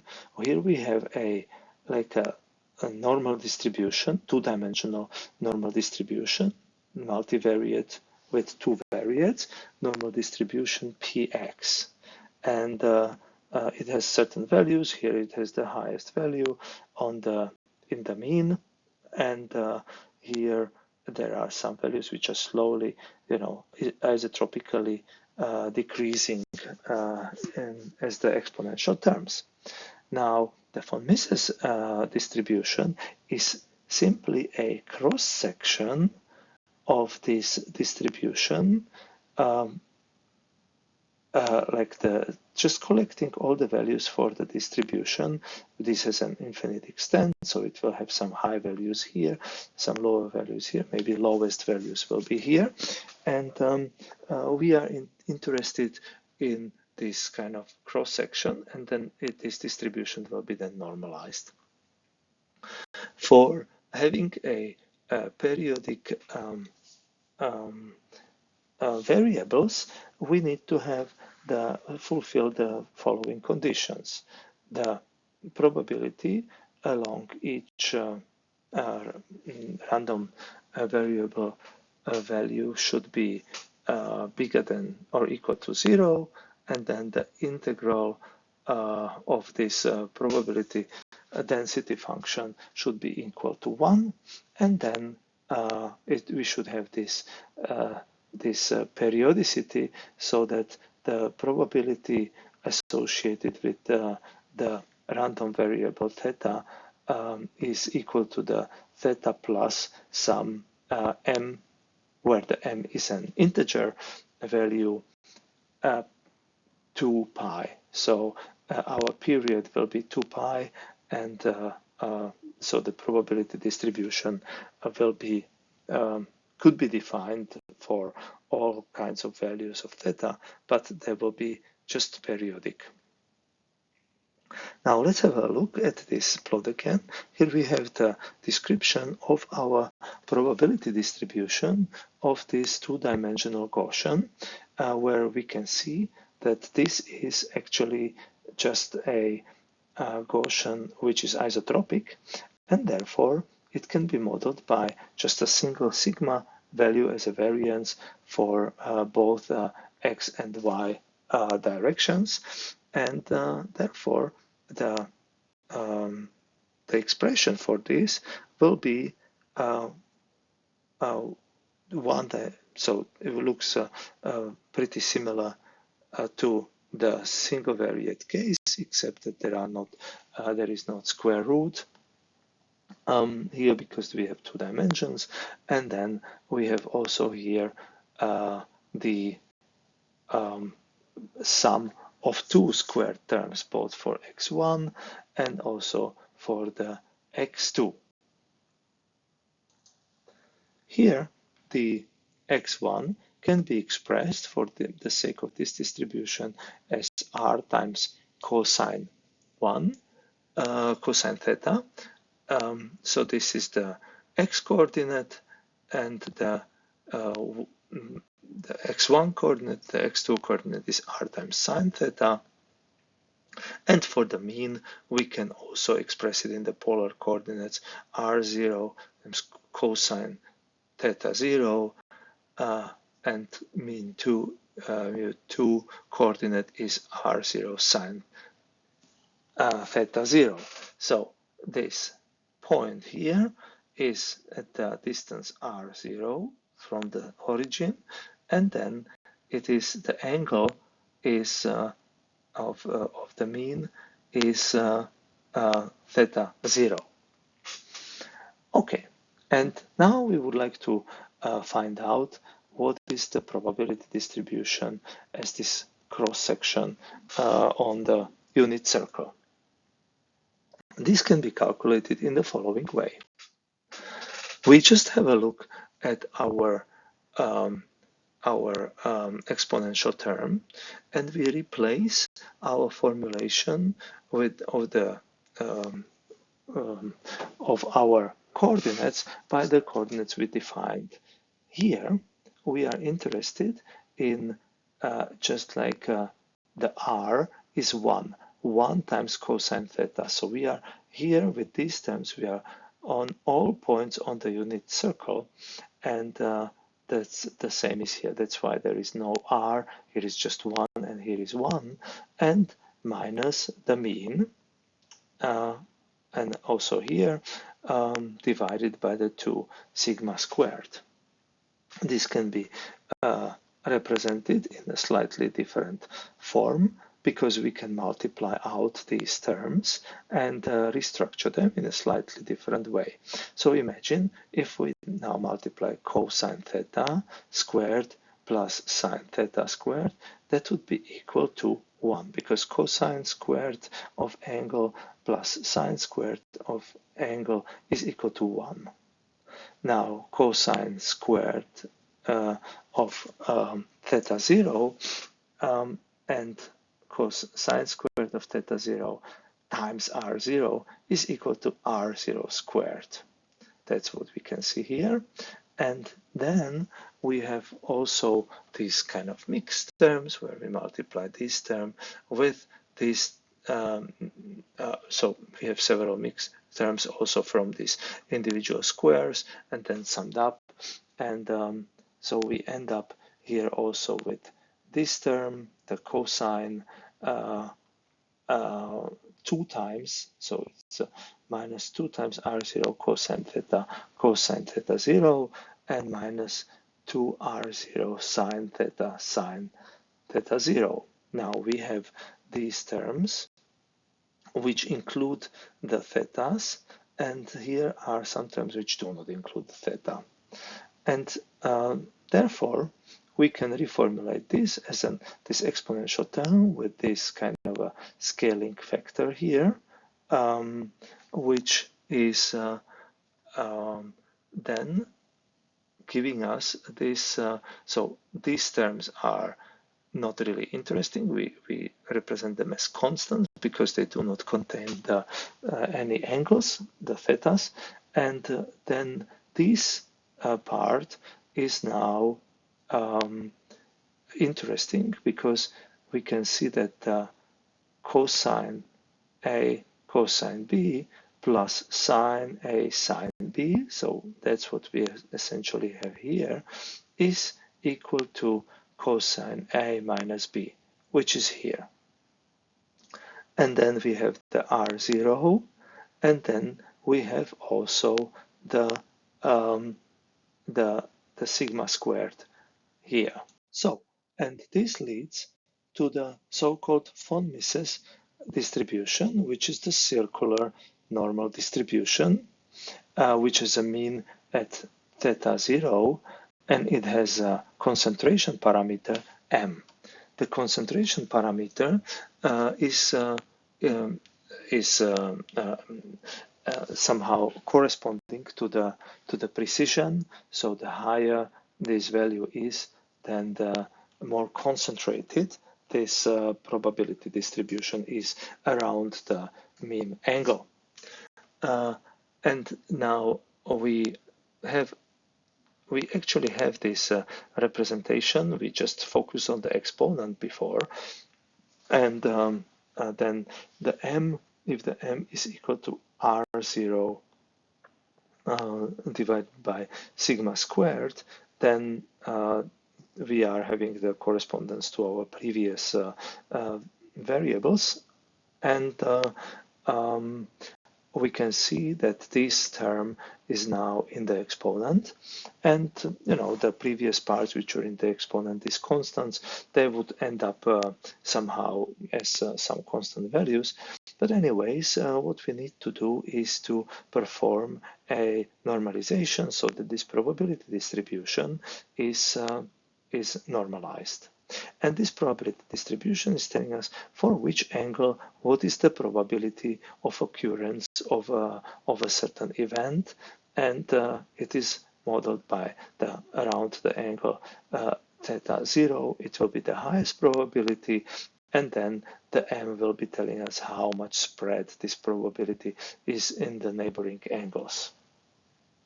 We can see that this normalization term has this integrates this exponential function basically, and it has the also we can see here that it's 1 divided by 2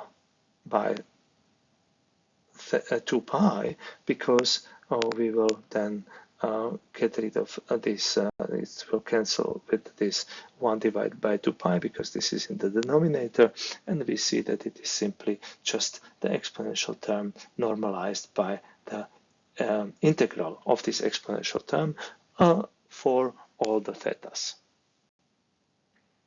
Now, this term is also called the zeroth order modified Bessel function of the first kind. Just that we know what is the name of this relatively simple function. That we are given the von Mises probability distribution, which is the periodic probability distribution, we can use it for estimating our parameters, the theta 0 as a mean and m, and we can use for that all the methodology which we have been using before. So first we perform the logarithm of this probability distribution. We end up in 3 terms, which is one term which doesn't contain any of these parameters, and then one term which contains the parameter m, or I mean it's the integral of m then by this function, and then we have this term which includes the thetas and m's. So if we are interested only in the estimating the mean with the maximum likelihood, in such a case only this term will be then non-zero after the derivatives of the partial derivatives here, and so this, in order to find the maximum of this likelihood, is we set this to 0. And then if we have the sinus functions here, so we got rid of the m here, we can see, so the cosine was basically for all the partial derivatives was turned into a minus sign, but then the minus was also could be cancelled out, and we have this result here that using just a trigonometric function, that sine a minus b, as we have seen, as we see here, is cosine b sine a minus cosine a sine b.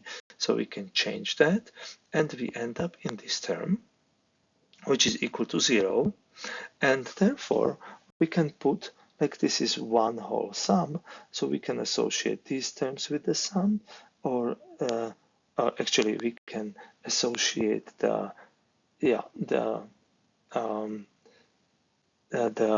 this term with the sum and this term with the sum, because this is actually just the mean which we are looking for, and we can express the fraction between the means, sine of the mean divided by cosine the mean, by the sum of the sine of all the sample points and cosine of all the sample points angles.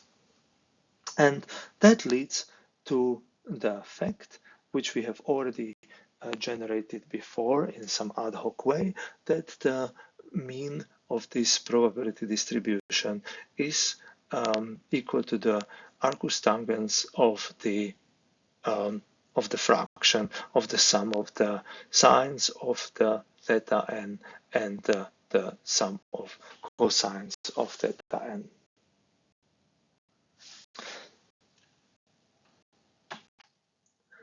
If we are interested in the maximum likelihood concentration for the parameter m, in that case, we have two occurrences where the m is appearing, and we can see that after the logarithm and derivatives with respect to m, we are now obtaining, so this is now the kind of the constant term associated with the m, so the m is now gone after the derivatives, and now the derivative of this term is this function here, where we have this zeroth order modified Bessel function of the first kind in the denominator, and the first order Bessel function in the numerator. So, and if we are then performing the finding the maximum likelihood, this is equal to 0 again, and this leads to a function. So this I1m divided by I0m, we can call it an m function, which is can be is a function which is simply the fraction of these two functions, and that one is equal to the cosine of the difference between the angle of a sample and the mean angle, and the sum and divided by the number of samples, so an average of that. And that can be reformulated as taking out the cosine 0 ml by, again, some trigonometric operations, and also the sine ml is then out of the cosine of the theta 0 ml and sine of the theta 0 ml are taken out, and these will be then equal to this function AML, where we have these two types of integrals characterizing the result of this minimization, or actually maximization operation of the maximum likelihood. From this formulation, the right-hand side here can be just simply evaluated, and then to obtain the the MML, the concentration estimated by the maximum likelihood, we can invert this AML function numerically. So we have the result of this AML function, which is this one, and then in order to obtain the M value, we will have to invert this function, which can be done by numerical methods. Now let's address the one weakness of the Gaussian distribution, that it is unimodal. It simply models with one single mode, one maximal value, and that is sometimes useless for distributions of our underlying distribution, which is apparently has multiple modes. So multimodal phenomena can be modeled using the mixture distributions, like, for example, mixture of Gaussians. Imagine that we have a probability distribution like this, where we can see that there are some sample points associated with around one kind of mean, and there are other points which are associated with another mean. And if we will perform the maximum likelihood estimation of this distribution of these points, we will end up with having some kind of a multivariate Gaussian distribution which will have this diagonal shape, and its mean will be actually there where there are almost no sample points, and it should be the highest value of the probability distribution. So it's simply wrong. It will be much better to associate it with two different Gaussian distributions and represent the data set by several Gaussians instead of just one. And therefore, we can represent this probability distribution by the so-called superposition of k Gaussian densities. And this would be like a probability distribution where we have not one Gaussian, but k Gaussians, and each Gaussian is governed by its own mean and mean vector and the covariance matrix, and that is also appropriately weighted by this term here, which characterizes the likelihood that a sample point will be associated with this normal distribution, and also it's a scaling factor such that the entire probability distribution is equal to 1. And for summing up all these, let's k probability distributions, that means that the pi k needs to be between 0 and 1 value, and the sum of pi k's should be equal to 1. We can also see this as a form of a marginal distribution, where we see here the probability distribution associated with each k, with each let's say mode, which is actually this term, and then given a certain mode, what is the probability distribution of the x, which is the actual normal distribution with the given parameters mu and sigma matrix.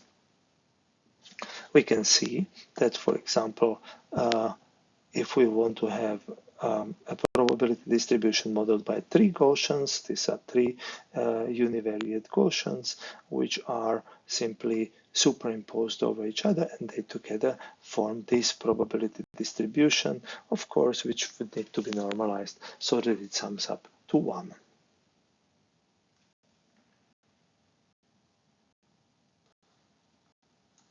If we would like to model the posterior of the mixture of Gaussians, we can simply model it as we have here the prior and the likelihood function here, and we normalize it by all the prior and the likelihood functions for all the Gaussian distributions. With this, we will obtain the posterior distribution, which is modeling the likelihood of k, so of each of the mode. And if we have put this now 3 parameters of mixture of Gaussians together, given a certain sample set. So we have here multivariate Gaussian samples. Here we have the probabilities associated with each mode, with each individual Gaussian.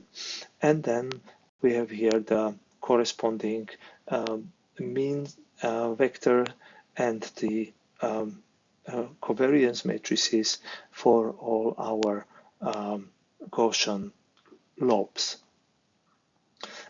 If we want to find the maximum likelihood estimates for these parameters, we could again use the logarithm and find this find ourselves a sum over all the k lobes, and we will be having here this probability distribution.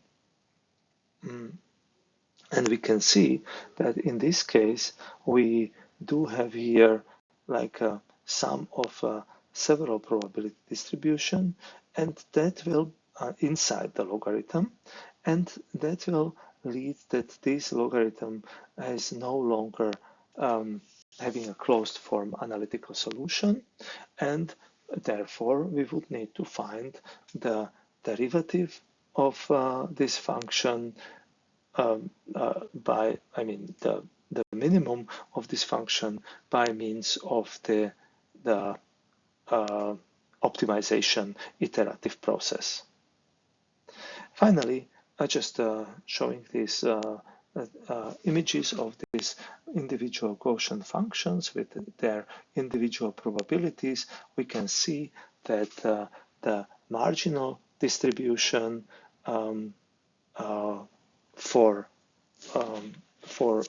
px will be equal to these contours of these 3 Gaussians superimposed over each other. And if we plot this in kind of as a height field, we can see that the probability distribution can indeed be rather complex and can model complex probabilities associated with a certain phenomenon. When studying the distributions like Bernoulli distribution, multinomial distribution, or the Gaussian distribution, we could recognize that they have somehow something in common, and that is, in fact, that they are all members of the so-called exponential family of probability distributions, which has a general structure as follows. We have a certain, as it is an exponential family, we have some exponential term. in this exponential term, we have some function of x, u, which is a function of our random variable. And then we have some this function u is multiplied by the, or dot, forming a dot product with the vector eta, which is called the natural parameters of the distribution. And then this distribution has a normalizing terms which are consisting of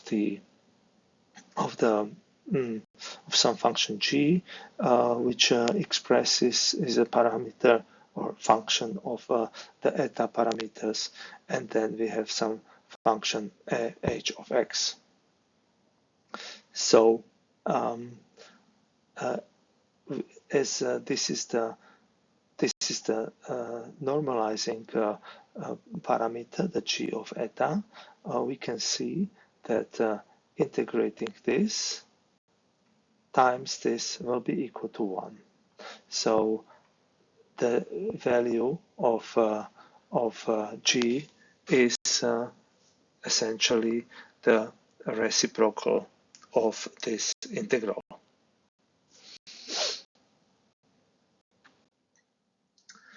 Let's have a look at how this is manifested in the Bernoulli distribution.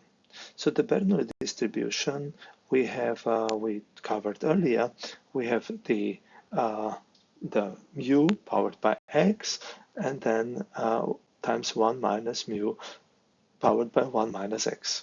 And the x here is the amount of trials where there is a success of a certain event. Let's say we have a head in the coin flipping experiment, and that is associated with its probability. And then we have the opposite outcome, which is associated with the 1 minus mu, and this is powered by the number of trials associated with the x. So here the x could be either, so this head would be, let's say, 1 for head and 0 for tail. So if this is 1 for head, then this would be 1, and for 0 for tail, this would be 1. So if this is 1, this term will be 0. This term will be 1, and if the x is 0, this term will be 1, and this term will be 1 minus mu. So we all remember that.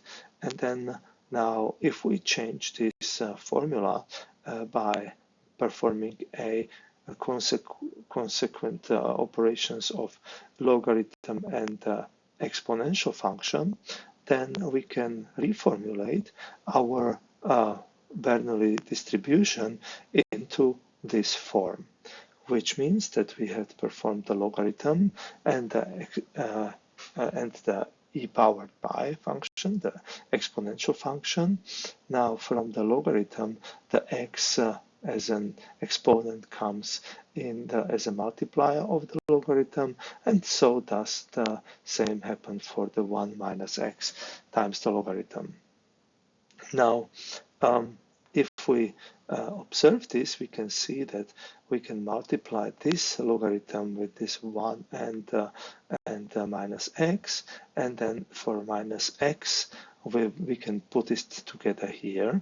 So we will obtain an expression of the exponential function, which is x times ln mu divided by 1 minus mu. 1 minus mu and times minus x. So this minus will then therefore form us this put the 1 minus mu into the denominator. And then this one will be multiplied with this term, which can be then taken out of the, which will be the ln 1 minus mu, and this can be taken out of the exponential function back, and then we have the final expression for our Bernoulli distribution, 1 minus mu e powered by x ln mu 1 minus mu. And here we have reformulated the Bernoulli distribution into a this general formulation of exponential family probability distributions. And here, for example, therefore, the eta will be equal to ln mu divided by 1 minus mu. And that actually implies that if we now perform the exponential function on both sides of this equation, that e powered by eta is equal to mu 1 minus mu. Out of that, we can also express what is the mu.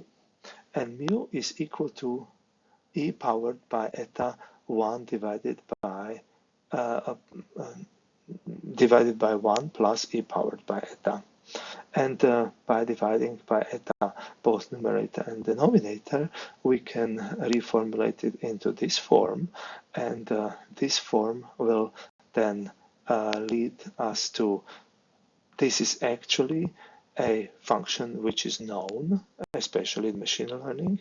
This is called the logistic sigmoid function, and is formulated this way. So this is the sigmoid function. This is its formula, and we obtain it directly by expressing the mu from the from these natural parameters of the Bernoulli distribution. So, and as we have this mu in its formulation here, therefore we can replace it by this sigmoid function, and as it is 1 minus the sigmoid function, times the e powered by eta x, we can also, this term is equal to sigmoid of minus eta, and this is now our final formulation for the Bernoulli distribution in the exponential family general formulation.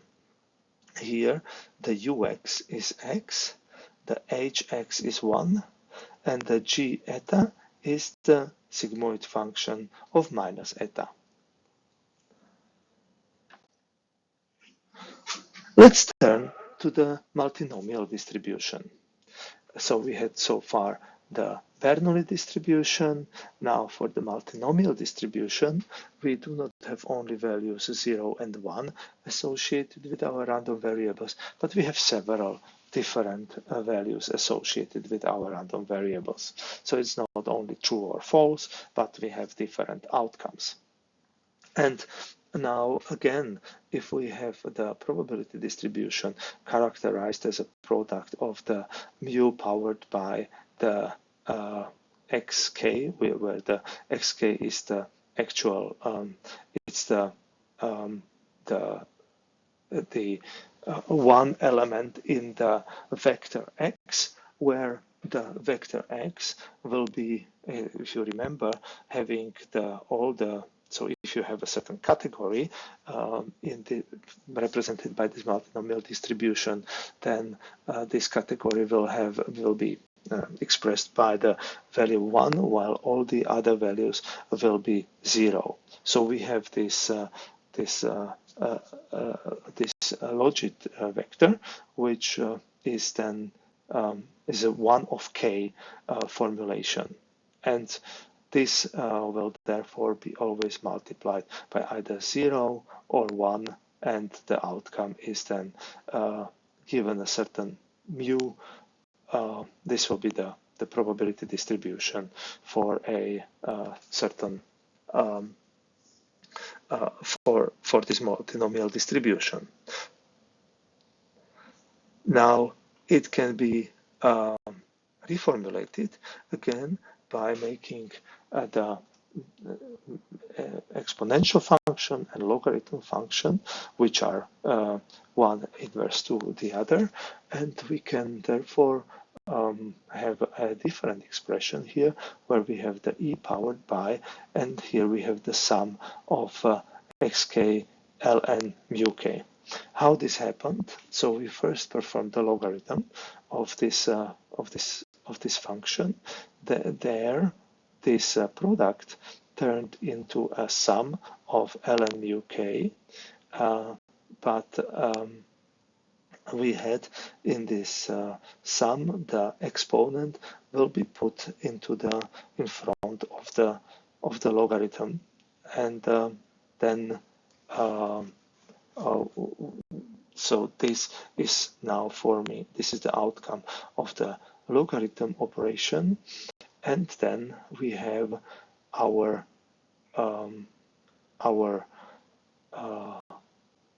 exponential function on top of that, so that these two sides are equal. Now this gives us again a clear view that in the formulation with the natural parameters of the exponential family probability distribution, the eta is equal to ln mu k, and the ux function is equal to x, and the hx and the g eta are both equal to 1. So this is one valid formulation of the multinomial distribution. However, it doesn't take into consideration that actually the mu k parameters are not independent. We have so which leads to the fact that our eta parameters are not independent.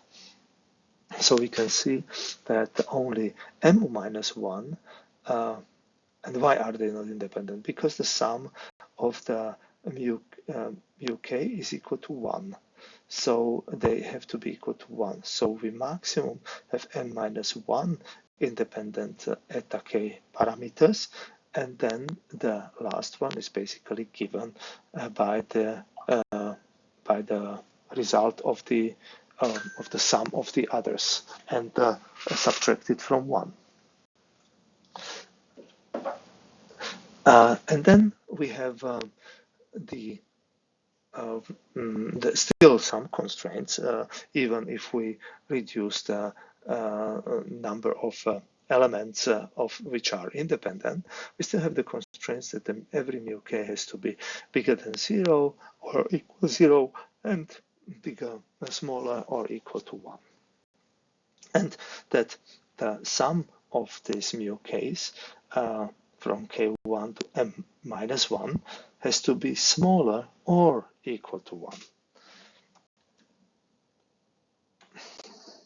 That leads to an expression where we have this reformulation of our multinomial distribution, but in fact we can separate the last part by having this sum here, and which goes from k to 1 to m minus 1, and the mth term is expressed separately. Now, if we have this, then we are expressing the xk, so this stays the same, and this term can be expressed as 1 minus sum of xk, and then ln 1 minus sum of mu k. So here this value has to be the system mu m, which we have here.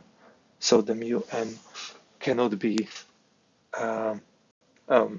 is basically given by this formula, and this is in the logarithm.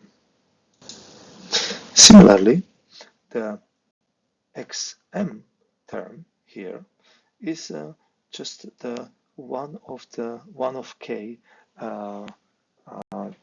coordinates of this vector, where we know that in this multinomial distribution, this vector x is encoding in its parameters either zeros or ones, and so if it has a zero so far, then for all the other xk's, then our xm will be 1, or if it has one of them is 1, then it will be, this term will be 0.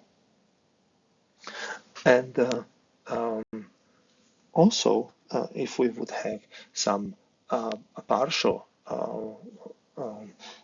probability distribution of the xk, then it will be it will be the sum of this xk will be always equal to 1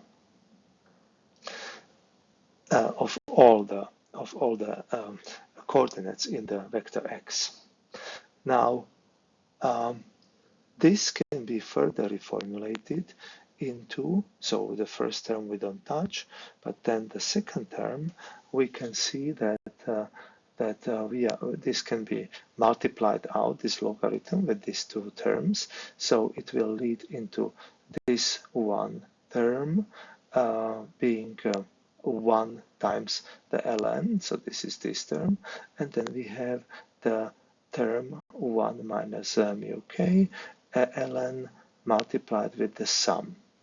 And as this sum and this sum are the same, and it also has the xk, so, and also have the logarithm term, we can put it together, and this will result into sum of xk ln then mu k and 1 minus and this sum. So this term will be in the denominator because of the negative value of this minus ln.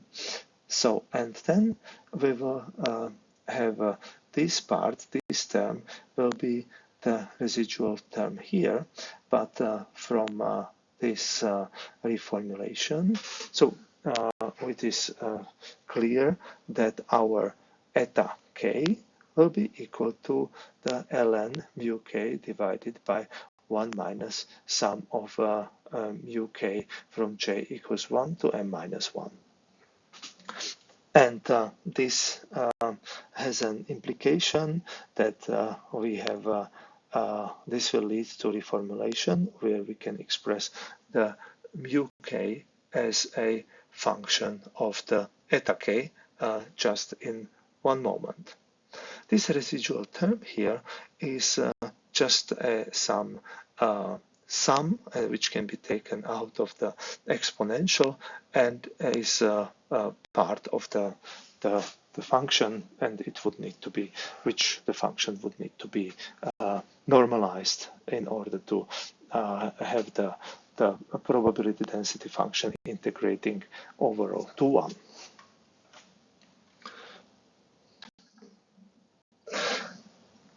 Now, as I said, the eta k, the natural parameter, is expressed as a logarithm of this term here, and if we perform put everything into e powered by both sides, so we will have the exp of eta k on this side, and here we will simply have this fraction. And now from that we can perform certain algebraic operations, and we will end up in the formulation where the mu k is in fact equal to the e powered by eta k 1 plus sum from j1 to m minus 1 m e powered by eta k. And this in fact is the very well known softmax function, or also known as normalized exponential. So we can see that the sigmoid function and the softmax function are appearing here naturally as an expression of the mu and which is a function of the natural parameter eta. Now we see also here that if we put this all together, we can see our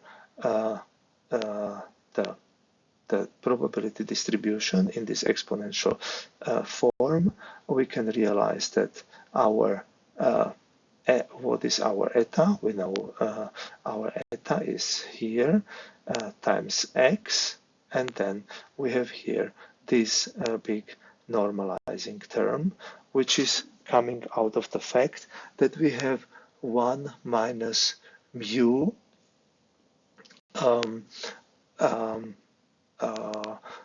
in the 1 minus mu k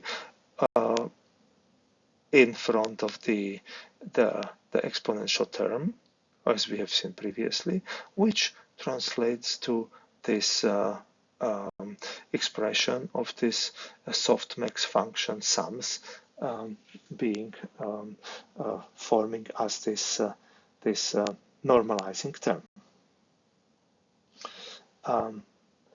And this could be further reformulated into putting this the sum and the 1 onto one fraction, and we can see that as the 1 has been put here, so this is basically the 1 value, which is the same as the denominator, and that will lead to the new formulation, where we can see that this basically cancels out with this. We are left with 1, and this will then lead to just like 1, and so this part, 1 divided by this part, which is the denominator powered by minus 1. So the final formulation is of our multinomial distribution is shown here, and we can see that the ux here is x, the hx is 1, and the gx is this term here, because it doesn't include any x, therefore it is the g eta, and that is the reformulation of our multinomial function into this exponential family general formula when we consider the constraints on given put on the mu k and also on the xk. Finally, let's have a look at the third member of the exponential family probability distributions, the Gaussian distribution. The Gaussian distribution, in its univariate case, we have seen it multiple times, has the expression where it has already an exponential form, and it has some normalizing term in front of the exponential term. Now, we have here this quadratic term, this square, and in order to see clearer what is the decomposition into the natural parameters of this distribution in this general formulation and the other values, let's have a look at how this can be decomposed. So we multiply out this square, leading to x squared minus 2 mu x plus mu square, and we can separate it into a sum of 3 terms, as we can see here. So we have 1 minus 1 divided by 2 mu to sigma squared times x squared, and here the 2 is gone, and it is minus leads to plus, and here it's again minus divided by mu square multiplied by this term. So, and now let's have a look at how this can be decomposed into the natural parameters and all the other functions. So first of all, the natural parameters here are those which are associated with x in some way, and we have here, instead of just a single parameter, we have two parameters. We have a vector of eta, where one element of the vector is mu divided by sigma squared. And that is, in fact, the mu divided by sigma squared is the part which is shown here with this associated with x. And then we have the second part, which is 1 divided by 2 sigma square minus, which is the element, which is the multiplier associated with the x square. So these are the eta coordinates or elements of the eta vector. And then we have our u function, and this u function is simply the association with the eta terms. So it's x and x squared. As we can see here, this nicely fits together. So these two terms are basically defined by these two terms and by the dot product of these two terms. And then we have, if we look further, we see that we have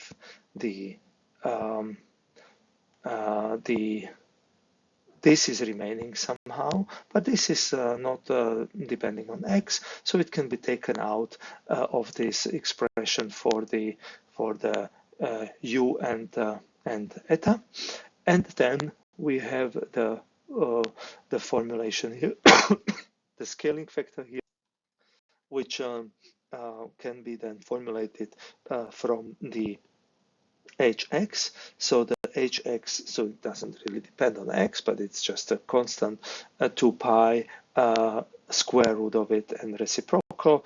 So we can see that this part is covered by the hx, and then the g of eta is simply equals to minus 2 eta 2 and square root of that. So that will mean that if this is eta 2 and times 2 and or minus 2 will lead to 1 divided by sigma squared and the square root of that. So with that, this is now forming our g of eta, and one part, and the second part is times an exponential term, and basically it will be this term, which we can express by the natural parameters as eta 1 squared divided by 4 eta 2. So eta 1 squared is mu squared divided by sigma powered by 4 divided by 4 minus times minus 1 divided by 2 sigma squared.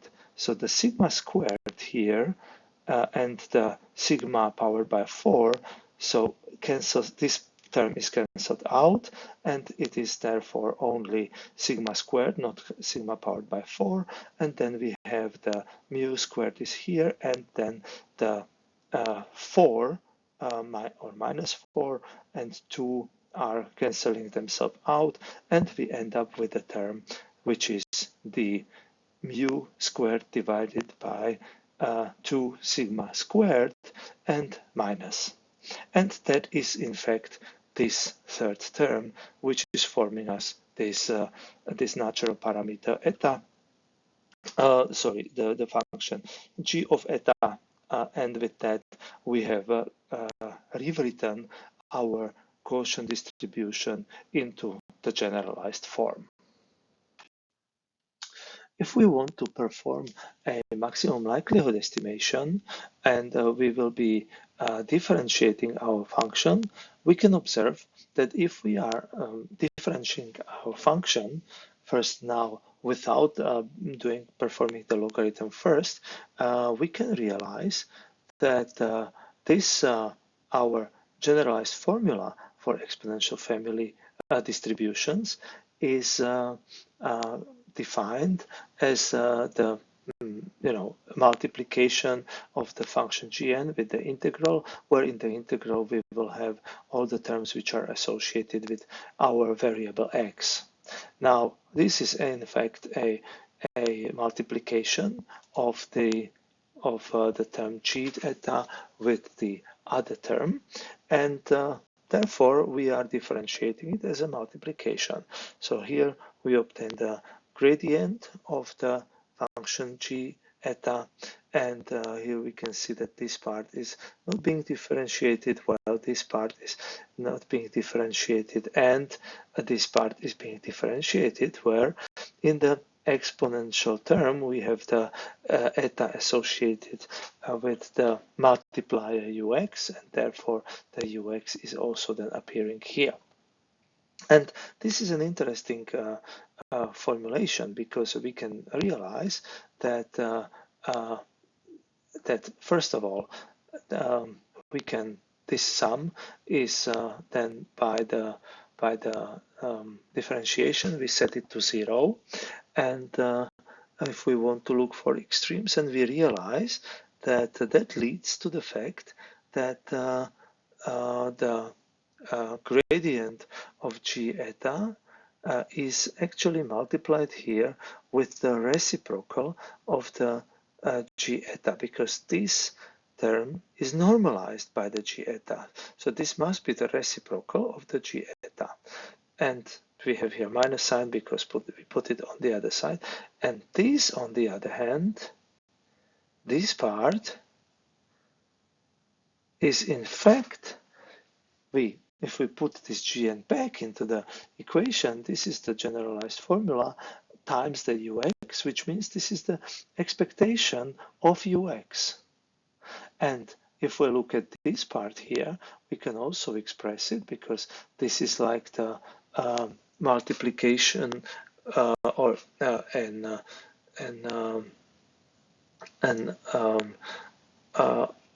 like a complex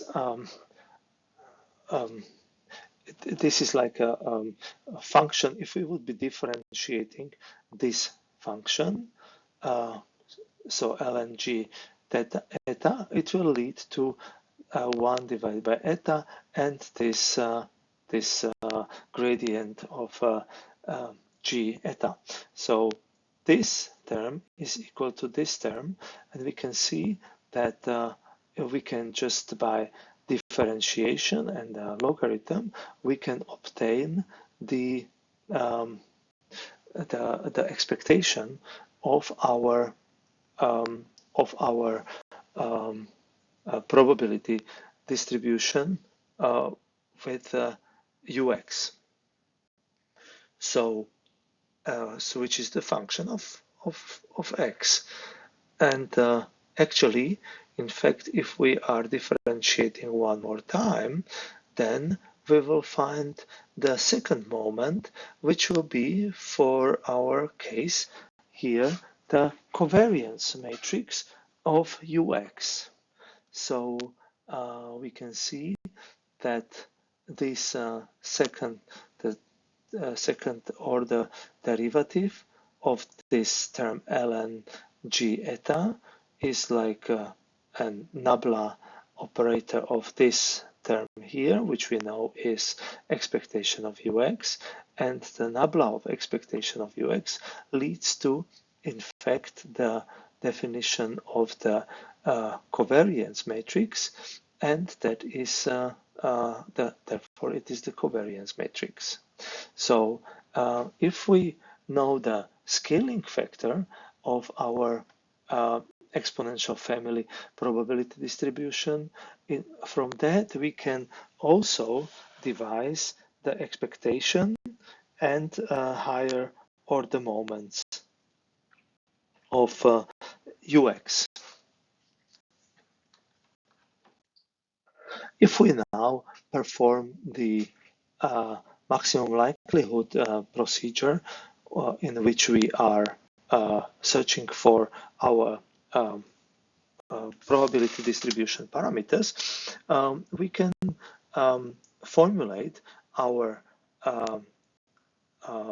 probability distribution characterized by the samples as a product of independently drawn observations.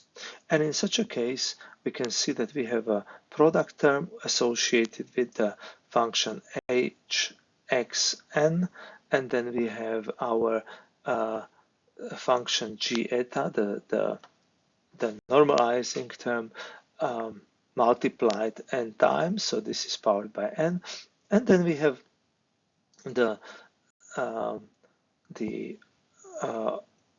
exponential function, where in the exponent we have the natural parameter eta, and which forms the dot product with the sum of our u, x, and values. Now, there is a sum because the product changed into in the exponent of this exponential function to the sum.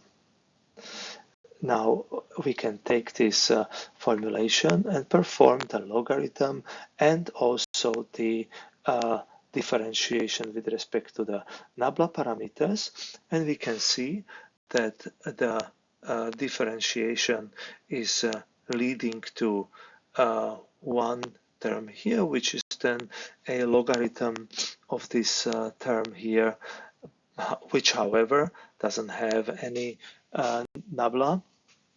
And then we have the term, the g of sorry, not nabla, g of eta, which is then turning into n times ln g of eta, and then our exponential term is coming down from the exponent, and it will simply be the eta dot product with the sum of the uxn, and that is equal to 0.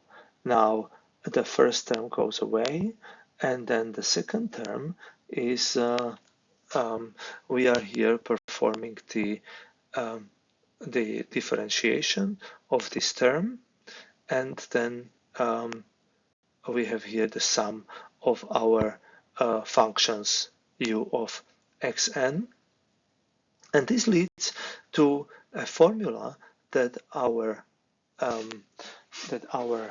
nabla operator, of the ln g and then of eta ml is equal to the average of these u, x, and functions, which is exactly also the expectation of the uxn, as we also have shown previously. So the maximum likelihood depends on data only through this sum, which is therefore the sufficient statistic of x. And also it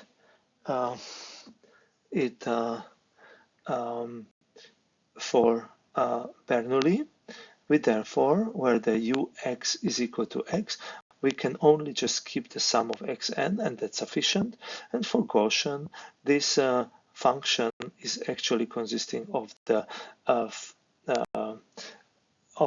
one term, which is the linear term of x and quadratic term of x, and therefore we need to keep sums of both xn and then xn squared. Now let's shortly discuss the conjugate priors structure of the exponential family functions. So we have a likelihood function p of x given eta, and we would like to find a prior that is conjugate to the posterior and has the same form as a prior by that. But we also would like to have that this structure has also the same structure as our likelihood function, and therefore we define our conjugate prior as a function with this following structure. It will have the the f of c and nu, and which is the is a normalization coefficient. Then we have the function g of eta powered by the nu, and then we have the exponential function where we can see that the nu is multiplying our eta, which is having a cross product with the c. And then, if we want to obtain the posterior, it will be proportional to our prior distribution and our likelihood, which is the associated with the data distribution. And therefore, we can see the following formula where we have the product here of the prior terms first and then the parts of our likelihood function, and we can see that we can simply rearrange these terms. First we have these normalization terms and this product of this function hxn, and then we have our g function, which is just nu plus n, and then the exponential where we have the eta is having a cross product with the sum of the function u of xn of the data plus the nu of the chi, and where we can observe that the nu, in fact, is the effective number of pseudo observations, and each of which has value of a sufficient statistics ux given by the key here. So the key is representing really the sufficient statistics ux here. One discussion about the priors relates to the so-called type of priors which are called non-informative priors. That means that these priors are not really having any assumption prior assumption about the probability distribution that would affect our posterior distribution. So they are considered to be of a kind of letting the data speak for themselves, and they are trying to be as objective as possible as database in the Bayesian analysis. So with these priors, although it sounds weird that they do not really have carrier information, we still can have them available for helping to define a proper posterior, and also to help avoiding certain pathological cases. Now, if we have a discrete distribution where we want to have a non-informative prior, in that case, for a discrete distribution, we can simply have the uniform distribution to be an appropriate choice for non-informative prior. So every random variable value will be associated with the probability 1 divided by k if we have k random variables values. For the case of the continuous random variable, we can also employ a similar strategy. However, this only works if our continuous random variable lambda is bounded by a certain interval a and b. If it's and then we can have our non-informative prior of a function, again a uniform distribution. But if the prior is continuous, then a continuous random variable, but it's not bounded, then the distribution cannot be properly normalized, and in such a case the prior will be improper. This might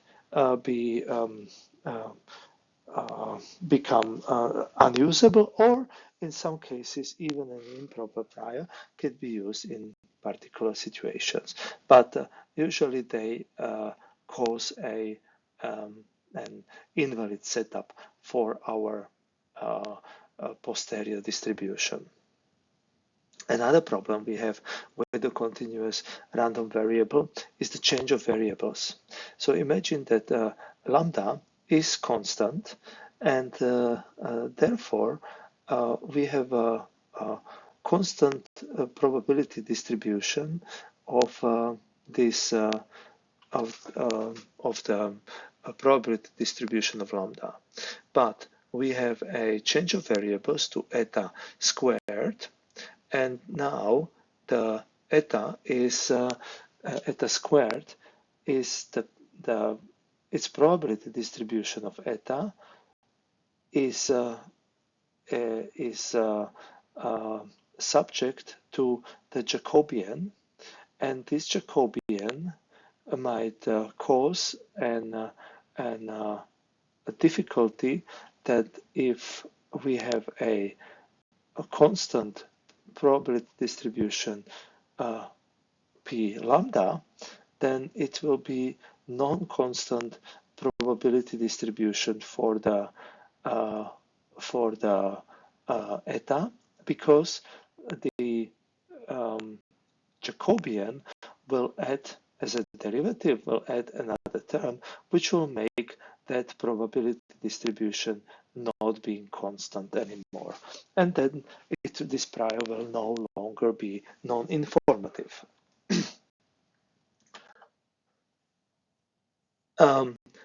One property which we would like to have from a non-informative priors will be the so-called translation invariant property of priors. So imagine that we have a probability density where the mu is some kind of location parameter, like the mean in the normal distribution.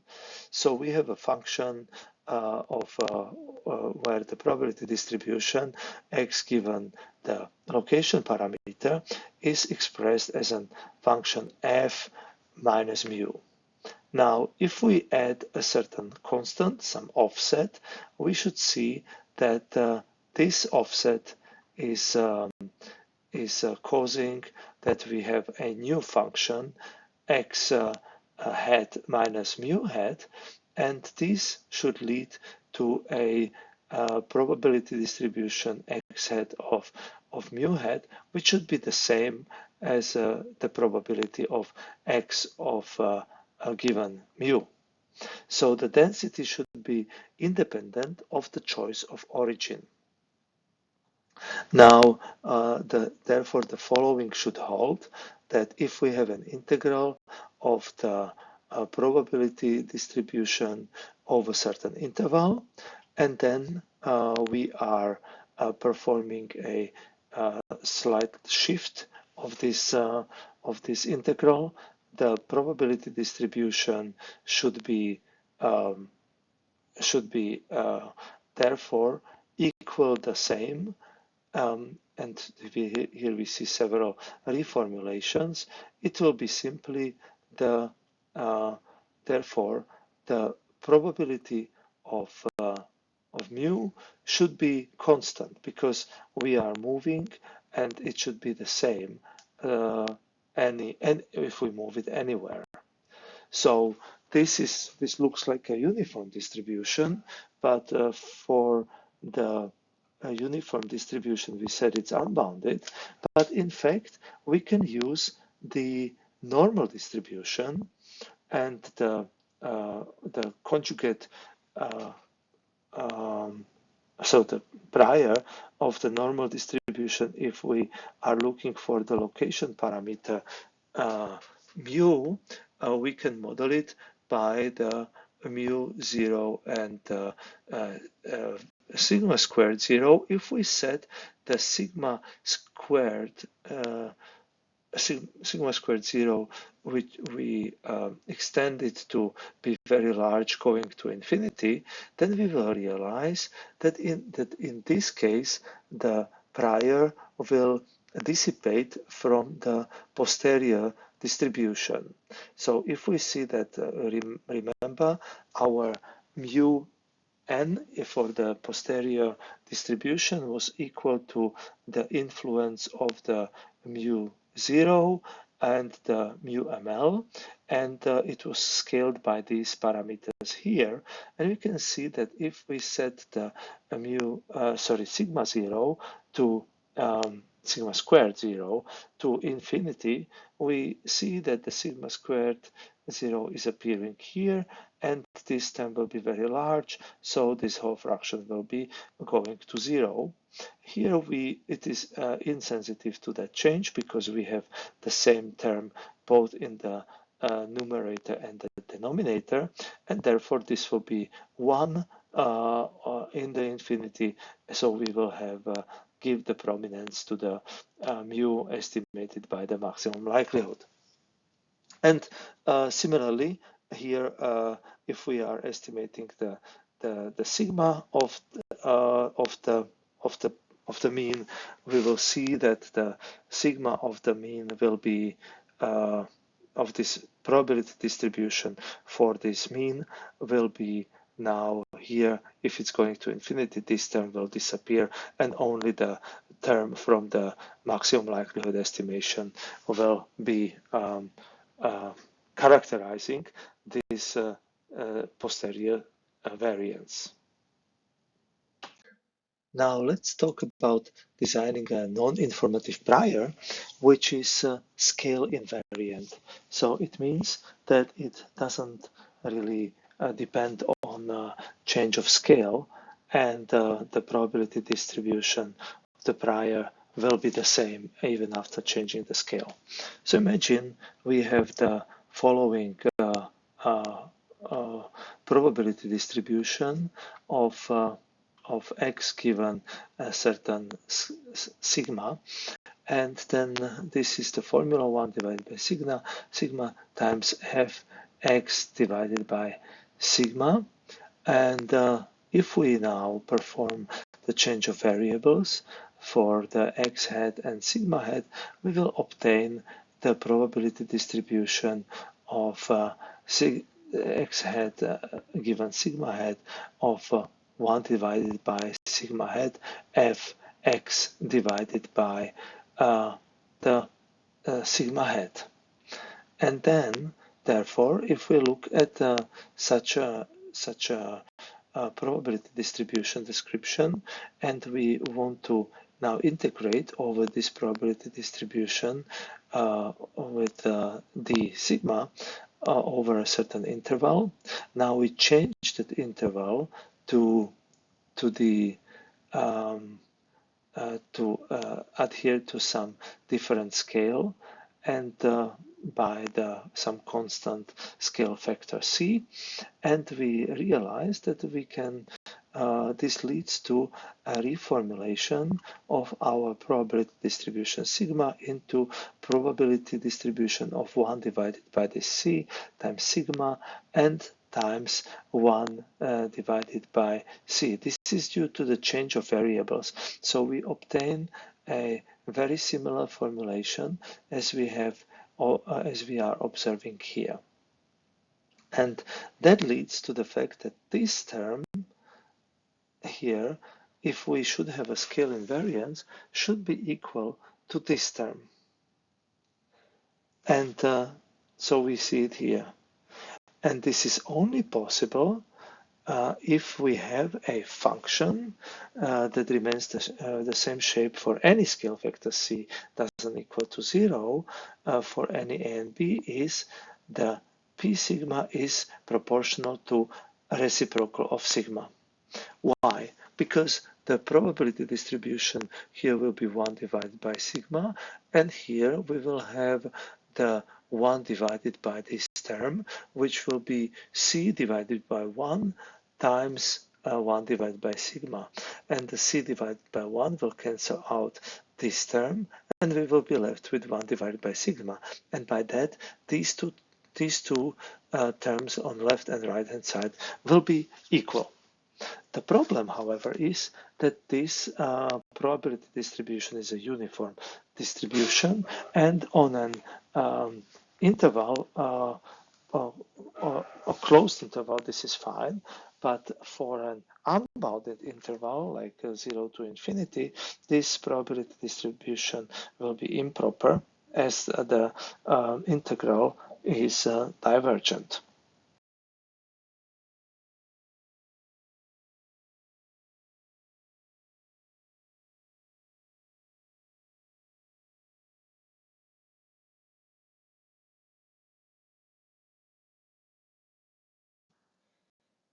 Even as we have an improper uh, prior, which is like 1 divided by sigma proportional to that. So the uniform distribution, in some cases, we can find a way how this could be acceptable as long as the posterior distribution is bounded and is not affected by this unbounded effect of the prior. So we can see an example of that for our sigma parameter in the normal distribution, where the probability of sigma is proportional to 1 divided by sigma, and we can replace the sigma with I mean sigma squared like variance, and it's reciprocal. So sometimes it is more beneficial to change the variables and operate with lambda instead.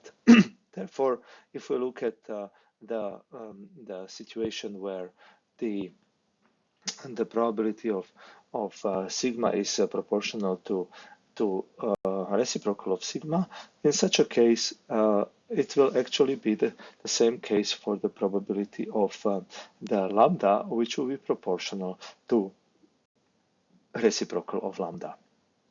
And if we have the expression for the normal distribution formulated with the precision lambda, in such a case, we can work with the prior which is associated with lambda, and that would be the gamma distribution.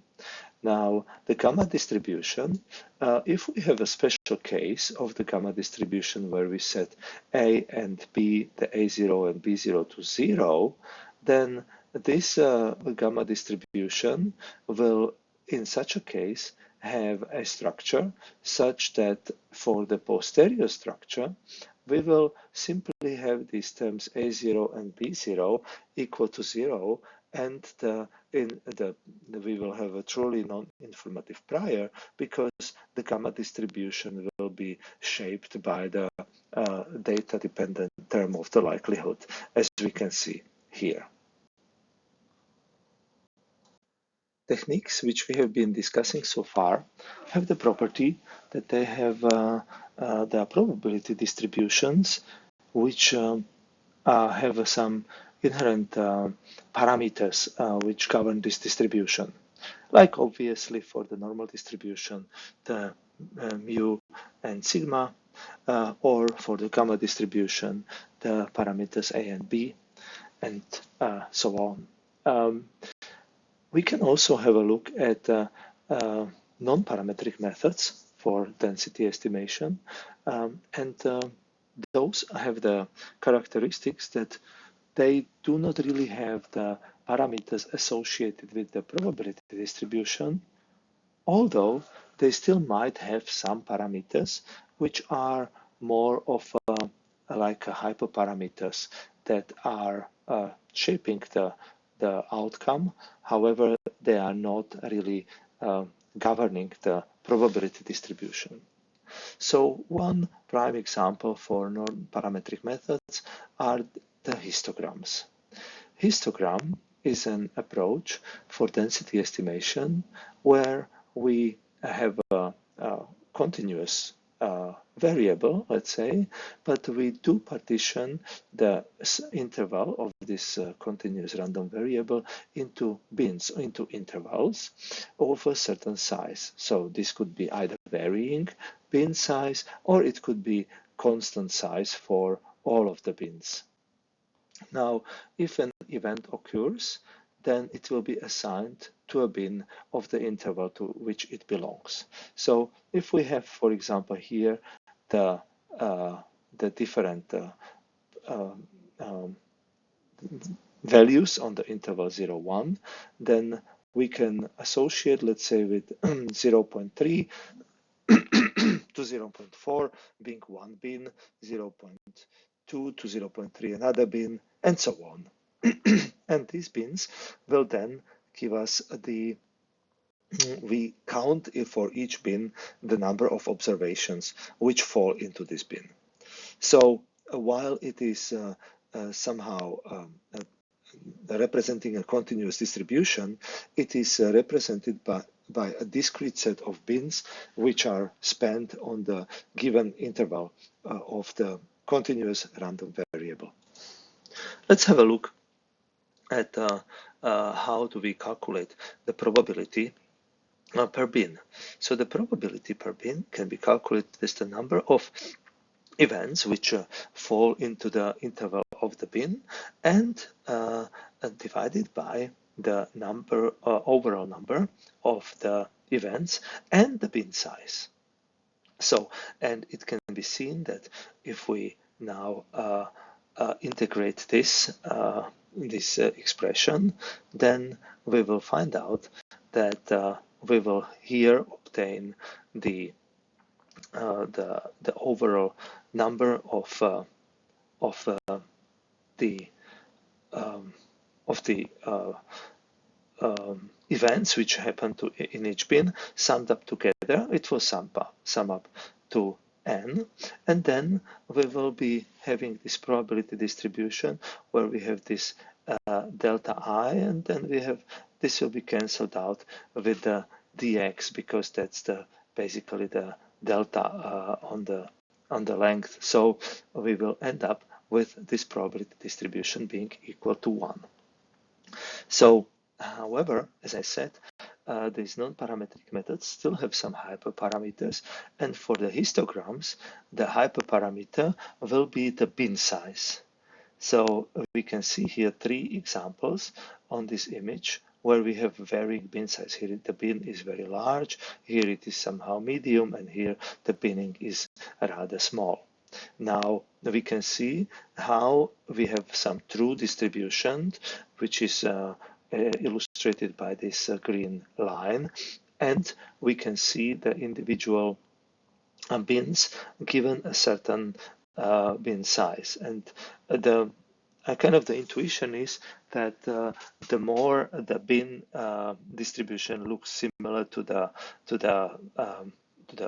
probability distribution, the better representation of the probability distribution it is.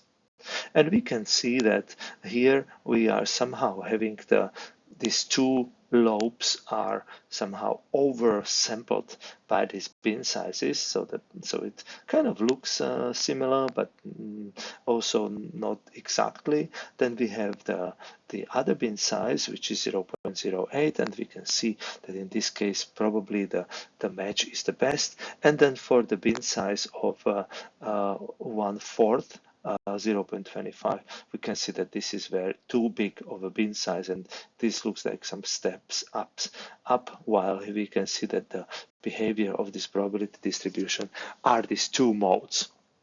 So the bimodality is best expressed by this bin. So we can see that it is highly dependent on the bin size, but this is not the only dependency. It is also dependent on where the bin starts and expressed here by the edge. So we can have a different starting point for the bin to start and end, and that will also change how the binning is performed and which elements fall into which bin, and that can also change the shape of the distribution. So this representation is highly dependent on these two parameters of the bin size especially, and also on the edge or the face of when the bins are starting and ending. the interesting property of bin histogram representations is that once we have this binning, it can actually replace the original data because it is somehow representing an aggregate of our data, and could be the original data can be uh, uh, removed, and we can only operate on the representation of the histogram. So we will practically have much less of data in the end when we have only the histogram representation. Also, the histogram representation would support the sequential approach. So naturally, we can just add one to each bin when there is a certain event occurring, and then we can increase the particular bin, and by that change sequentially the probability distribution. Closely related to the histogram representation, we also have another non-parametric method, which is called kernel density estimation. Kernel density estimation is similar in the sense of somehow representing the probability by the observations. However, previously in the case of histograms, we have had some kind of uniform space partitioning where the space was partitioned, the probability, the random variable values interval. However, in the kernel density estimates, we are partitioning the space around the observations. So let's have a look at how this is done. First of all, we have an unknown probability density, which we are looking for, and we can see that in a certain region, the probability mass is equal to the integral of this probability density function. Now, we have, like, if we have n observations in total from this probability density function, then there is a probability of p that the observation will fall into the region R, as we had expressed here. So if we are having like a k points falling inside to this region, the probability follows a binomial distribution, really like in or out, like head or tail, inside the region or outside the region. And here we have the probability of being inside the region. Now, if we are, let's say, having an sampling of the space, and some of these samples fall into the region R and some of them are not, then we will see that there is a combination of from the probability theory or combinatorics which governs this the probability distribution, because we are not really interested in the particular order in which they are appearing inside or outside the region, but we only want to count the combinations of elements being inside or outside the region. So that's the binomial distribution, which then has the expectation that we have a k elements from n is p, and then that's the and then we have the variance is p times 1 minus p divided by n, like in the case of binomial distribution. So we see that for the region R, we have k observations falling into that region, and that also governs our probability distribution. So in that regard, the K is equal to is approximately for a limited amount of samples is approximately equal to n times p. So the amount of samples falling into the region are from all the observations times the probability that it falls into the region. And if we say that falling the probability within the region is approximately constant px, like we had in the case of the histograms, then we can express that the px probability density function times the volume is approximately equal to the capital P, to the probability for the whole region. And that expresses that our probability density function is k divided by n and divided by the volume of that region. So now let's have a look at this region in a particular example. So imagine that we have a small hypercube centered at x. By hypercube we mean a cube of arbitrary dimensions. So you can imagine a two-dimensional square, for example, or a cube. And this hypercube is associated with a specific function. We call it a kernel function or a Parson window, which is that if we have something which falls into our region of the hypercube, it is equal to 1, and if it falls outside, it is 0. So it's basically a counter of the observations which fall into this hypercube centered around this this point x. So if our value is smaller than 1/2, then we have we are having 1. So that means that imagine that we have a certain cube of a length, let's say 1 now for example, in each dimension, and now we have a center point x, and then if the distance is smaller and or equal to 1/2, then we are inside this this hypercube. Otherwise, we will be outside. So that is somehow governing this counter kernel. Let's have a look at it in more detail.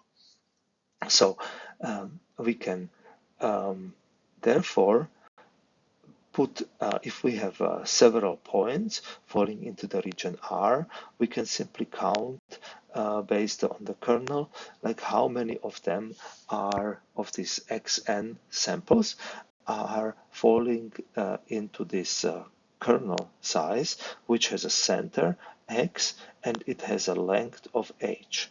So this will give us, so if this distance between the x and xn is bigger than h, then it is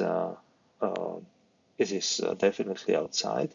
If it's bigger than 1/2 of h, it is still outside. And if it's smaller than 1/2 of h, then it means that this sample xn is inside of this kernel of this hypercube. And then it will be counted as 1. So with this we are counting these elements inside.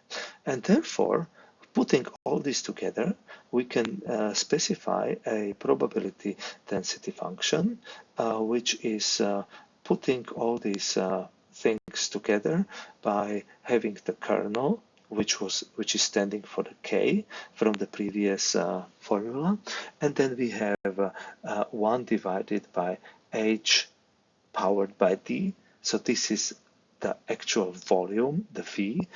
So here we have the h. If the d is two-dimensional, then we have h squared here, or three-dimensional h cubed. So you can see it gives us the area or the volume of that region, and then we sum up all these elements which are falling into this region, and In order to have this probability density function normalized, we divide by the total number of observations. So this is how we can define this probability density function. And now comes a twist to this interpretation of having samples xn falling into the center of X. Now we turn it around and we say we have hypercubes centered around each data point xn, because that's the observations we actually had, and we have an point x, which is a given point in this space, which is surrounded by this xn and the hypercubes which are around those xn, and then we count to how many of these hypercubes this point x falls. So unlike in the histogram case, in the histogram an observation can fall only into one bin. Here, these hypercubes can clearly overlap, and therefore one point belongs to several of them. And we are basically counting here to how many of these known observations, associated hypercubes, this point x belongs, and that governs the probability distribution of this point x.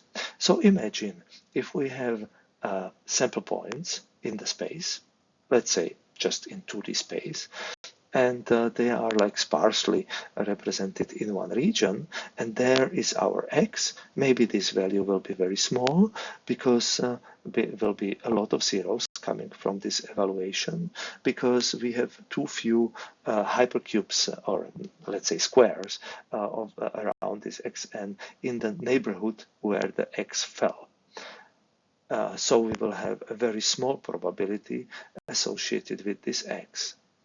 If we will, however, fall into the densely sampled region by our observations, where there are many hypercubes already overlapping, and we are counting them with this kernel density estimation method, then we will find out that the probability density will be very high. The likelihood that the X is falling into that region will be very high. So this is the power of this reinterpretation.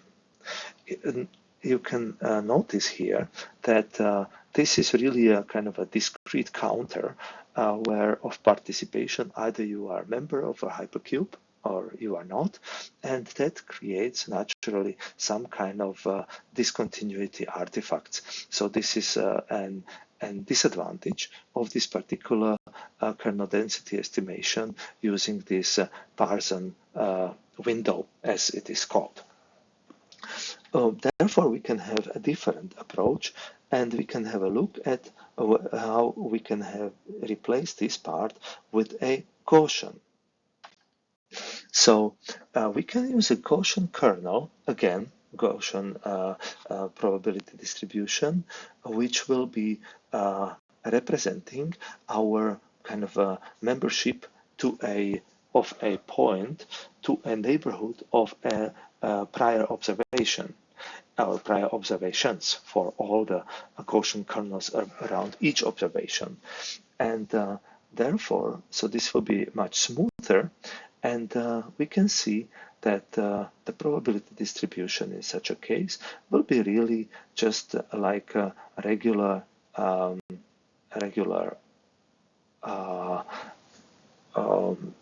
Gaussian probability distribution and here we have it's for d dimensions, and where the h parameter, previously this was the width of this cube, of this discrete hypercube.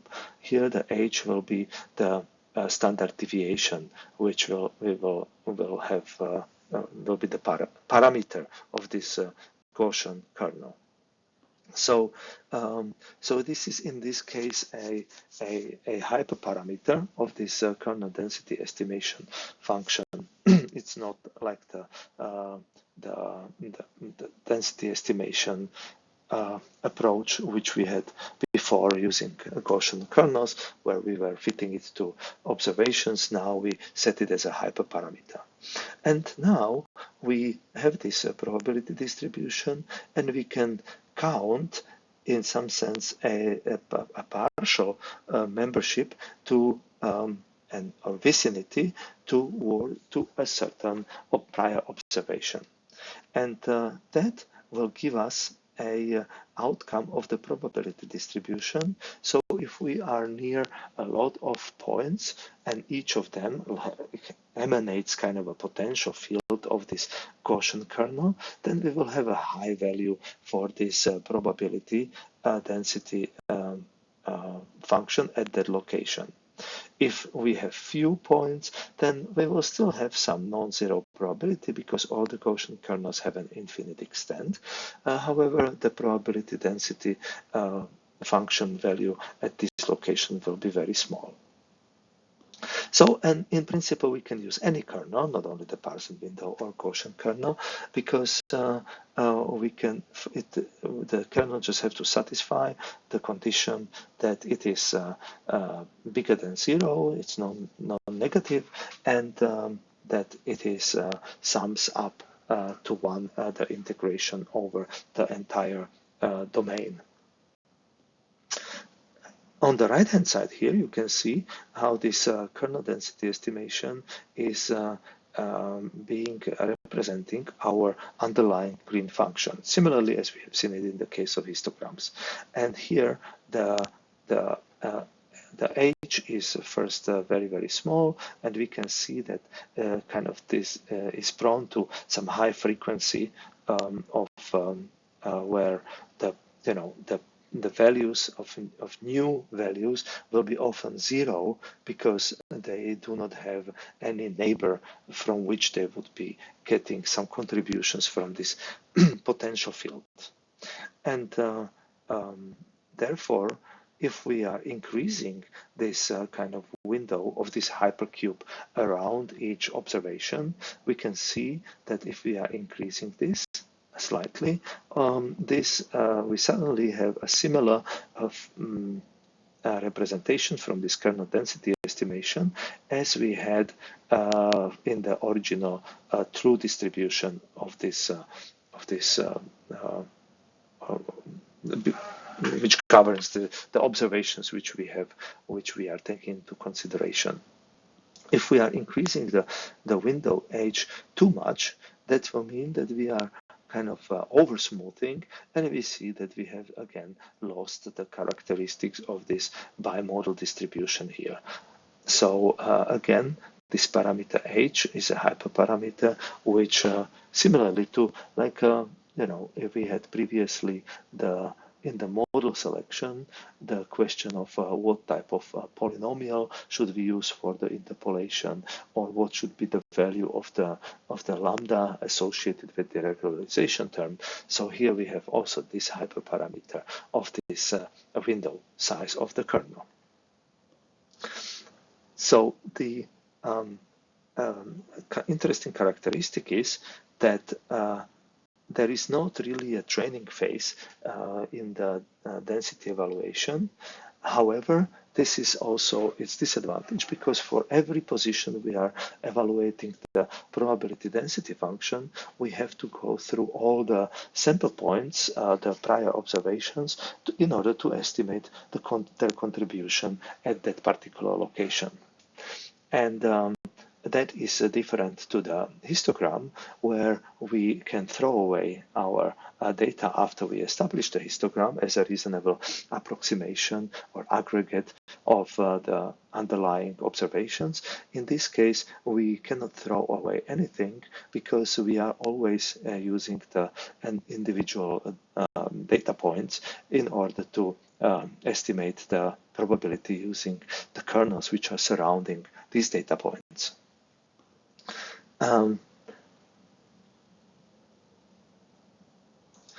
And we can see that, especially in the first case, we have there is a problem with if we have a fixed age and we have kind of irregular sampling of our space, especially because the probabilities are like a bimodal here and not uniform. Then we might have a problem that for some age, this sometimes we are over smoothing, and for the same age in a different area, we are having too little space for contributing to a particular spatial position with some window size of surrounding samples. So this is a problem for the kernel density estimation. The third category of non-parametric methods will be the nearest neighbor methods. Here, we somehow tackle the problem of kernel density estimates, that if we have a fixed parameter h, whether it is the side of a hypercube or the standard deviation of a Gaussian kernel, this might have a different optimality on the different locations within the space.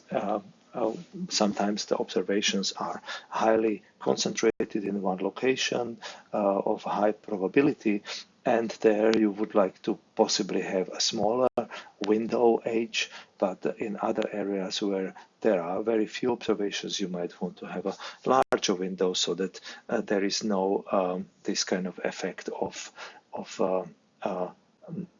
not having any contributions, and then the probability will drop to 0. So in the case of nearest neighbor methods, we are not having the same volume around like of the hypercube h. This can be varying, but we are fixing the k. So the k previously was varying. We were searching for the k to which hypercubes, for example, a given sample point belong to. Now we are actually fixing the k, and we are changing the volume. And this can be imagined as looking for k nearest neighbors. Imagine we have observations in space. Let's say in 2D space we have observations plotted, and then we have a new point in this space, and we are looking for k nearest neighbors. And we can do it in such a way that we are in 2D, slowly from our point where we want to estimate the density, we're growing a sphere, a circle really in 2D, until it contains k data points. And once these k data points are reached, that gives us the certain probability estimation, as it can in the same way where we have the k, which is now fixed, and the n is also fixed, and what is varied is the v. So the volume, the bigger the volume is, the smaller the probability density at that location. We can see the effect of the k, which is again a hyperparameter here, for k1. So this is really like the nearest neighbor, and we are observing what are the different values associated with that. And we can see that in the sparsely populated areas we have artifacts, because they are like the spikes are related to the vicinity of sample points, and then between the spikes we have like a valleys of very low probability density. But if we increase this k to 5, we can see that the probability density is getting a little bit better. And in the case of K30, we again see that we are losing the characteristics of our distribution. So the K as a hyperparameter is gives a lot of, again, influence on how this probability density will be estimated. It needs to be noted that this is not a true density model, as the integral over the space diverges. So we can see that for some of these spheres which we are growing, the space will be overlapping for various points in space, which then means that this density model is not a true density model, because the space is represented, the same space is represented in the probability density calculation multiple times. So now let's have a look at a particular example of using the k-nearest neighbor methods. We can think of an application of k-nearest neighbors onto classification. We had previously already an example where we had this oil flow data, and we were trying to classify points which were in that space, but were not part of the observations, obviously. And we can therefore think of that we have total of n observations with nk points belong to certain class ck, and the sum of nk points is equal to n, so no point is associated with two classes, so it is always just one class per point. And now, if we are in this space, let's say again, imagine a 2D space, and we are having points of different categories, now we grow a sphere to include k points of any class within the volume, and so it will end up that we will be containing some kk points from the ck class, and the sum of kk will be equal to k. Now, if we want to establish the probability density, we can see that this can be expressed by the Bayesian treatment in the way that we have first our data term, which tells us that the probability density is based on the amount of the points per a certain class within our grown sphere, and divided by the total number of the elements in that class. And then also this is inversely proportional to the volume, as we have seen already before. Now, the prior distribution can be governed by the nk, so the total number of points per class, over the total number of points and total number of observations. And the px is really like irrespective of any classification. We are simply, for a particular location, we are calculating what is the k divided by n, so this is the k is fixed and the number of n is also fixed, and what is changing is the volume, so that we have in certain locations the smaller volume if there is a high densely populated amount of samples, and in some areas which are sparsely populated, we will therefore need to grow larger volume, which will consequently lead to smaller probability density. So if we put all these quantities together, we can obtain the equation of the Bayesian theorem, where the conditional probability times the marginal probability for the class divided by the marginal probability of the observations is equal to the conditional probability of class given observations. And that leads to, if we put in all the quantities here, we can see that nk is cancelling out with the nk, and then we see that the n is also cancelling out with this n, and so does the v, because this is in the denominator, and we are left with kk divided by k. So how many elements of a certain class are within our k neighbors? That is the posterior probability. from the decision theory, we know that in order to minimize the misclassification, if we want to classify the new point, choosing the highest posterior probability would lead to the smallest error. So that would be a good guideline to for classifying a newly defined point. But we need to also understand that the k as a hyperparameter controls the degree of smoothing. So for example, if we look in the k equals 1, then we can see that this border between the one class and the second class is defined basically by these hyperplanes between the points which are kind of on the front of each of the classes. And so, for example, here we can see that this is forming a part of a hyperplane. This is forming a hyperplane between these 2 points. This is forming a hyperplane between these 2 points, etc. So, and we can see that also in this case on this within this plot, where we have here several classes distributed. This is, I think, the oil flow data again, and we have our classification done by the k nearest neighbors. And we see this in these pale colors, these pastel colors. We can see the regions which have been defined by this by the k nearest neighbors.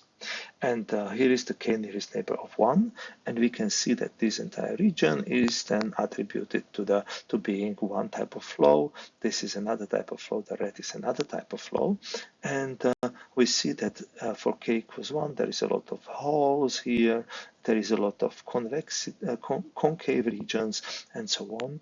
So it is a very kind of a high frequency type of classification. And with an increasing number of k, we will be having a more smoother boundaries of various regions. Some areas will be filled, and some concave regions will be removed or made smaller, and so on. And then for k equals, here it's 31, we see that the regions are now largely smooth and defining us the boundaries in a more low frequency way. The evaluation of our k nearest neighbors proceeds in the same way as for the kernels, in the sense that we need all the data points available in order to evaluate k nearest neighbors.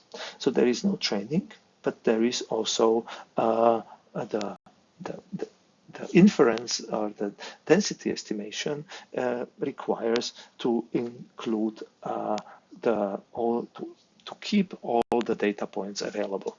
So for that, this is computationally quite costly, but we can use some structures, data structures, in order to maybe partition the space efficiently, so that we can use more efficient and faster algorithms for faster evaluation. So, for example, if we would have some uniform space partitioning, and we will know in that space partitioning what are the elements, and in the neighboring cells we know what are the elements, we can be quicker in finding out the k nearest neighbors than if we would go through all the points of our data set. So this will make the situation and the algorithm complexity more, in some sense, localized to just some space partitioned cells.